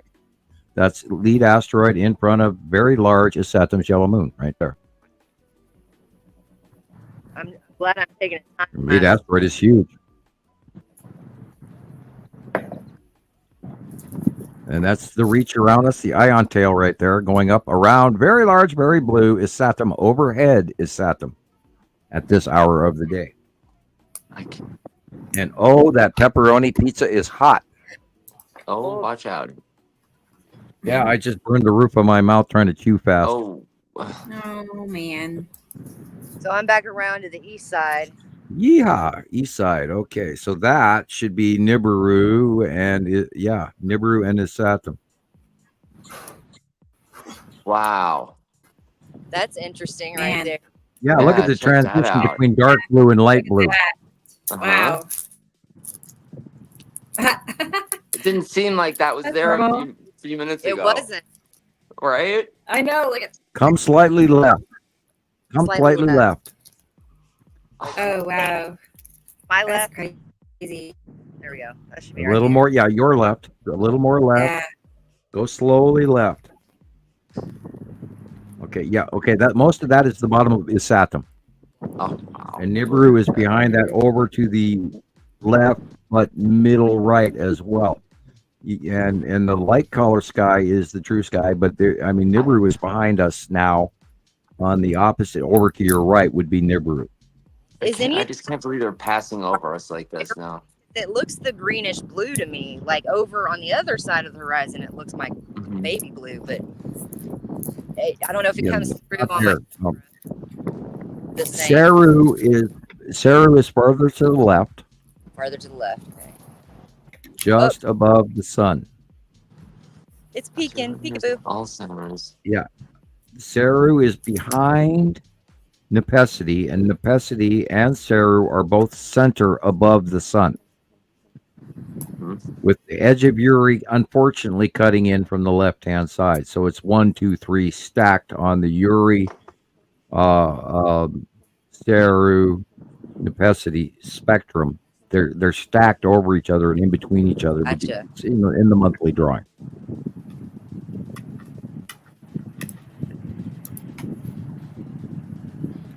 That's Uri to the upper Yeah, I think I see left Uri of the sun. coming down here. Right there. Yeah. Right there is the tan asteroid to the upper left angle of the street light. That's the tan asteroid and the salamander asteroid group to the side of Uri. Yeah. Over and you can see the asteroids right there coming in from the far left angle, going right in front of and underneath the bottom of Uri. Over and over again, and there they are. That is shit that we worry that's going to paste our ass back to the Stone Age, people. We don't think it's going to happen, but we do, we do contemplate the fact there's a lot of crap smaller that could come off of these things. Because the repetitive passes that we've seen since 2013 on, I was hugely fearful knowing this crap was on the way towards us. And then after 2013, I relaxed because we started seeing the patterns of the close passes of Uri and Atu, as well as the asteroids below them, and watching the discharging onto the planet rather than the crashing into the planet, which also furthered the electrical, universal electrical solar system, non-gravitational way that Einstein explained it, but according to Hofman, 1978. Anyway, I digress. Yeah, you got planets. There be fish in the sea. Right. We'll go into pirate mode. As Carol is, we're Derby playing, whale. we're playing nuts about the planets. I am. All I got to do is, It's clever. you look for the dark blue areas in the microclouds, the non-normal clouds that are way above our clouds, Yeah, I and know. I've never the seen shadowing and that the light. straight. They're not ours. And the couple people in my life that won't see it, they're The like, cloud can't deny. That's the official way to spell Plan it. nuts, yeah. Plan nuts. Plan nuts. Yes, Carol. Yeah, I've actually thought about starting up the show. Hi, how is everybody today? My name is Samuel Hofman, and I am batshit crazy. I've actually thought about doing that because yes, this whole damn thing, and here we're watching it happen year after year after year, and yes, it's It is batshit crazy. but It's crazy. it is happening. Do you see either? Am I looking at the, or am I just seeing squares in the sky? The Texas cube is where. Do you have a finger? Can you put your finger in front of the camera where you're? Cube over there. Well, it's kind of changing now, and then I see a cube over there above the sun. I don't know if that's not in the right place, right? Yeah. Well, the long box is to the right of the sun. There's a kind of a square drag off going on there. Yeah. And on that dark blue area, you could be looking at the Texas cube. Although it usually, remember, the Texas cube usually hides in behind the red asteroid. Ah, okay. Now that, of course, is right there. What you're looking at is Attu and Attu's moon and the red asteroid to the left of the light pole, or the tan asteroid, one of the two. And if you pan up to the top of that light pole, somewhere right in there, to the right of the light pole is where the Texas cube should be. Well, I see somewhere right there, but that's kind of low, right? Or maybe right there. Right. There. Well, hard call. I'm not there. You are. Hard. There's a lot going on in this sky right now. Yeah, well, you got 3 or 4 planets in your out view, and then a whole bunch of other shit, and a whole handful of asteroids, and so yeah, but they're there over and over and over and over and over and over and over and over. Oh, God, I don't know how many times I've said that, and I don't know how many shows now. I'm glad you keep saying it. I do apologize for repeating myself, everyone. But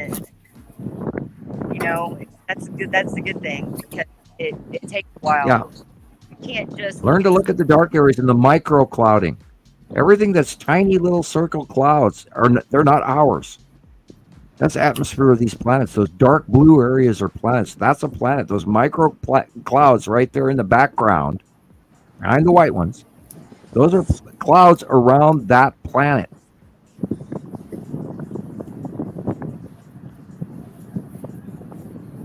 I love it. I love all the stripes and the little pitted clouds.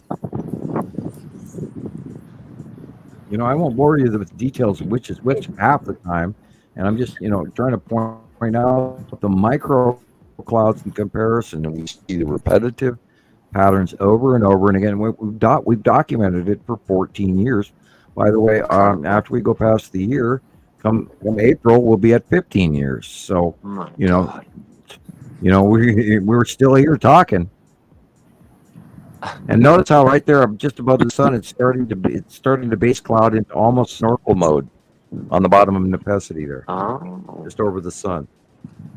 See how it's sort of dropping down into almost snorkel mode with the bottom of the 3 rings, and then that fingered planet Nepesity in between the Attu's moon and in between Saturn's yellow moon, and there you're seeing a sort of core base cloud form, with the notorious rotational fingering, the bottom of the smaller planet Nepesity. Wow. So I'm gonna go over here to show some more contrast to the sky. Oh yeah, look at that. I love that too. Oh wow. See up here? Yeah. Southwest. Planet.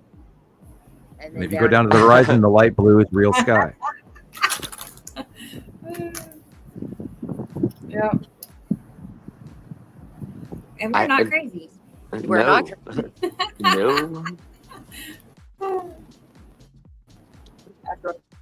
Yeah. I'm so glad you were able to have me on and I could do this. I know I missed a part of me too. Once, of course.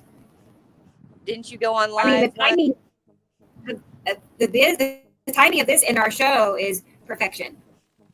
Yeah. Seriously. The clouds, the planets, right on time. We'll say that. Being able to point out for the show. So sorry, Jared. It looks different. I think that's one of our clouds, but it looks wispy, like ion tailish, but I star cloud.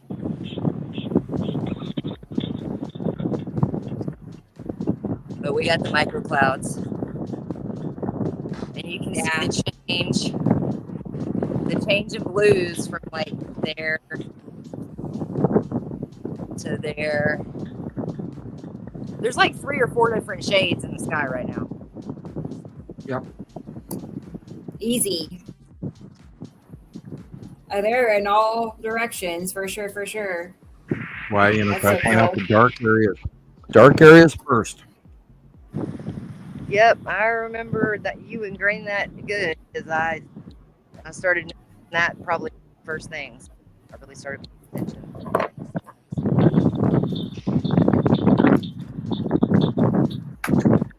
That Yuri over there. I think There's a backlit illumination. Sure.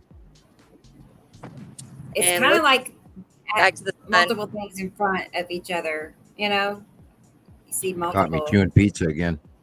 Atu's moon in front of Atu, in front of Yuri, in front of Saru, and then the Pissy over here. And I sat. They're all really close together. They're chemtrail up there because every time now when there's a lot to be seen, they're up there like gangbusters. The second one I've seen, whereas I haven't seen more. Well, it could be a normal, what we would refer to as contrail. You know, it's not long duration. It's very short, but yeah. That sea trail can't change the out view on that one. No. And you know, a lot of them are just wasting their time. Because you know, the funny thing is they start spraying and it may, hey, go, I gotta go look, see what you're covering up. Uh-huh. They sort of pre-announce it now. Anymore, We kind of chuckled about that for years. You know. What's that, Chris? Yeah, I don't think they're too really big. doing much of that anymore. It seems like. Oh, yeah, I don't hardly see them No, let's spraying hope not. anymore. I Yeah, really but don't. I saw Now, remember, it had 2 reasons that you were doing that. Right. They did it to block a lot of the light that was coming in from 2011 on, and our temperatures already skyrocketed. It's very Look at the expensive Middle to East. do it. It's so bad It's there. toxic. Oh, you know, and we are going to fry next year, and all of that. I'm still, very involved, wondering what kind of a winter. We're either going to have a very drastic, dire winter, or we're going to have a very warm winter. One of the two. I don't know yet. It should be very interesting to see what all this is, and we do believe that the second sun is pretty prominent on why we got really hot this year. And I mean, there was just a heat wave on the East Coast again, and flooding, and this whole thing that just went through last week for those poor folks who had to run their AC nonstop and pay your power bills. $498 Yeah, so power we're not bill out is of the nice. we're not out of the woods yet. Yeah, it's spooky.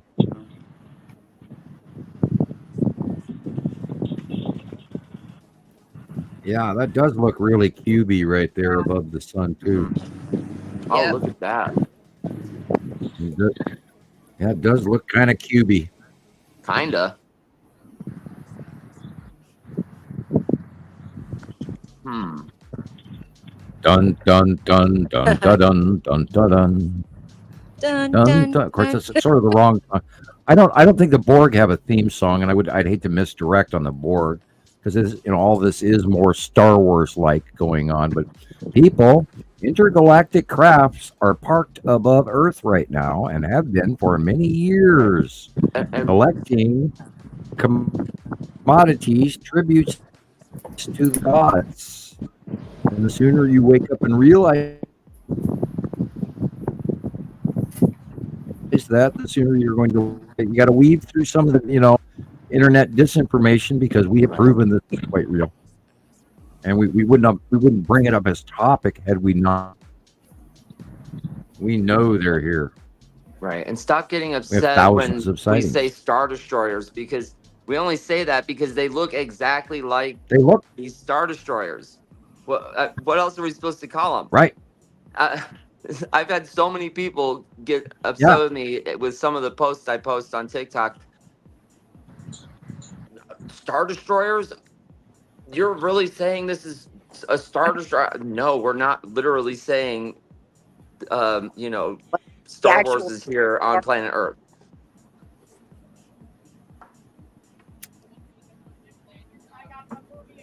No, it's a different faction. And what blows me away is it's a blend mixture of the Borg cube and then the Star Wars destroyer and then the Empire orb. And then it's all a blend of the two different genres that we've been handed from Hollywood.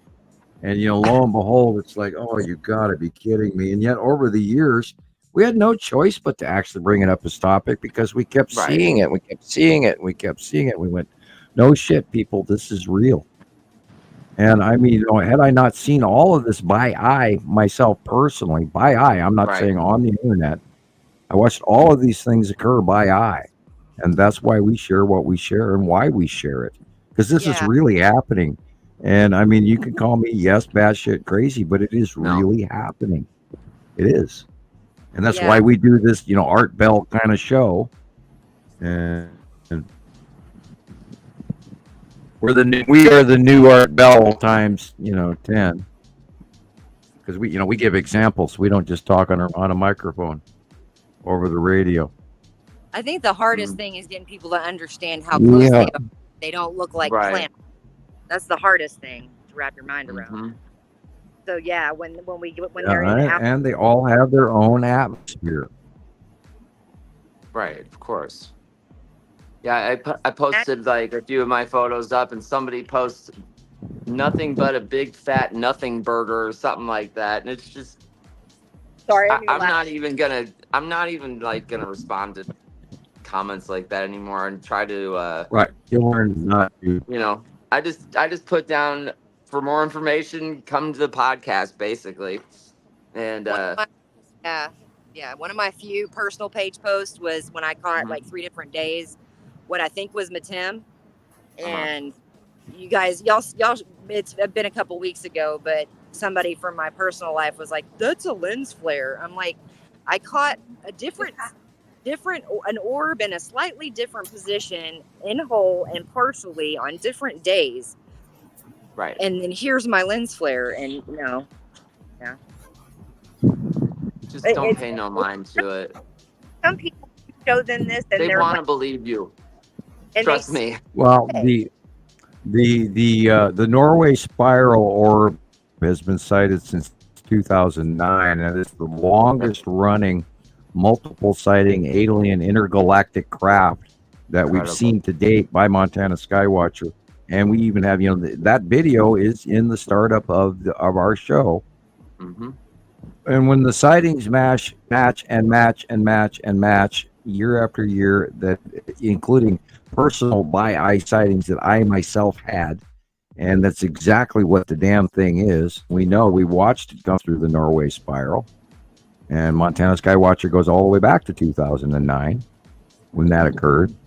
And so, when you've got that many years stacked up of reoccurring exact matches, you cannot argue with it. It's just plain and simple. There it is.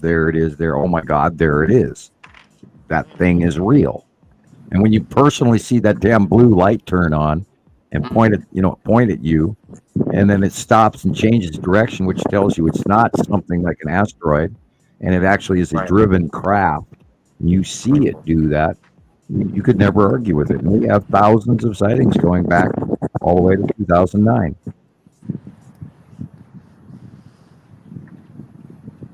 They are here. And watch, you won't get any comments on the show on YouTube. Watch. I dare you to comment on this show on YouTube tomorrow. I don't know if the sun's gonna peek out at all anymore until before sunset. Yeah, Saru is cutting off the top of it with Necessity in front of Saru.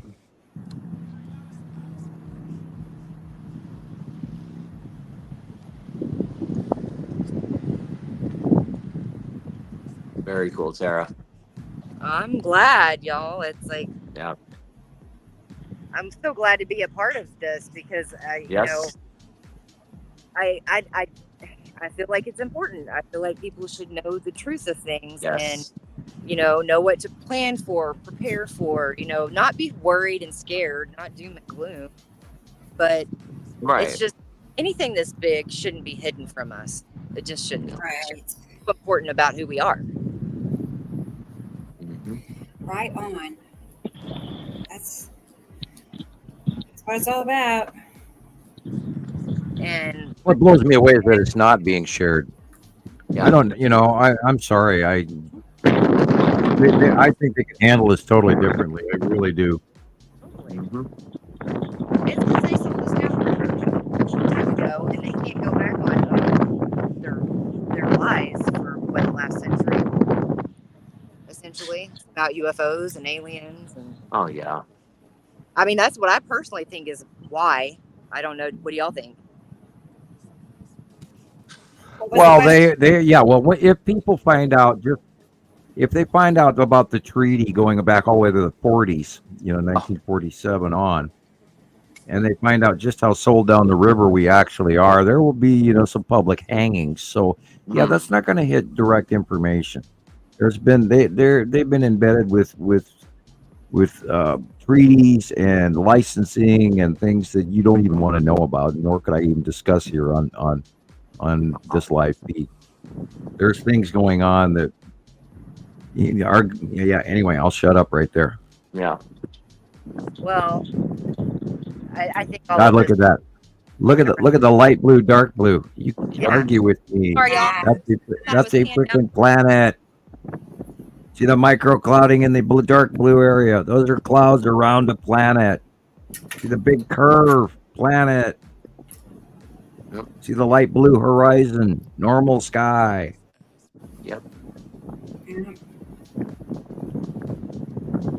I mean, if anything, I do know. Like, I had a You neighbor. can't argue with that. No. I had a neighbor ask me for the first time in a while what I was doing before I got in the car to head over here, and I was like, and I don't know him. And I went ahead and told him. It was one of the first times. Y'all be proud of me. Because I've had kids ask me, and I'm just like, oh, I just like watching the sky, because they're kids. And I was like, you're going to think I'm crazy. And I said something about noticing the sky. Yeah, I say I'm looking at the passing planets. And I told her, if you're heard of Nibiru, and she was like, no. And I said, have you heard of Planet X? And she said, yeah. And I said, well, I just real quickly said we have a whole binary twin solar system that's right outside our atmosphere. And if you'd like to know more, take a look at Nibiru Followers Anonymous. Right. But she honestly, she didn't look at me too crazy. So. You got away with it on less words then. Yeah. Right. Yeah, I have fought to find the proper way to approach this. And I probably come off a little overzealous.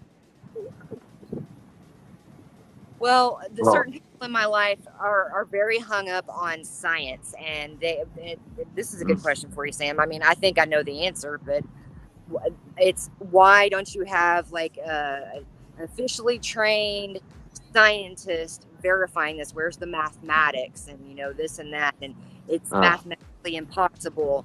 And I don't know how to answer that. Because we run off a basic of physics where we're dealing with gravity rather than electrical universe. And if you look up the Thunderbolts project, you'll see a lot of information. And I always recommend to people a movie out there by the Thunderbolts project called Symbols of an Alien Sky. Oh yeah. And they show you in a basis of information cross-referencing the fact, because people consider our skies and our planetary system to be static and always the same. And that's not what happens. We are on a cosmic rotation of a binary system that we're not being told about, that has been removed from our history by people who have a reason to hide it because it has to do with gold and money and greed. Yep. And control. And we are a controlled race. And if we find out that there are overlords above us, not just the overlords above us on our countries and our kings, if we find out there's even more important people than our kings and our countries, will lose power. So they don't want us to be looking at the demigods as the true bosses.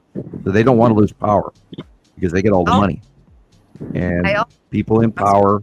Go ahead. I'm sorry. No, I'm sorry. I apologize. I also get, oh, it's impossible for that, all of our world leaders to keep it hidden. That's one of the other things I get. There have been announcements by the Dutch government. There have been announcements to the people by the Norwegian and the Russian governments that this was occurring, and it was just one quick announcement, and then it dropped off. And if you know humans like I do, you will realize that they have a memory that lasts about 3 weeks, Shoot, that's me. and after that, they forget. Most of the time. That's the other thing. Normally, my ADD won't let me be so into this, but it's suckered me in, and I'm not letting go. Look at that, y'all. You see the rain over there? Oh, yeah. Yeah, that's why your wind is changing too. Uh-huh. The light blue is the real sky. The dark blue is the passing planet. What direction is that again? I'm heading Micro-directional cloud. southeast. I'm southeast right now. That's southeast. Okay. That's got to be what? At That would be at 2. Yeah. Yep. Yep. At 2's moon. At 2. If you go straight up, at 2's moon will be straight up over the top of you. Almost always. Yep. Yep. Right. That's at 2. And then straight up will be at 2's moon.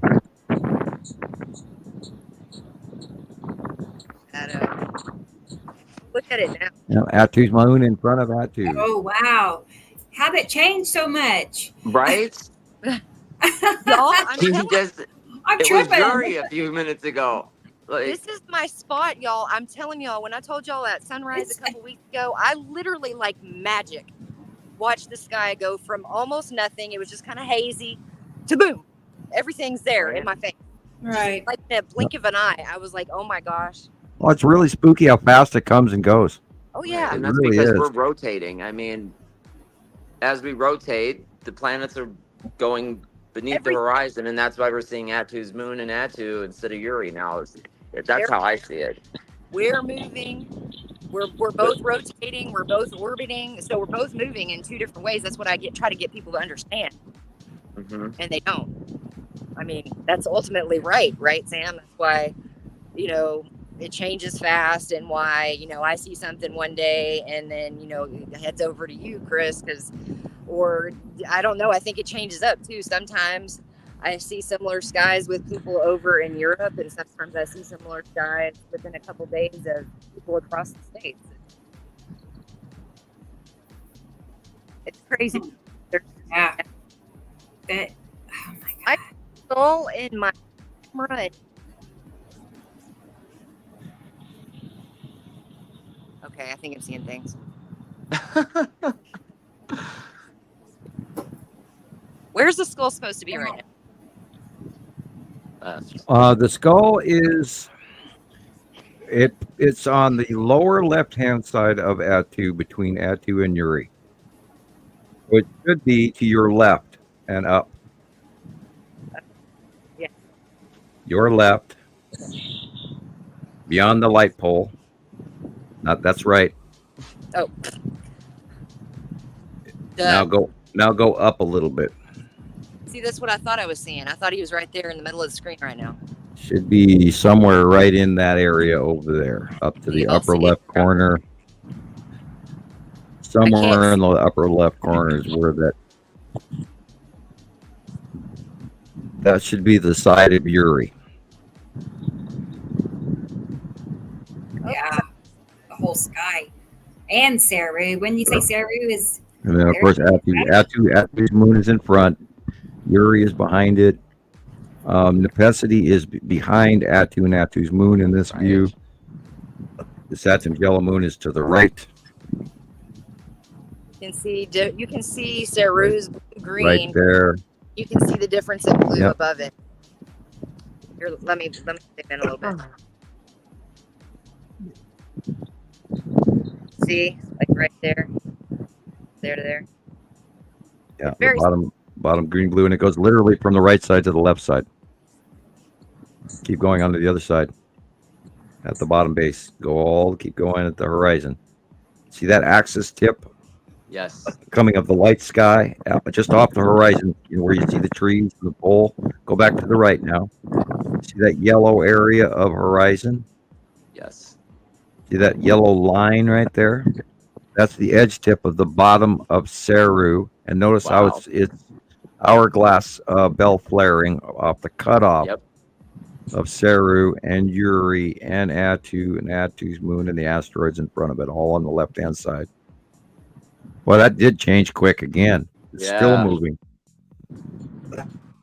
But that area, you could see that cutoff line of Saru cutting into the top of the sun. Wow.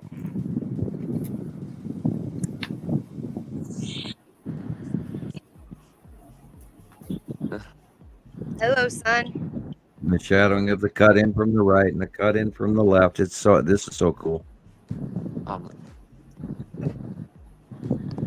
See, I don't have to go outside and film. It gets done for me. Right? In Texas. And yeah, we get a y'all, we get to say y'all when we say that then too.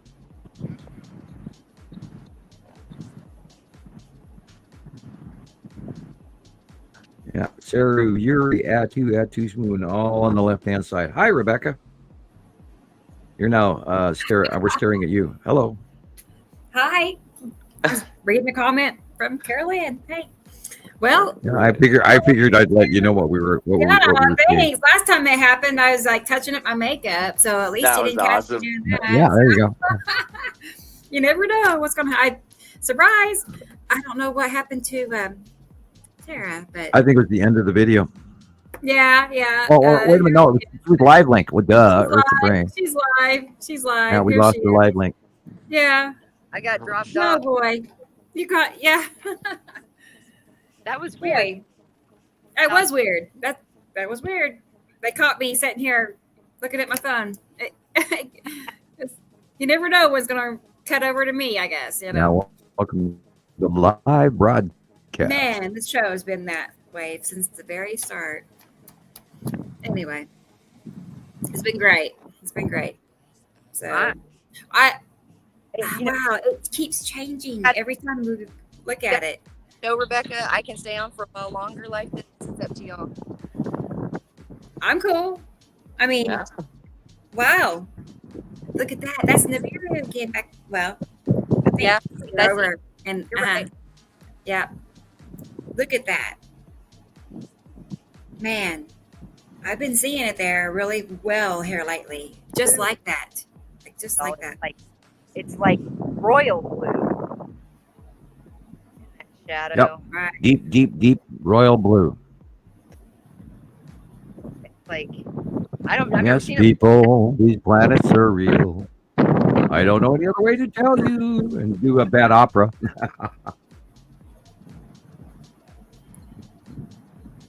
But in 2029 or 2030, they're going to be going, oh yeah, these people watched this all happen and we missed it. Yeah, it's like, okay. There they are, the microclouds of these close passing planets, and they're there. You can't argue with it. All you got to do is look at the light blue horizon, and it should be the same light blue above us. And it's not. I was just thinking about your drawings again. I mean, I'm just like get so excited because I think about how accurate they are, and I'm just like, if only people, like that one guy named Donald from TikTok. I mean, he was like such an easy person to, just show the way, and I'm like, if only so many more people were like Donald, that'd be great. It's like he didn't give me any hesitation. Really, is nice. Well, Yeah, and I try to think of ways that we could promote that, and I can't really physically do that in any other way than what I've been doing. And it's literally up to you guys, the experts, and everybody else, our listeners out there, to further this information to show you that it all fits and it all matches and it's all highly documented and highly organized and time proven. I mean, my God, the years that we've been showing all of this information is beyond, and I guess, I have to go through your school of hard knocks and earn your stripes or whatever, but it truly is time that this information was to get out. Yes. Way past time in my book. Well, just having a few people on in the chat earlier knew was like super exciting for me because I don't think I've really noticed that a whole lot till tonight. Yeah, we've had a bigger crowd since the show started today. You know what I'm saying? Just consistently, today's crowd listening has been bigger.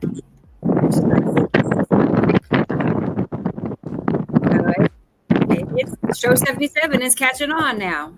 Everywhere you look, you're looking at planet, unless you're looking at the horizon. Look at the lower area, just above the landmass in the picture of what she's filming. That's the real sky. Everything else is planet 360 around her. And you can see the illumination, how it's now starting now that we're at sunset. You can see the light shining up to the bottom of these planets. That's what that illumination bubbly is going on. Those little white dots are it shining on the bottom of what's showing to that angle of light on the bottom of these close passing planets. Man.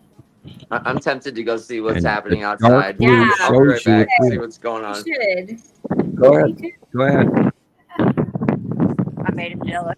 It's totally addicting. Yes, you did. Well, then you can put Tara back up again. If you'd like. Mittens is in my car.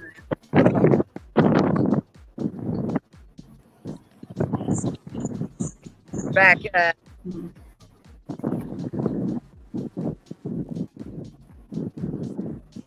Don't look at the main white clouds. Look at the secondary upper micro clouds. Dark blue area.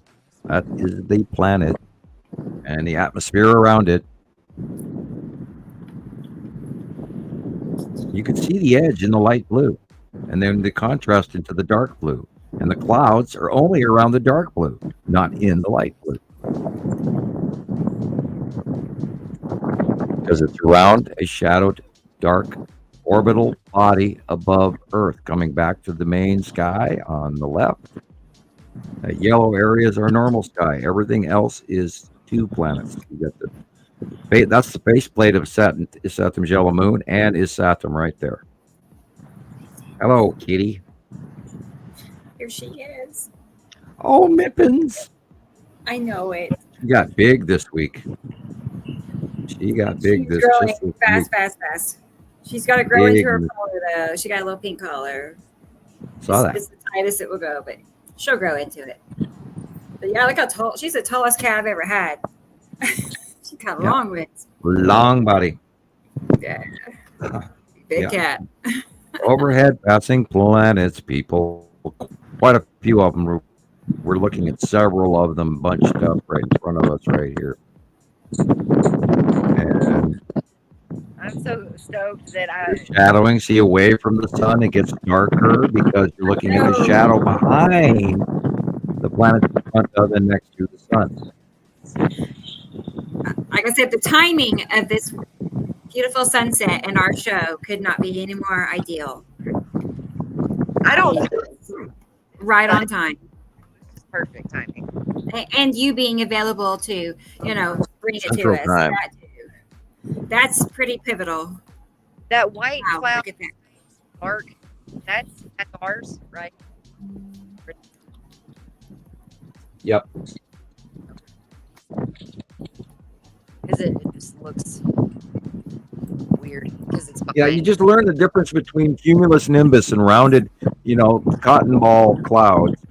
And you look at the horizon and you see the normal at the horizon cumulus nimbus clouds and realize that they rise up to the top of our generic atmosphere. And then after that, clouds becomes thinner in the, in the higher ionospheric clouds, but they're thinner and much see-througher. So But that you're looking, when you look at the horizon line, so everything at the horizon that's cumulus nimbus is our clouds. That's our weather. Everything above that is stellar or upper stellar or actually in space. the very bright white one that I'm facing right now, like not on the horizon, but above, is that the base of something, or is that ours? Yeah, there's a connective cloud between Uri and Atu that stretches off across the sky. And that is a generic representation. There is space clouds between planets as well. and they do reach between bodies. Gotcha. Really? And it's in space. Yeah, it's separate. Yeah, we've been talking about that since like 2012, 13. Because when they were first coming in, we could see these representative illuminated clouds below the separation between Atu and Uri, and then even between Nepesity and his Saturn, which was odd because they're on separate branches. Yet at the time, when approach happened, they were much closer together just because of outview. And so, yeah, we've seen directive collections of space clouds around this solar system. Whereas, I mean, even the asteroids below Uri and Atu, from a distance, look like space clouds, even though little do we come to find out over the years that there were actually millions of asteroids mixed in with all that debris and gases. So, you know, it's all point of view. They are quite real. And, you know, this is why I get, you know, so emotionally attached to this entirely and drastically try to warn people. But look what that blob right there in the upper left on what you're showing and what's coming in, that is part of the 180-day close-pass cycle.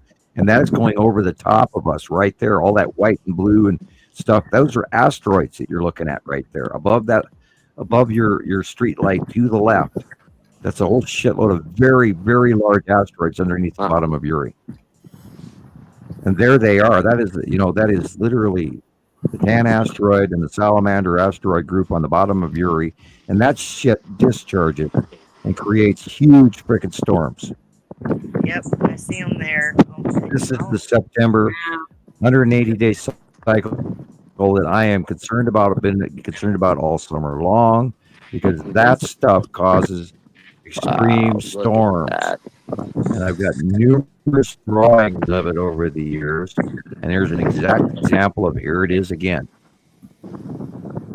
Look what's coming in from the upper left.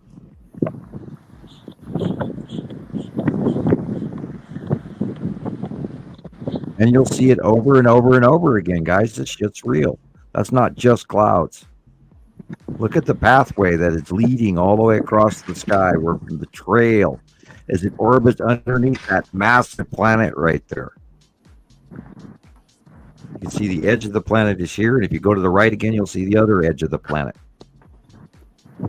That illumination is the setting sun of our normal clouds.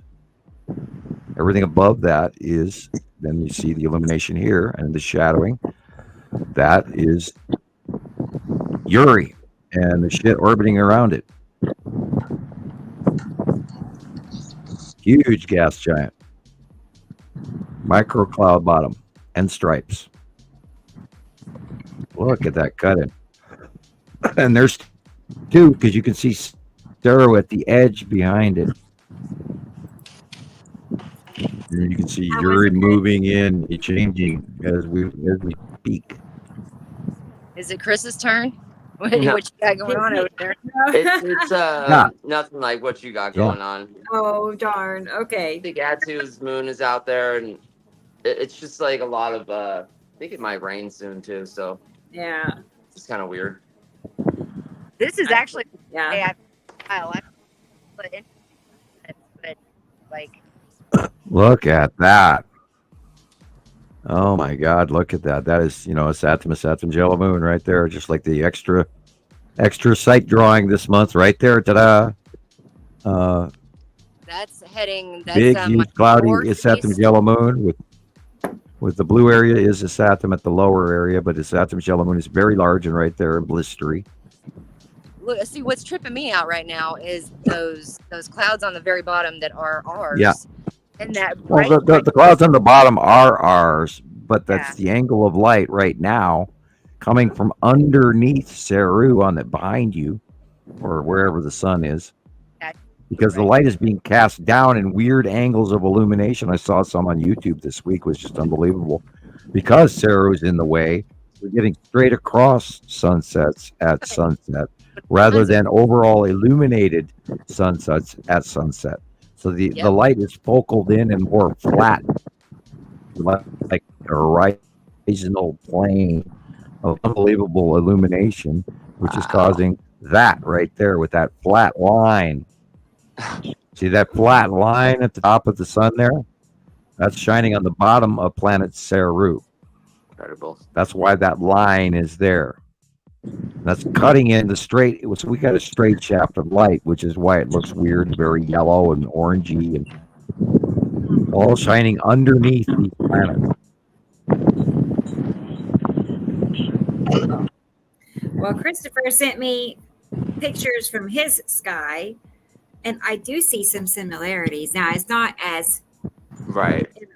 it's not as quite as showy as this Terra's, but I can see how it's the same objects out there. Right. Different angle, different view.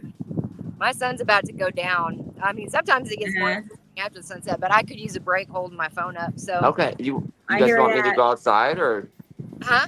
you guys want me to go Yeah, outside? go ahead. Yeah. Okay. Well, Sure. why not? Let me make sure I got. Hang out for a bit if that's okay. Yeah. Oh yeah, my phone's charged. I can go outside for a few minutes. Last time, it was Thank so you. hot out, the phone just kind of crashed on me. So if it cuts out, Oh yeah, mine does. just remember, Rebecca, if my phone cuts out on you, you know. Okay. I got you. I think that's what happened last time. Poor Rebecca. Okay, I'll go outside here. That's show business. I know, right? Yeah. That's how it is in show business. And they say never work with animals. It's windy. And we got mittens of all. Yeah. Oh, thank you, But, Tara.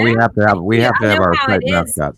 I do know how it is to hold your arm up for an hour or Oh yeah. more. You know what? Yeah, I you've was been so out there excited for quite it a was above me and quite hard. a while. able to show it live. That it took a while to phase me.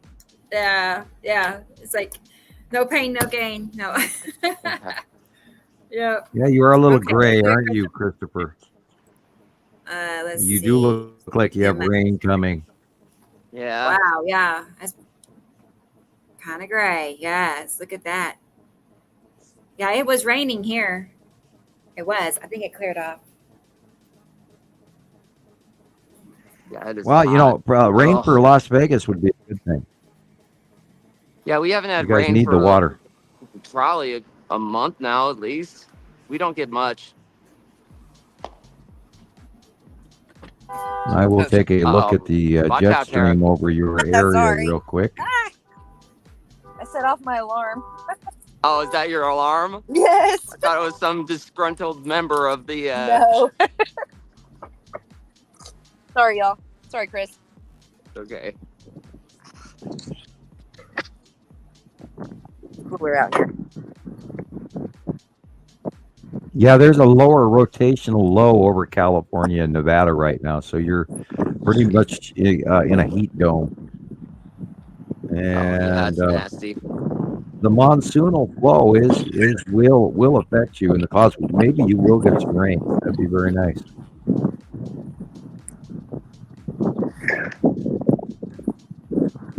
I know we need more. For a minute. I think we had like 10 or 12 new fire starts this week Wow. here in Montana, and that's not a good thing. And it's nasty outside. And I'd like to get to mowing my lawn.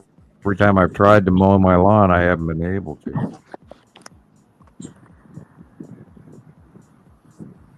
One thing or another stopping. Yeah, it's pretty gnarly to view here. You don't have much of an open. You have a lot of moisture in those clouds. Yeah. If you'd like, Christopher, you can just go back in because there isn't much of a view there. Yeah, there's not much going on. I mean, I thought I saw. The purple's nice. Yeah, it's kind of nice, but you know.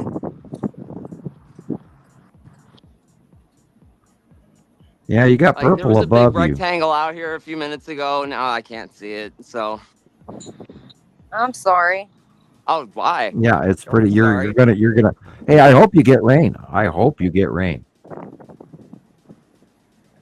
Yeah, we'll see. We need to terraform the desert to something nice and green for everybody too that's out there living in the desert. And, apparently, Arizona got a real good soaking this last couple of weeks, and good for them. Their ponds are filled. Their grass is green. They're getting a regrowth in August, which is very interesting. For this late in the year, they're all green.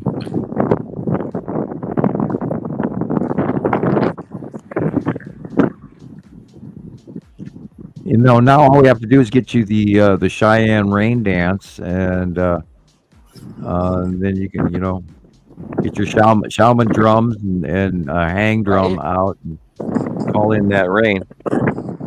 I'm back. All right. Sorry. Exit. All right. I took a video of my stuff. There you go. It's kind of weird too. I mean, it's like right where the yellow moon is. It's really a gold glow in the sky. You'll see, but it's cloudy. Okay, now I'm going to go out and look too. I'll be right back. You started, Tara. Yeah, look at Tara. Hers is number one still. Right? Let's see. Let me get mine Got loaded. shadows going on. Look at that. The rays. Wow. Yeah. Wow. Like I know. It's so perfect. I had to snap a couple of pictures. So y'all are recording Yeah. it. Yes. That is true. It's being recorded as we speak. The good and the bad. Right? Yeah, you know. I'm happy to be able to contribute.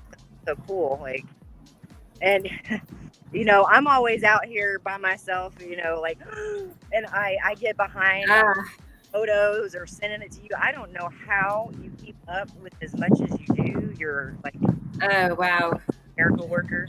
I appreciate that. Yeah, it's constant. I mean, it's a lot, but over time, I've just gotten better at being organized enough to hold it together. You know what I mean? You got a system down? No. It's minimal. It's minimal, but Yeah, look at that orange. Mostly. I forgot about the smoke in my area. I can't see anything but smoke. It's concerning. Yeah. Yeah, that's no good, Sam. Well, I knew we were gonna have fires. We got some rain, so it's not as dry as it could be. But the Bitterroot Range, it's pretty spooky. A lot of nice forest up there going poof tonight. Yeah, when have we ever in our entire lifetime seen skies like this? We never have. Let alone the fact that we know what we're looking at. Oh boy. That's my sky. So that's like your south right there, a south.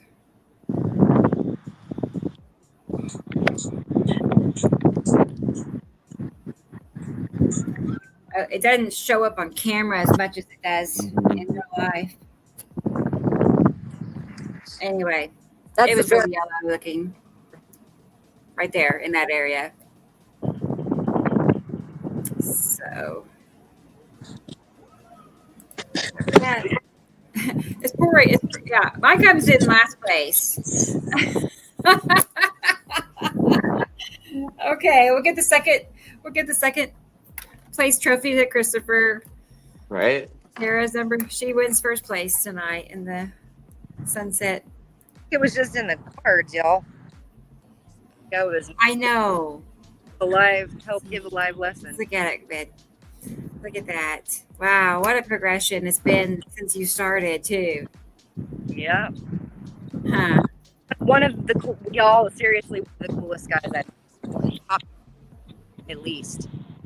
I know I've probably seen better, but it was probably before I knew what I was looking at. Yeah, I know what you're saying, man. Wow. And for anybody still, watching in the comments, I'm sorry. I did not mean to. That's right, Carol Ann. Texas, they don't play around. Mm. Go big or go home. That's all that Texas stuff. Yep. That's true. That is true.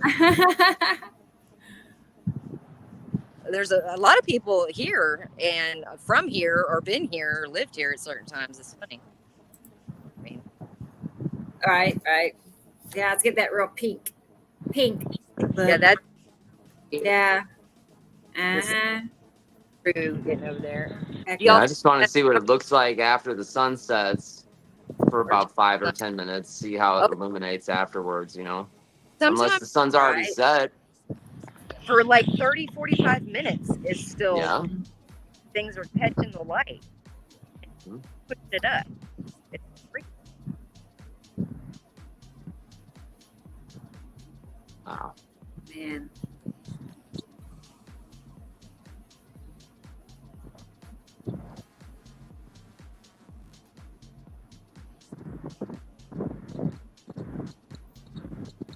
Wow. Ooh. What?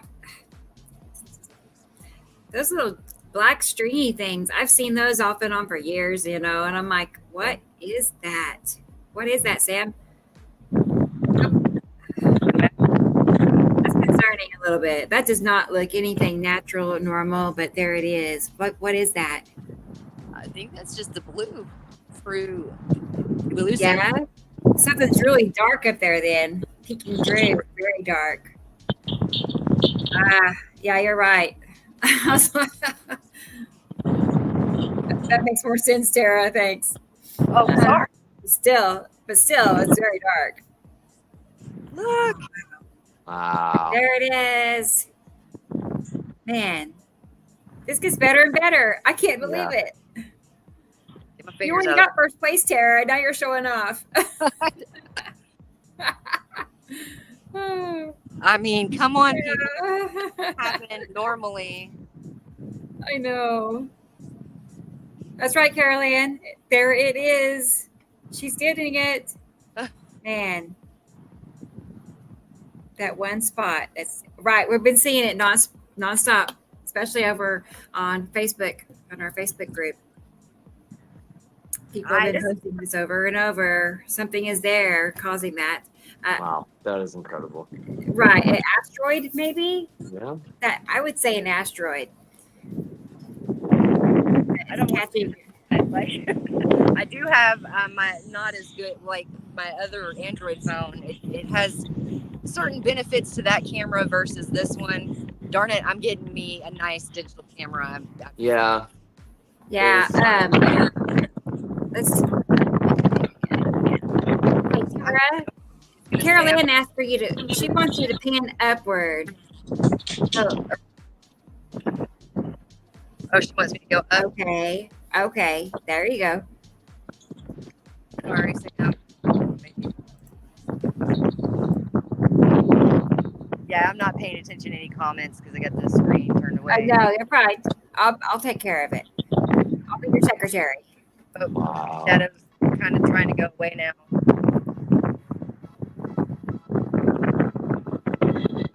That is incredible. Look at that. Yes. Wow. Man. That is so perfect.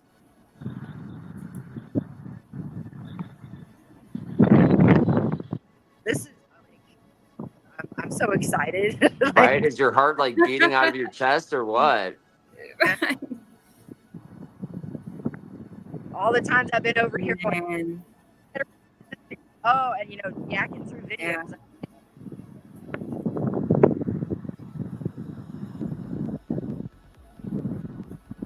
Look how red it's getting. Cool. Orange. It's like glowing. Wow. Yeah. It's getting redder. Whoa. Look at that.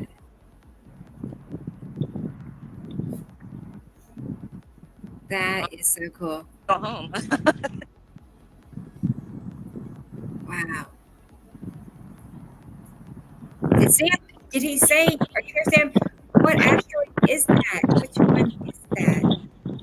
I don't know. I mean, it looks like the lead object, It's an object. but the placement's kind of different. Yeah. Usually it's further to the right. Right. Usually. That one seems a little too small, right? To center. The OC, right? Yeah. Maybe it's the red asteroid. I bet. Could be. It's the red asteroid. Maybe. Or the one in red front of the red asteroid. Maybe a sister. Yeah. Sam. The No. there's the little black one and then the one to the left. Yeah. Wow. Look at all them.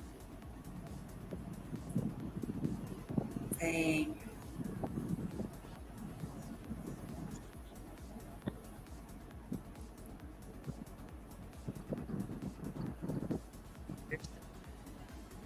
Yeah. There's those black squigglies again. Yeah. I don't know what I was thinking, but I have seen squigglies like that. Yeah. I don't know. You know what I mean? There's just When some I first crazy started stuff out taking there. pictures, I got these squiggly cloud things. They're like attaching to other clouds. What the? I didn't know Yeah. what was going on. Never Weird. seen anything like that before. Right. Yeah. Oh yeah, it's getting cooler.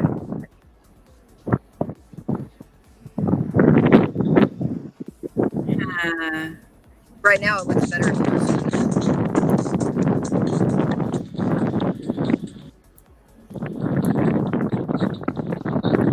I think I'm panned out. There we go. Yeah. So are you at like a park or? I'm by a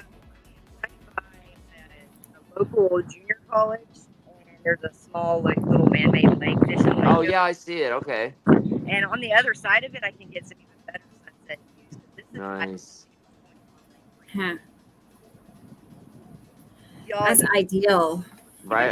I would just hang out there all day. field here. Yeah. My daughter Me has too. in the car, and I have literally run in all directions of this field, getting out of the way of trees and stuff. Right. Yeah. Right. It's perfect. Wow. I wish I had something that clear. Yeah. Like I just That's close. Moved here about 5-6 months before I met Okay. you guys and learned this truth. Uh-huh. I forget how I decided to come over here one day, but I'm tired of running through the building trying to Yeah. glimpses. although I do have a sunset vantage from my back porch. Okay. I was made to be a part of it. Yeah. I think so. Absolutely. That's my. I hear ya. I do. And with open arms. There's a huge shortage of open areas around me, so it's unfortunate, but I'll have to go track them down. Yeah. I'm driving, and like, oh, I'm gonna pull over, especially if I'm on the freeway and I pull over, and lo and behold, I go down and I'm below stuff, and I'm like, you can see it perfect from the highway, but I'm not stopping on the highway. So even on the road or emergency lane, it's too dangerous. People like their speed around here. They go fast, 75, 80. You're going too slow if you're going 70. Look at that. Like you can see the texture of that other planet. So Saturn's yellow moon. Yep. That's the Oh, Saturn's yellow moon. Very large, very over the top of us. Sure enough. And then she goes to the Wow, left, look and then at you see the sun. You'll see all that white area is Saturn's yellow moon. And then you'll notice that we start to turn green as we get closer to above the sun. That's the core of Nepesi, where that green was there briefly. Right. And then above the street light is where Attu and Attu's moon in front of Uri all is. Yeah. The white in the background, all that white on the left-hand side is passing planet. And all the real sky is yellow-orange at the horizon. Everything else is planet above us, being illuminated still white, while we are being shed into darkness and orange and yellow, because it is now past sunset from the camera point of view. Right. It should be getting dark out. Oh yeah, I'm telling y'all, 30-45 minutes before it's totally dark, if not almost an hour. And that's because the bottom of that planet area, all of that white area is the illuminated bottom of the planet.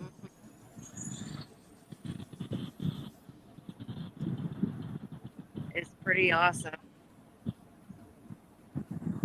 Straight above me.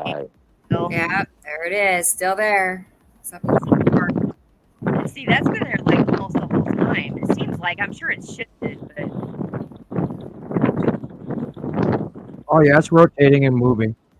Yeah. There's several of them right there. That big rounded area right there illuminated, and then there's a lighter blue, and then there's even a lighter orange light gray, but those are all planets until you get to the horizontal yellow sky and the white sky. That's the real sky. Everything else is close passing planet Or moon. Wow. Or asteroid. or moon. Yeah, or asteroid. Yeah, exactly right. Or Yes. station, you know. Goodness. Otherworldly. Yeah. We can pull out the celestial object. Like, oh God, I cringed every time I ever read that. Oh.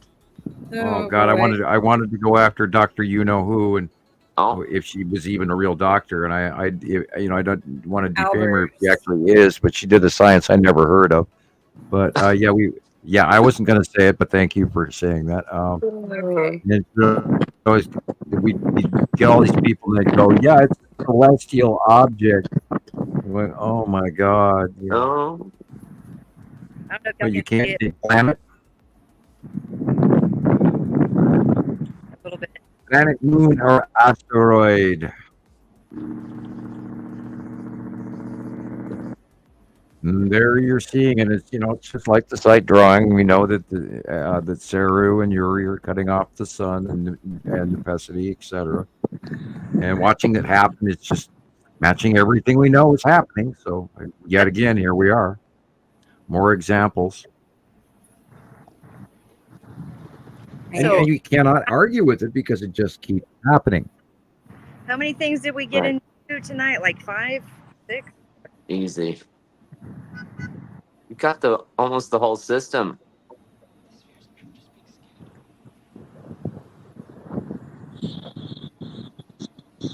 Yeah. And you can I see was the gonna rounded say- edges of them. Yes. And the darkness and the background micro clouding behind our clouds. And then remember, everything above the horizontal cumulus nimbus, like the white ones here on the example on the lower right, those are normal clouds. But everything above that, with the exception of some of these gray ones right here, That are lower. everything above that, those micro small clouds way back there up in the upper stuff around that dark blue area, that dark blue area is an overhead planet with the small micro clouds around it. Now, most of these or some of these gray clouds are normal atmosphere, especially at the horizon level. You can see the rounding cotton ball cumulus nimbus. But everything way, way up there with dark, squiggly little lines and odd illumination, which is not where the sun is, shows you overhead passing planet and asteroids and moons. Yeah. And celestial objects. Oh, and aliens And aliens. Other creatures. and intergalactic craft and space cubes, shipping containers, and weird shit that we haven't identified yet. And don't forget the wormhole generations that we've been watching for years happen in front of live cameras, Am I the where we only see the ship created, open up the hole, and fly through it, or something comes out of it. Yeah.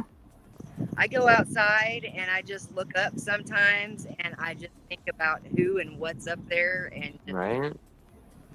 like That's when you should wave, because I'm sure they have better technology than we do when it comes to cameras.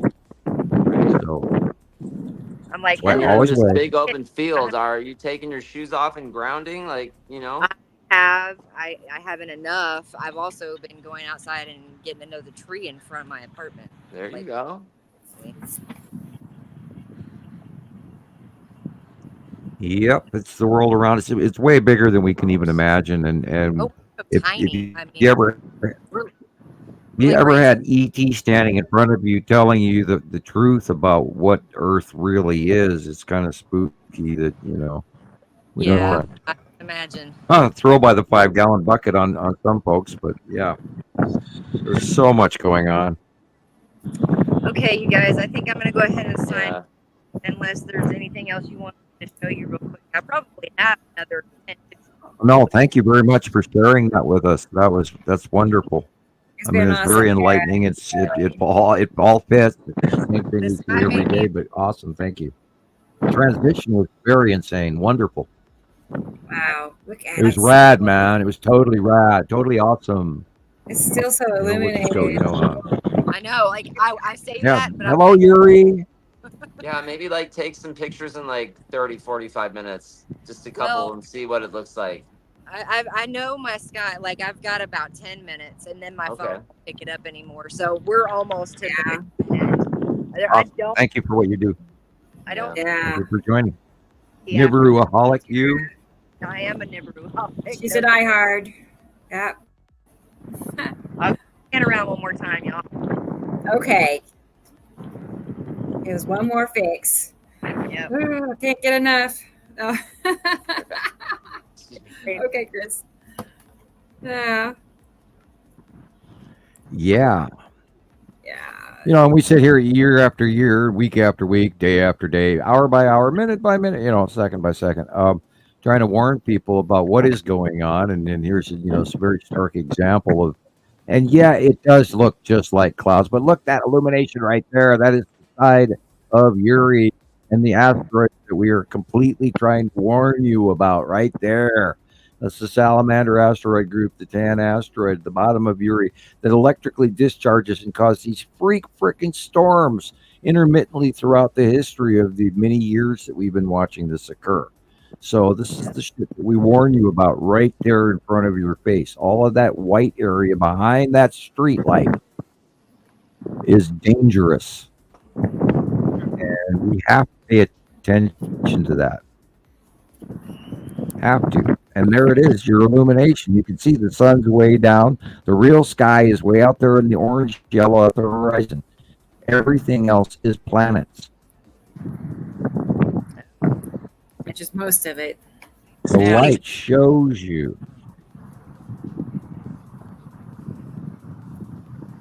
All right, I'm signing off. Love y'all. Okay, Tara. Love you too. Good to have Good night. you again. Thank you. Bye-bye. Here, I'll say bye. Okay. Bye, Tara. Oh, See you next time. Okay. Good job. let me see if I can figure out how to You me help you? I'll help you. I'll help Take you. me off. Okay. Bye-bye, Tara. Bye. Yeah. Well, that was a cool surprise. All right. There. She's I out. hope Christopher's ordering DoorDash for us or something. I'm sorry, I'm being silly and hungry. Chinese. Yeah. Yeah. I want rotisserie chicken too. That's a joke because Rebecca feeds her cats sometimes rotisserie chicken. I And actually do. Yes. our deli out here in Lolo is never open when I want them to be open, and they close far too early. Yeah. And then they go, "We can't keep help at work at that hour." And it's like, what? You know, hey, raise their pay. You'll get people that work there. Yeah. Yeah. Yeah. Yeah. Micro greed in our stores today. Of course, the store out here in Lowell is notoriously greedy.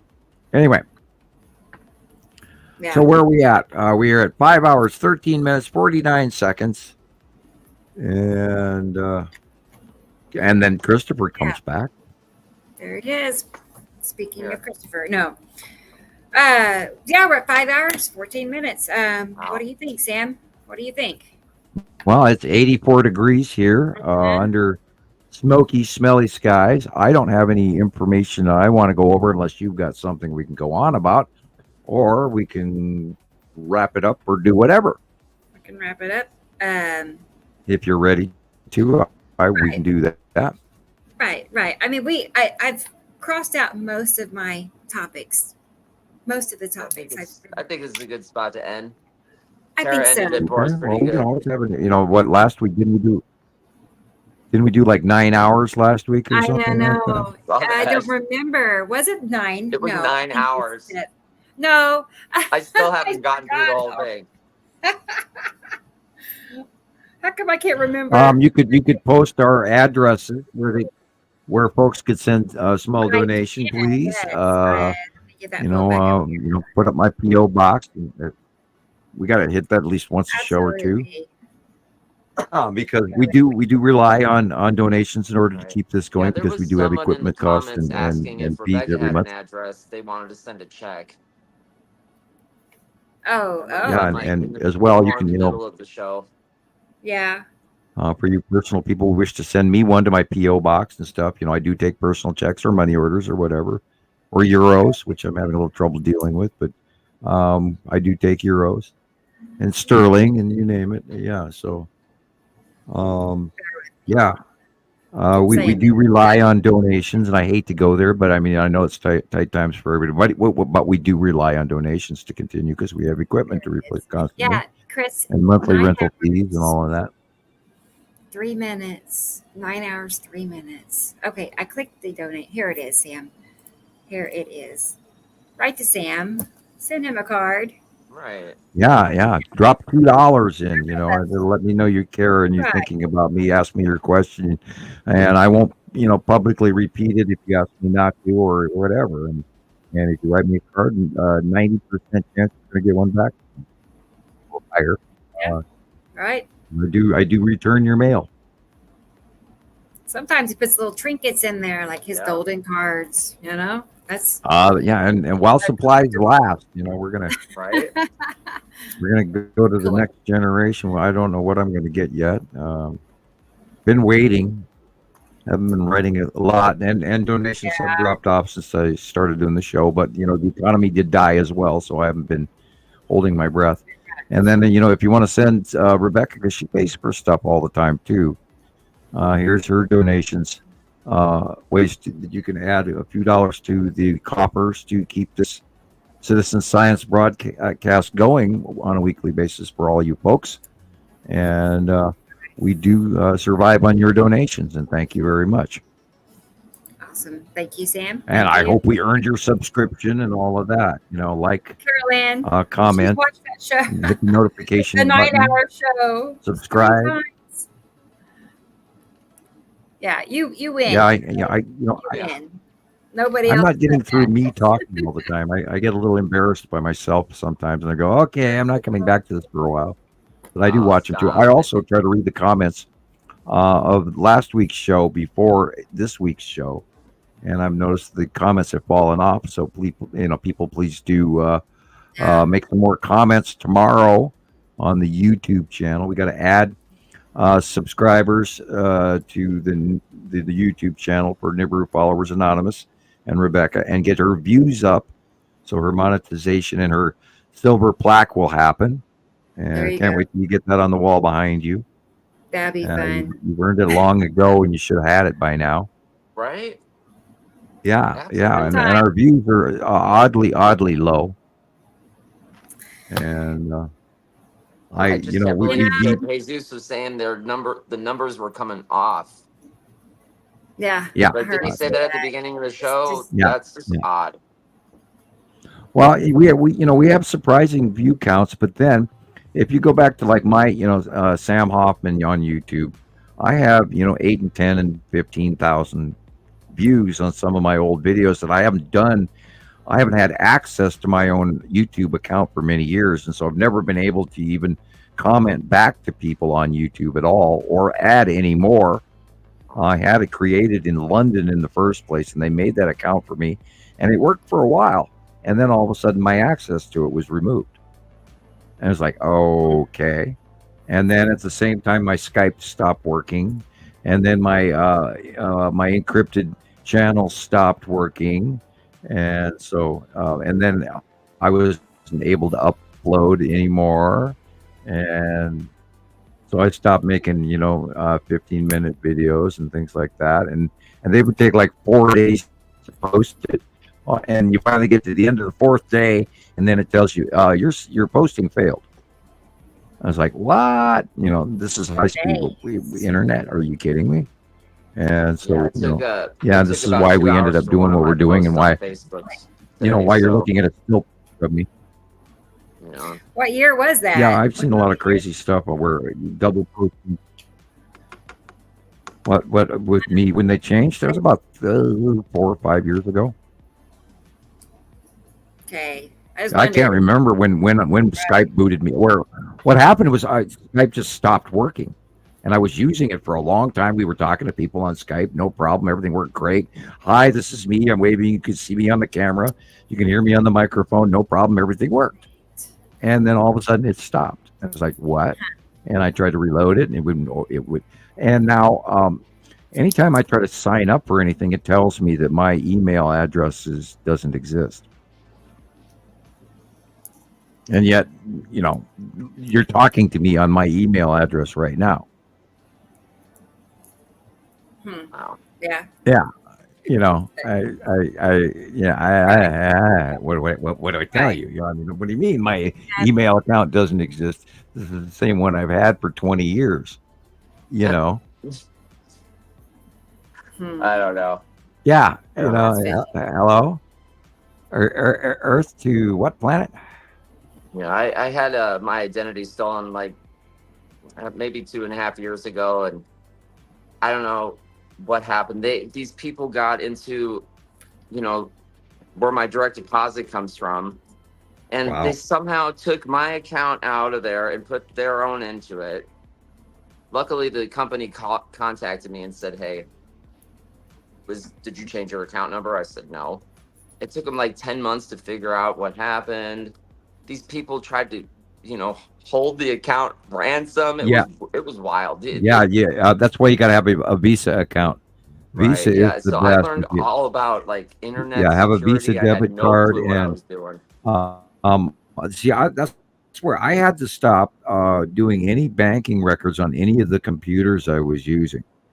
And that's why Montana Skywatcher computer that is right in front of me right now has absolutely no personal banking information, no credit card numbers. I don't order anything from Amazon, none of that. I can't, because that happened to me twice also, where I got nailed for $800 one time and like $1,100 the second time, where they just emptied my account.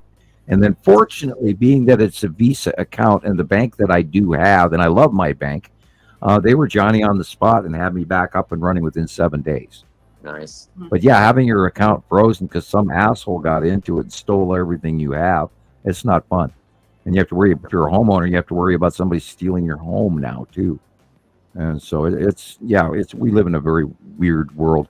And I personally, I can't imagine stealing money from somebody that you don't know, and or an elderly person or anything like that. That's me.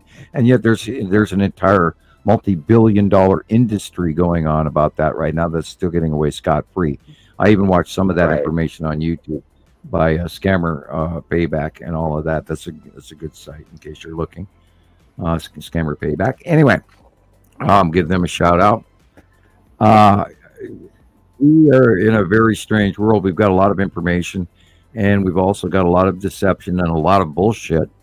And I have a post I show regularly once in a while, and this is I'm not trying to slam anybody. This is more a joke than don't write me letters about this.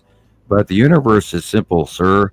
We have protons, neutrons, and morons. So, we have people that are into science and reality and actually work on a normal cognitive, contemplative thought of science. And then we have a bunch of people out there that don't give a shit. And then we have a bunch of people that are actually run by fear. And if you're running your information, your basis, and your judgment out of fear, then you're really goofing up right now. So you have to come back to science, or you either do science or you don't give a shit. But don't run off of fear, because that's not going to work for you at all. You're going to be led in the complete wrong direction, and that's where scammers scam. A lot of people are addicted to fear. True, very true. Like ding, ding, ding, ding. You win a cookie. Yeah, you're very right. A lot of people are addicted to fear, and they've learned that from the internet, because they're reaching that site. It's like, oh my God, I found out this information about so and so, and I mean they're eating babies in London in a basement. They're draining, and then you're going down that fear-based wormhole of macabre, dark, deep state, QAnon crazed, alien Jewish space lasers, and you go off into that world, and forget it, man. You've lost levels changed to orange from yellow or something, or I mean, go back and watch Andromeda Strain from 1970s or Soylent Green. Okay, let's go there. Wow. This is why I always encourage people to stay current with the information. And if you only dip your toe in the pond every 6 months, then how are you going to understand what's currently happening? Then I imagine you're going to get torn into the macabre fear factor and be lost. And well, so and so said this about so and so, and we had a discussion about uh, with Irene here recently last week, where she was worried about something she's seen on the internet.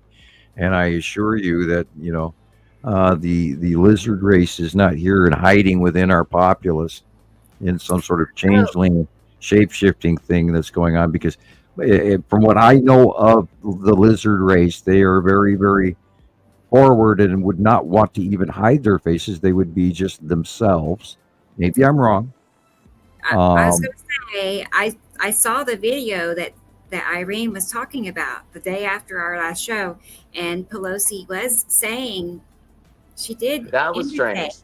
Did you see that, Chris? Okay, so yes. She did refer to her and somebody being reptilian. Well, did you know that we all have a reptilian brain? All of it. The basis core where our spine attaches to our brain is a reptilian brain. And then we have grown genetically altered evolutionary lobes that have been created around our brain, from our medulla oblongata in the back of our skull, which is our motor function, all the way to our frontal frontal and parietal lobes, and all of this that form what we are, who we are, how we think, our side A, side B, and of the human brain, and our God spot and the pineal gland and all of that. That's all evolved creations and lobes of genetic growth. I do not believe for once. Well, Nancy Pelosi is quite annoying now that she's quite older now, and she's a little pissed off. And you can see it. I saw her latest interview. I have not seen the video you are talking about. Would you send me a copy of it? If you could on PM, send me a link to it, because I looked and didn't find it.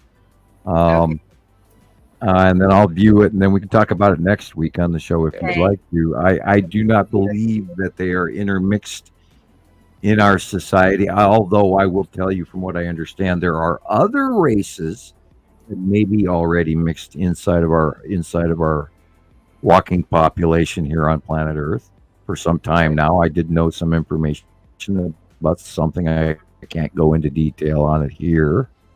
But it's been quite a while, so it should be pretty prevalent already. So anyway, guys, they're now that they're in our populace and they're parked over our heads. So I wouldn't worry about Nancy Pelosi per se. She's kind of elderly and slowing down, and the more credit you give her, the more power you give them. So sometimes you got to not mention certain people. Good.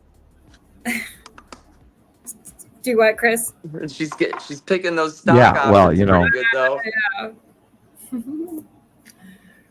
Well, we all know that the Congress is playing insider trading, and they've been getting away with it for decades, and we're creating millionaires, not congressmen, and they no longer write their own bills anymore. We need to change that. We also need to change tenure. We also need to take away all of this money for them and make it a voluntary scenario where you spend at max 10 years at it, and then you find somebody else. You don't leave them, you don't leave the fox in charge of the hen house forever. You've got to change people, and you don't, definitely for the Supreme Court, don't make it longer than 12 years, lifetime of, because look what the corruption that we already know that the Supreme Court has been bought. And we've had examples of that with the latest rulings where they're swinging political decisions rather than logical Supreme Court neutrality, which we expect, which obviously does not exist. And the fact that the whole political system is based on millions of dollars of money shouldn't be. It should be equal time. We own many, many TV stations, public PBS stations, and we could make equal time for equal candidates on those public stations. Therefore, they would not have to pay for all of this by the millions, and renting this and renting that and paying this people and printing that information and flying here and flying there, and have everybody paid for all of this and that. And some people who didn't pay, even though they have hundreds of thousands of dollars worth of bills laying around from state to state to state, and they knew who they are. Anyway, if we did it on a national television situation where we actually ran on a political channel, where all of that information could give equal time to equal candidates, we wouldn't have to pay for promotion or attack ads. It would drop the political rhetoric. It would make it a little more nationalized, although it wouldn't cost hundreds of millions of dollars to perform. Therefore, those same funds could go to political action committees where they could actually make a difference in their personal communities as to accessibility and reaching out there and getting everybody the opportunity to vote, rather than hampering it on the state value, which is going on in Georgia right now, Tennessee, Texas, et cetera, and other states. And they're trying to stop the ability for people to vote. And they've unfortunately added greater powers to negate individual votes from single-minded election officials. So anyway, do check into your voting this year, and everyone vote this year. Everyone. You have to vote because it's a very serious, drastic vote this year. We are voting on our future and our kids' future and our freedoms and our choices. And we can't be driven by fear. We have to be driven by logic. Hello, Kitty. Another cat. They're everywhere. Yeah. I just want to tell Esri Colette. No, I did go political, and I do apologize. Go ahead and say that what you were saying. I'm sorry. It's all right.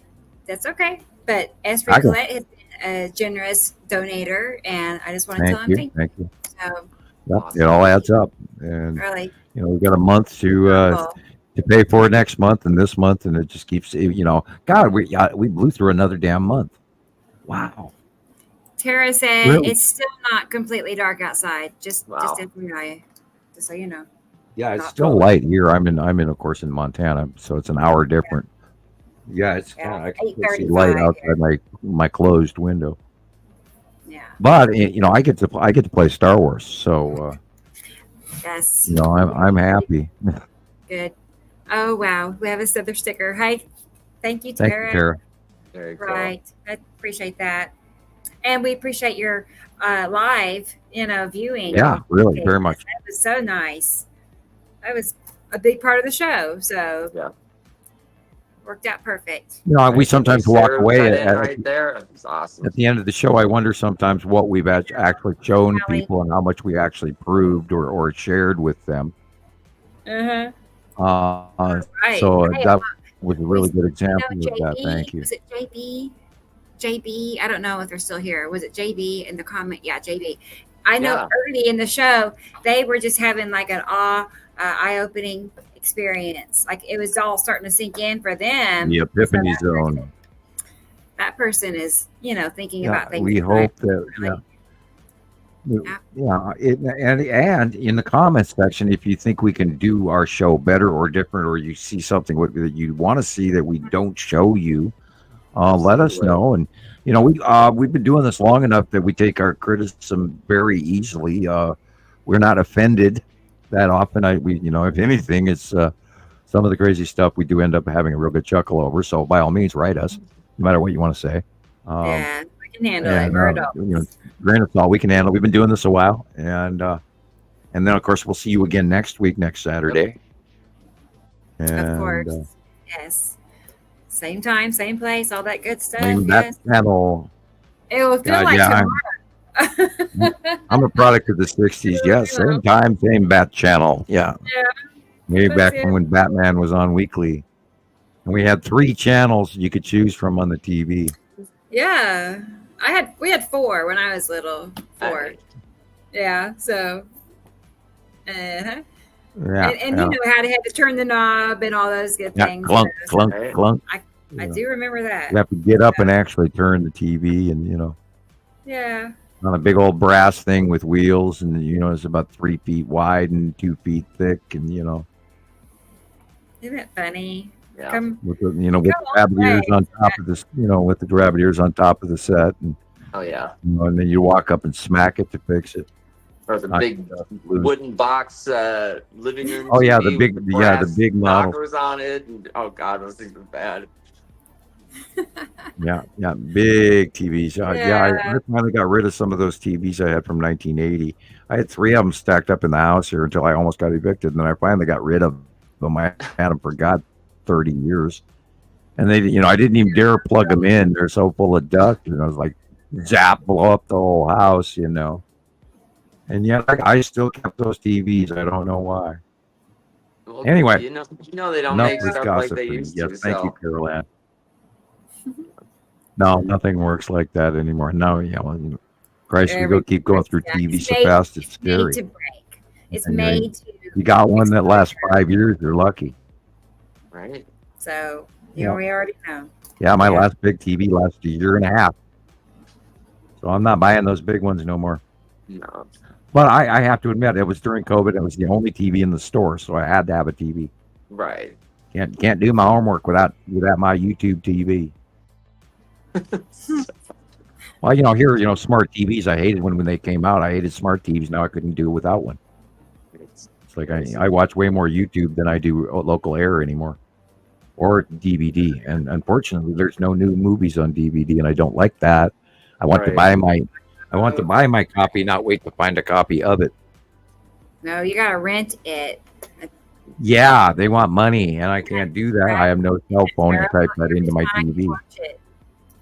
Or you go to rent it and it only gives you the option to buy it for $49 or something on the on the table or whatever. It's crazy. Well, Disney has gotten really tight. It used to be you could actually watch Disney on Air TV, and you don't even get that anymore. And golden era is gone. It's pay for everything. You just go rent a movie for the weekend. I just miss those days. Go get a VHS tape and. Yep. Man. What? I can't even remember the name of those places. What they were. There was that one national chain. It just closed, and it's like gone out of my memory. Blockbuster. Yeah, Blockbuster. It was on the tip of my tongue, and I couldn't think of it. Yeah.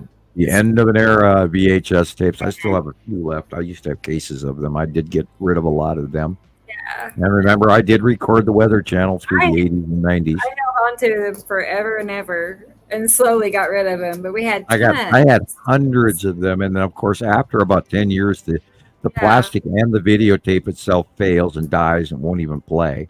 So I ended up having all that Weather Channel, stuff that I would rewatch it when I came home. But then never watch it again. And I had all dated, going 80s and 90s all the way through 97.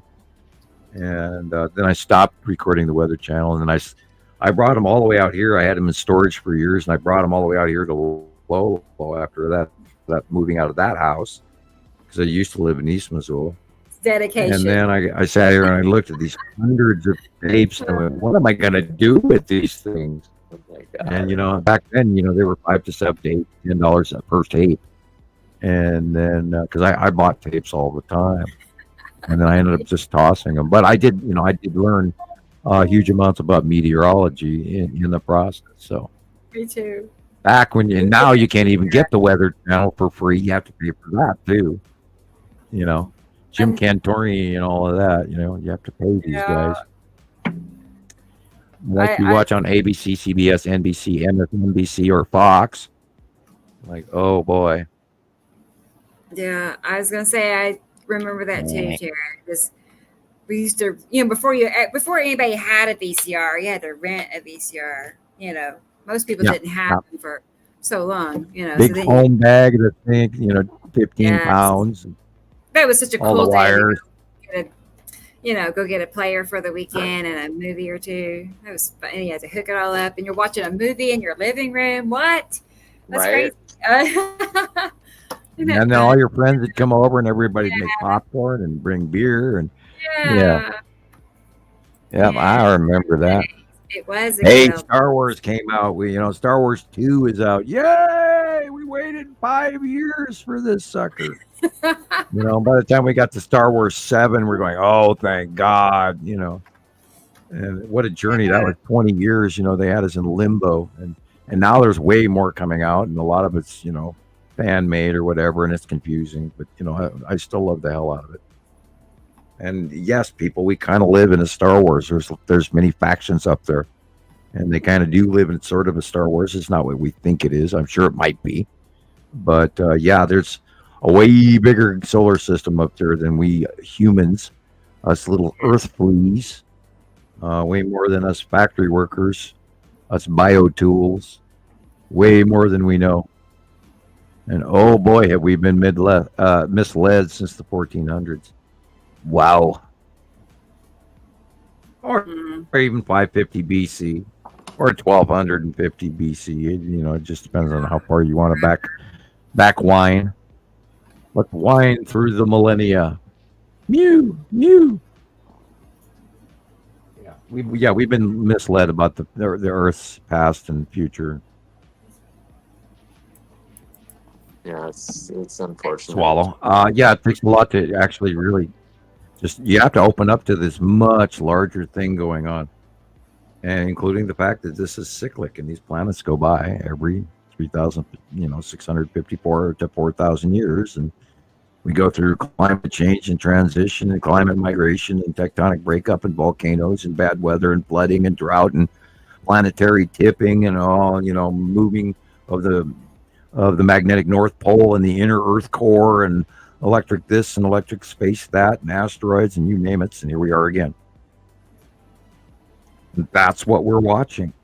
And, no scientist is handing this out. I don't know why. Of course, they have jobs and they get paid and their boss will get mad at them if they do. We don't have that.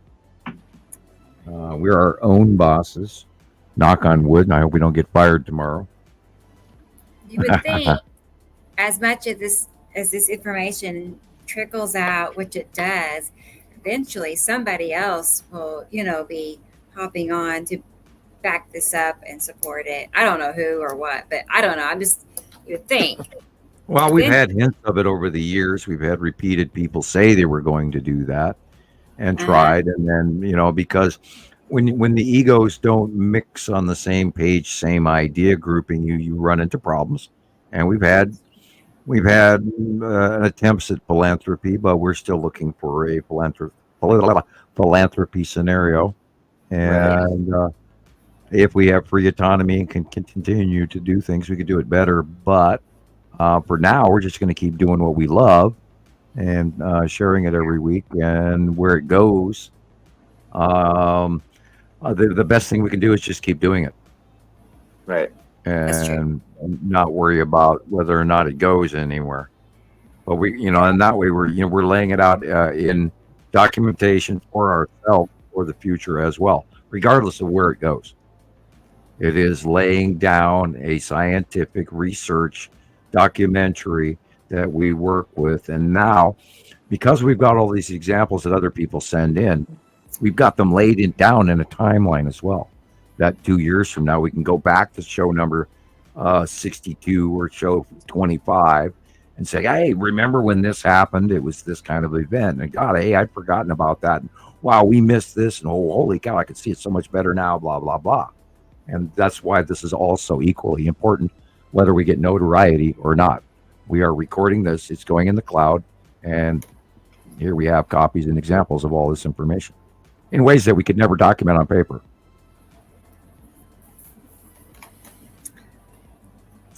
It's that simple. We do it because we gotta. I see a message from Anissa about a PayPal link, and synchrony. I don't know what synchrony is. I do not know what synchrony is, and that's But what you could do, as I say, if you could email me, send me an email to that email address, and then I'll email you back with the link that I have, and we'll see what we can figure out. That's, I figure, the best way. So you send me an email, and then I'll respond back, and we'll figure something out, okay? Because I'm not sure what synchrony is. I'm not familiar with that. It's a bank. Oh, okay. PayPal has a link. Right. PayPal has a link to my bank. So Walgreens. I did not know that. Okay. Huh. Yeah, I'm not even sure what happened to Western Union. I have not seen our local Western Union moved or something. I have to actually look it up. That's right. So, everything in the last 10 years has changed, and there are shops opening and shops closing. A lot of stuff, unfortunately, has closed over the years because, since the C virus. And I have found that the government is not even functioning anymore because, since they came back, somehow everybody has figured out they can try to do the same job with less employees. And I don't get that theory because they found out they could during the C virus. So now they're not paying people to do it. And broken is acceptable. Anyway, I digress into public whining, but oh God, what a week I had. And shit is broken and I don't understand why. Why can't you do your job? And, I'm not trying to pull a Karen, but yeah, I kind of pull a Karen. Wow. So everybody buck up, little camper, be smiley, be happy, work your way forward. And 5 hours, 46, I guess we'll finally shut up and call it an evening and look forward to seeing you next week. Perfect. Yep. All right. Well, then that's what we're going to do, guys. We're going to wrap it up here. Yeah. Thank you, everybody, for coming and watching us, and we'll see you guys next weekend. Yeah, keep sending in your stuff. We want to see it. We want to see it. We want to see it. Can't wait. Well, it was great talking to you guys today. All right. All right. Hand is on the X. Good night, everybody. All right. See everyone in the group, and talk to you guys next weekend. Perfect. Bye. Bye, Chris. See you later. Bye.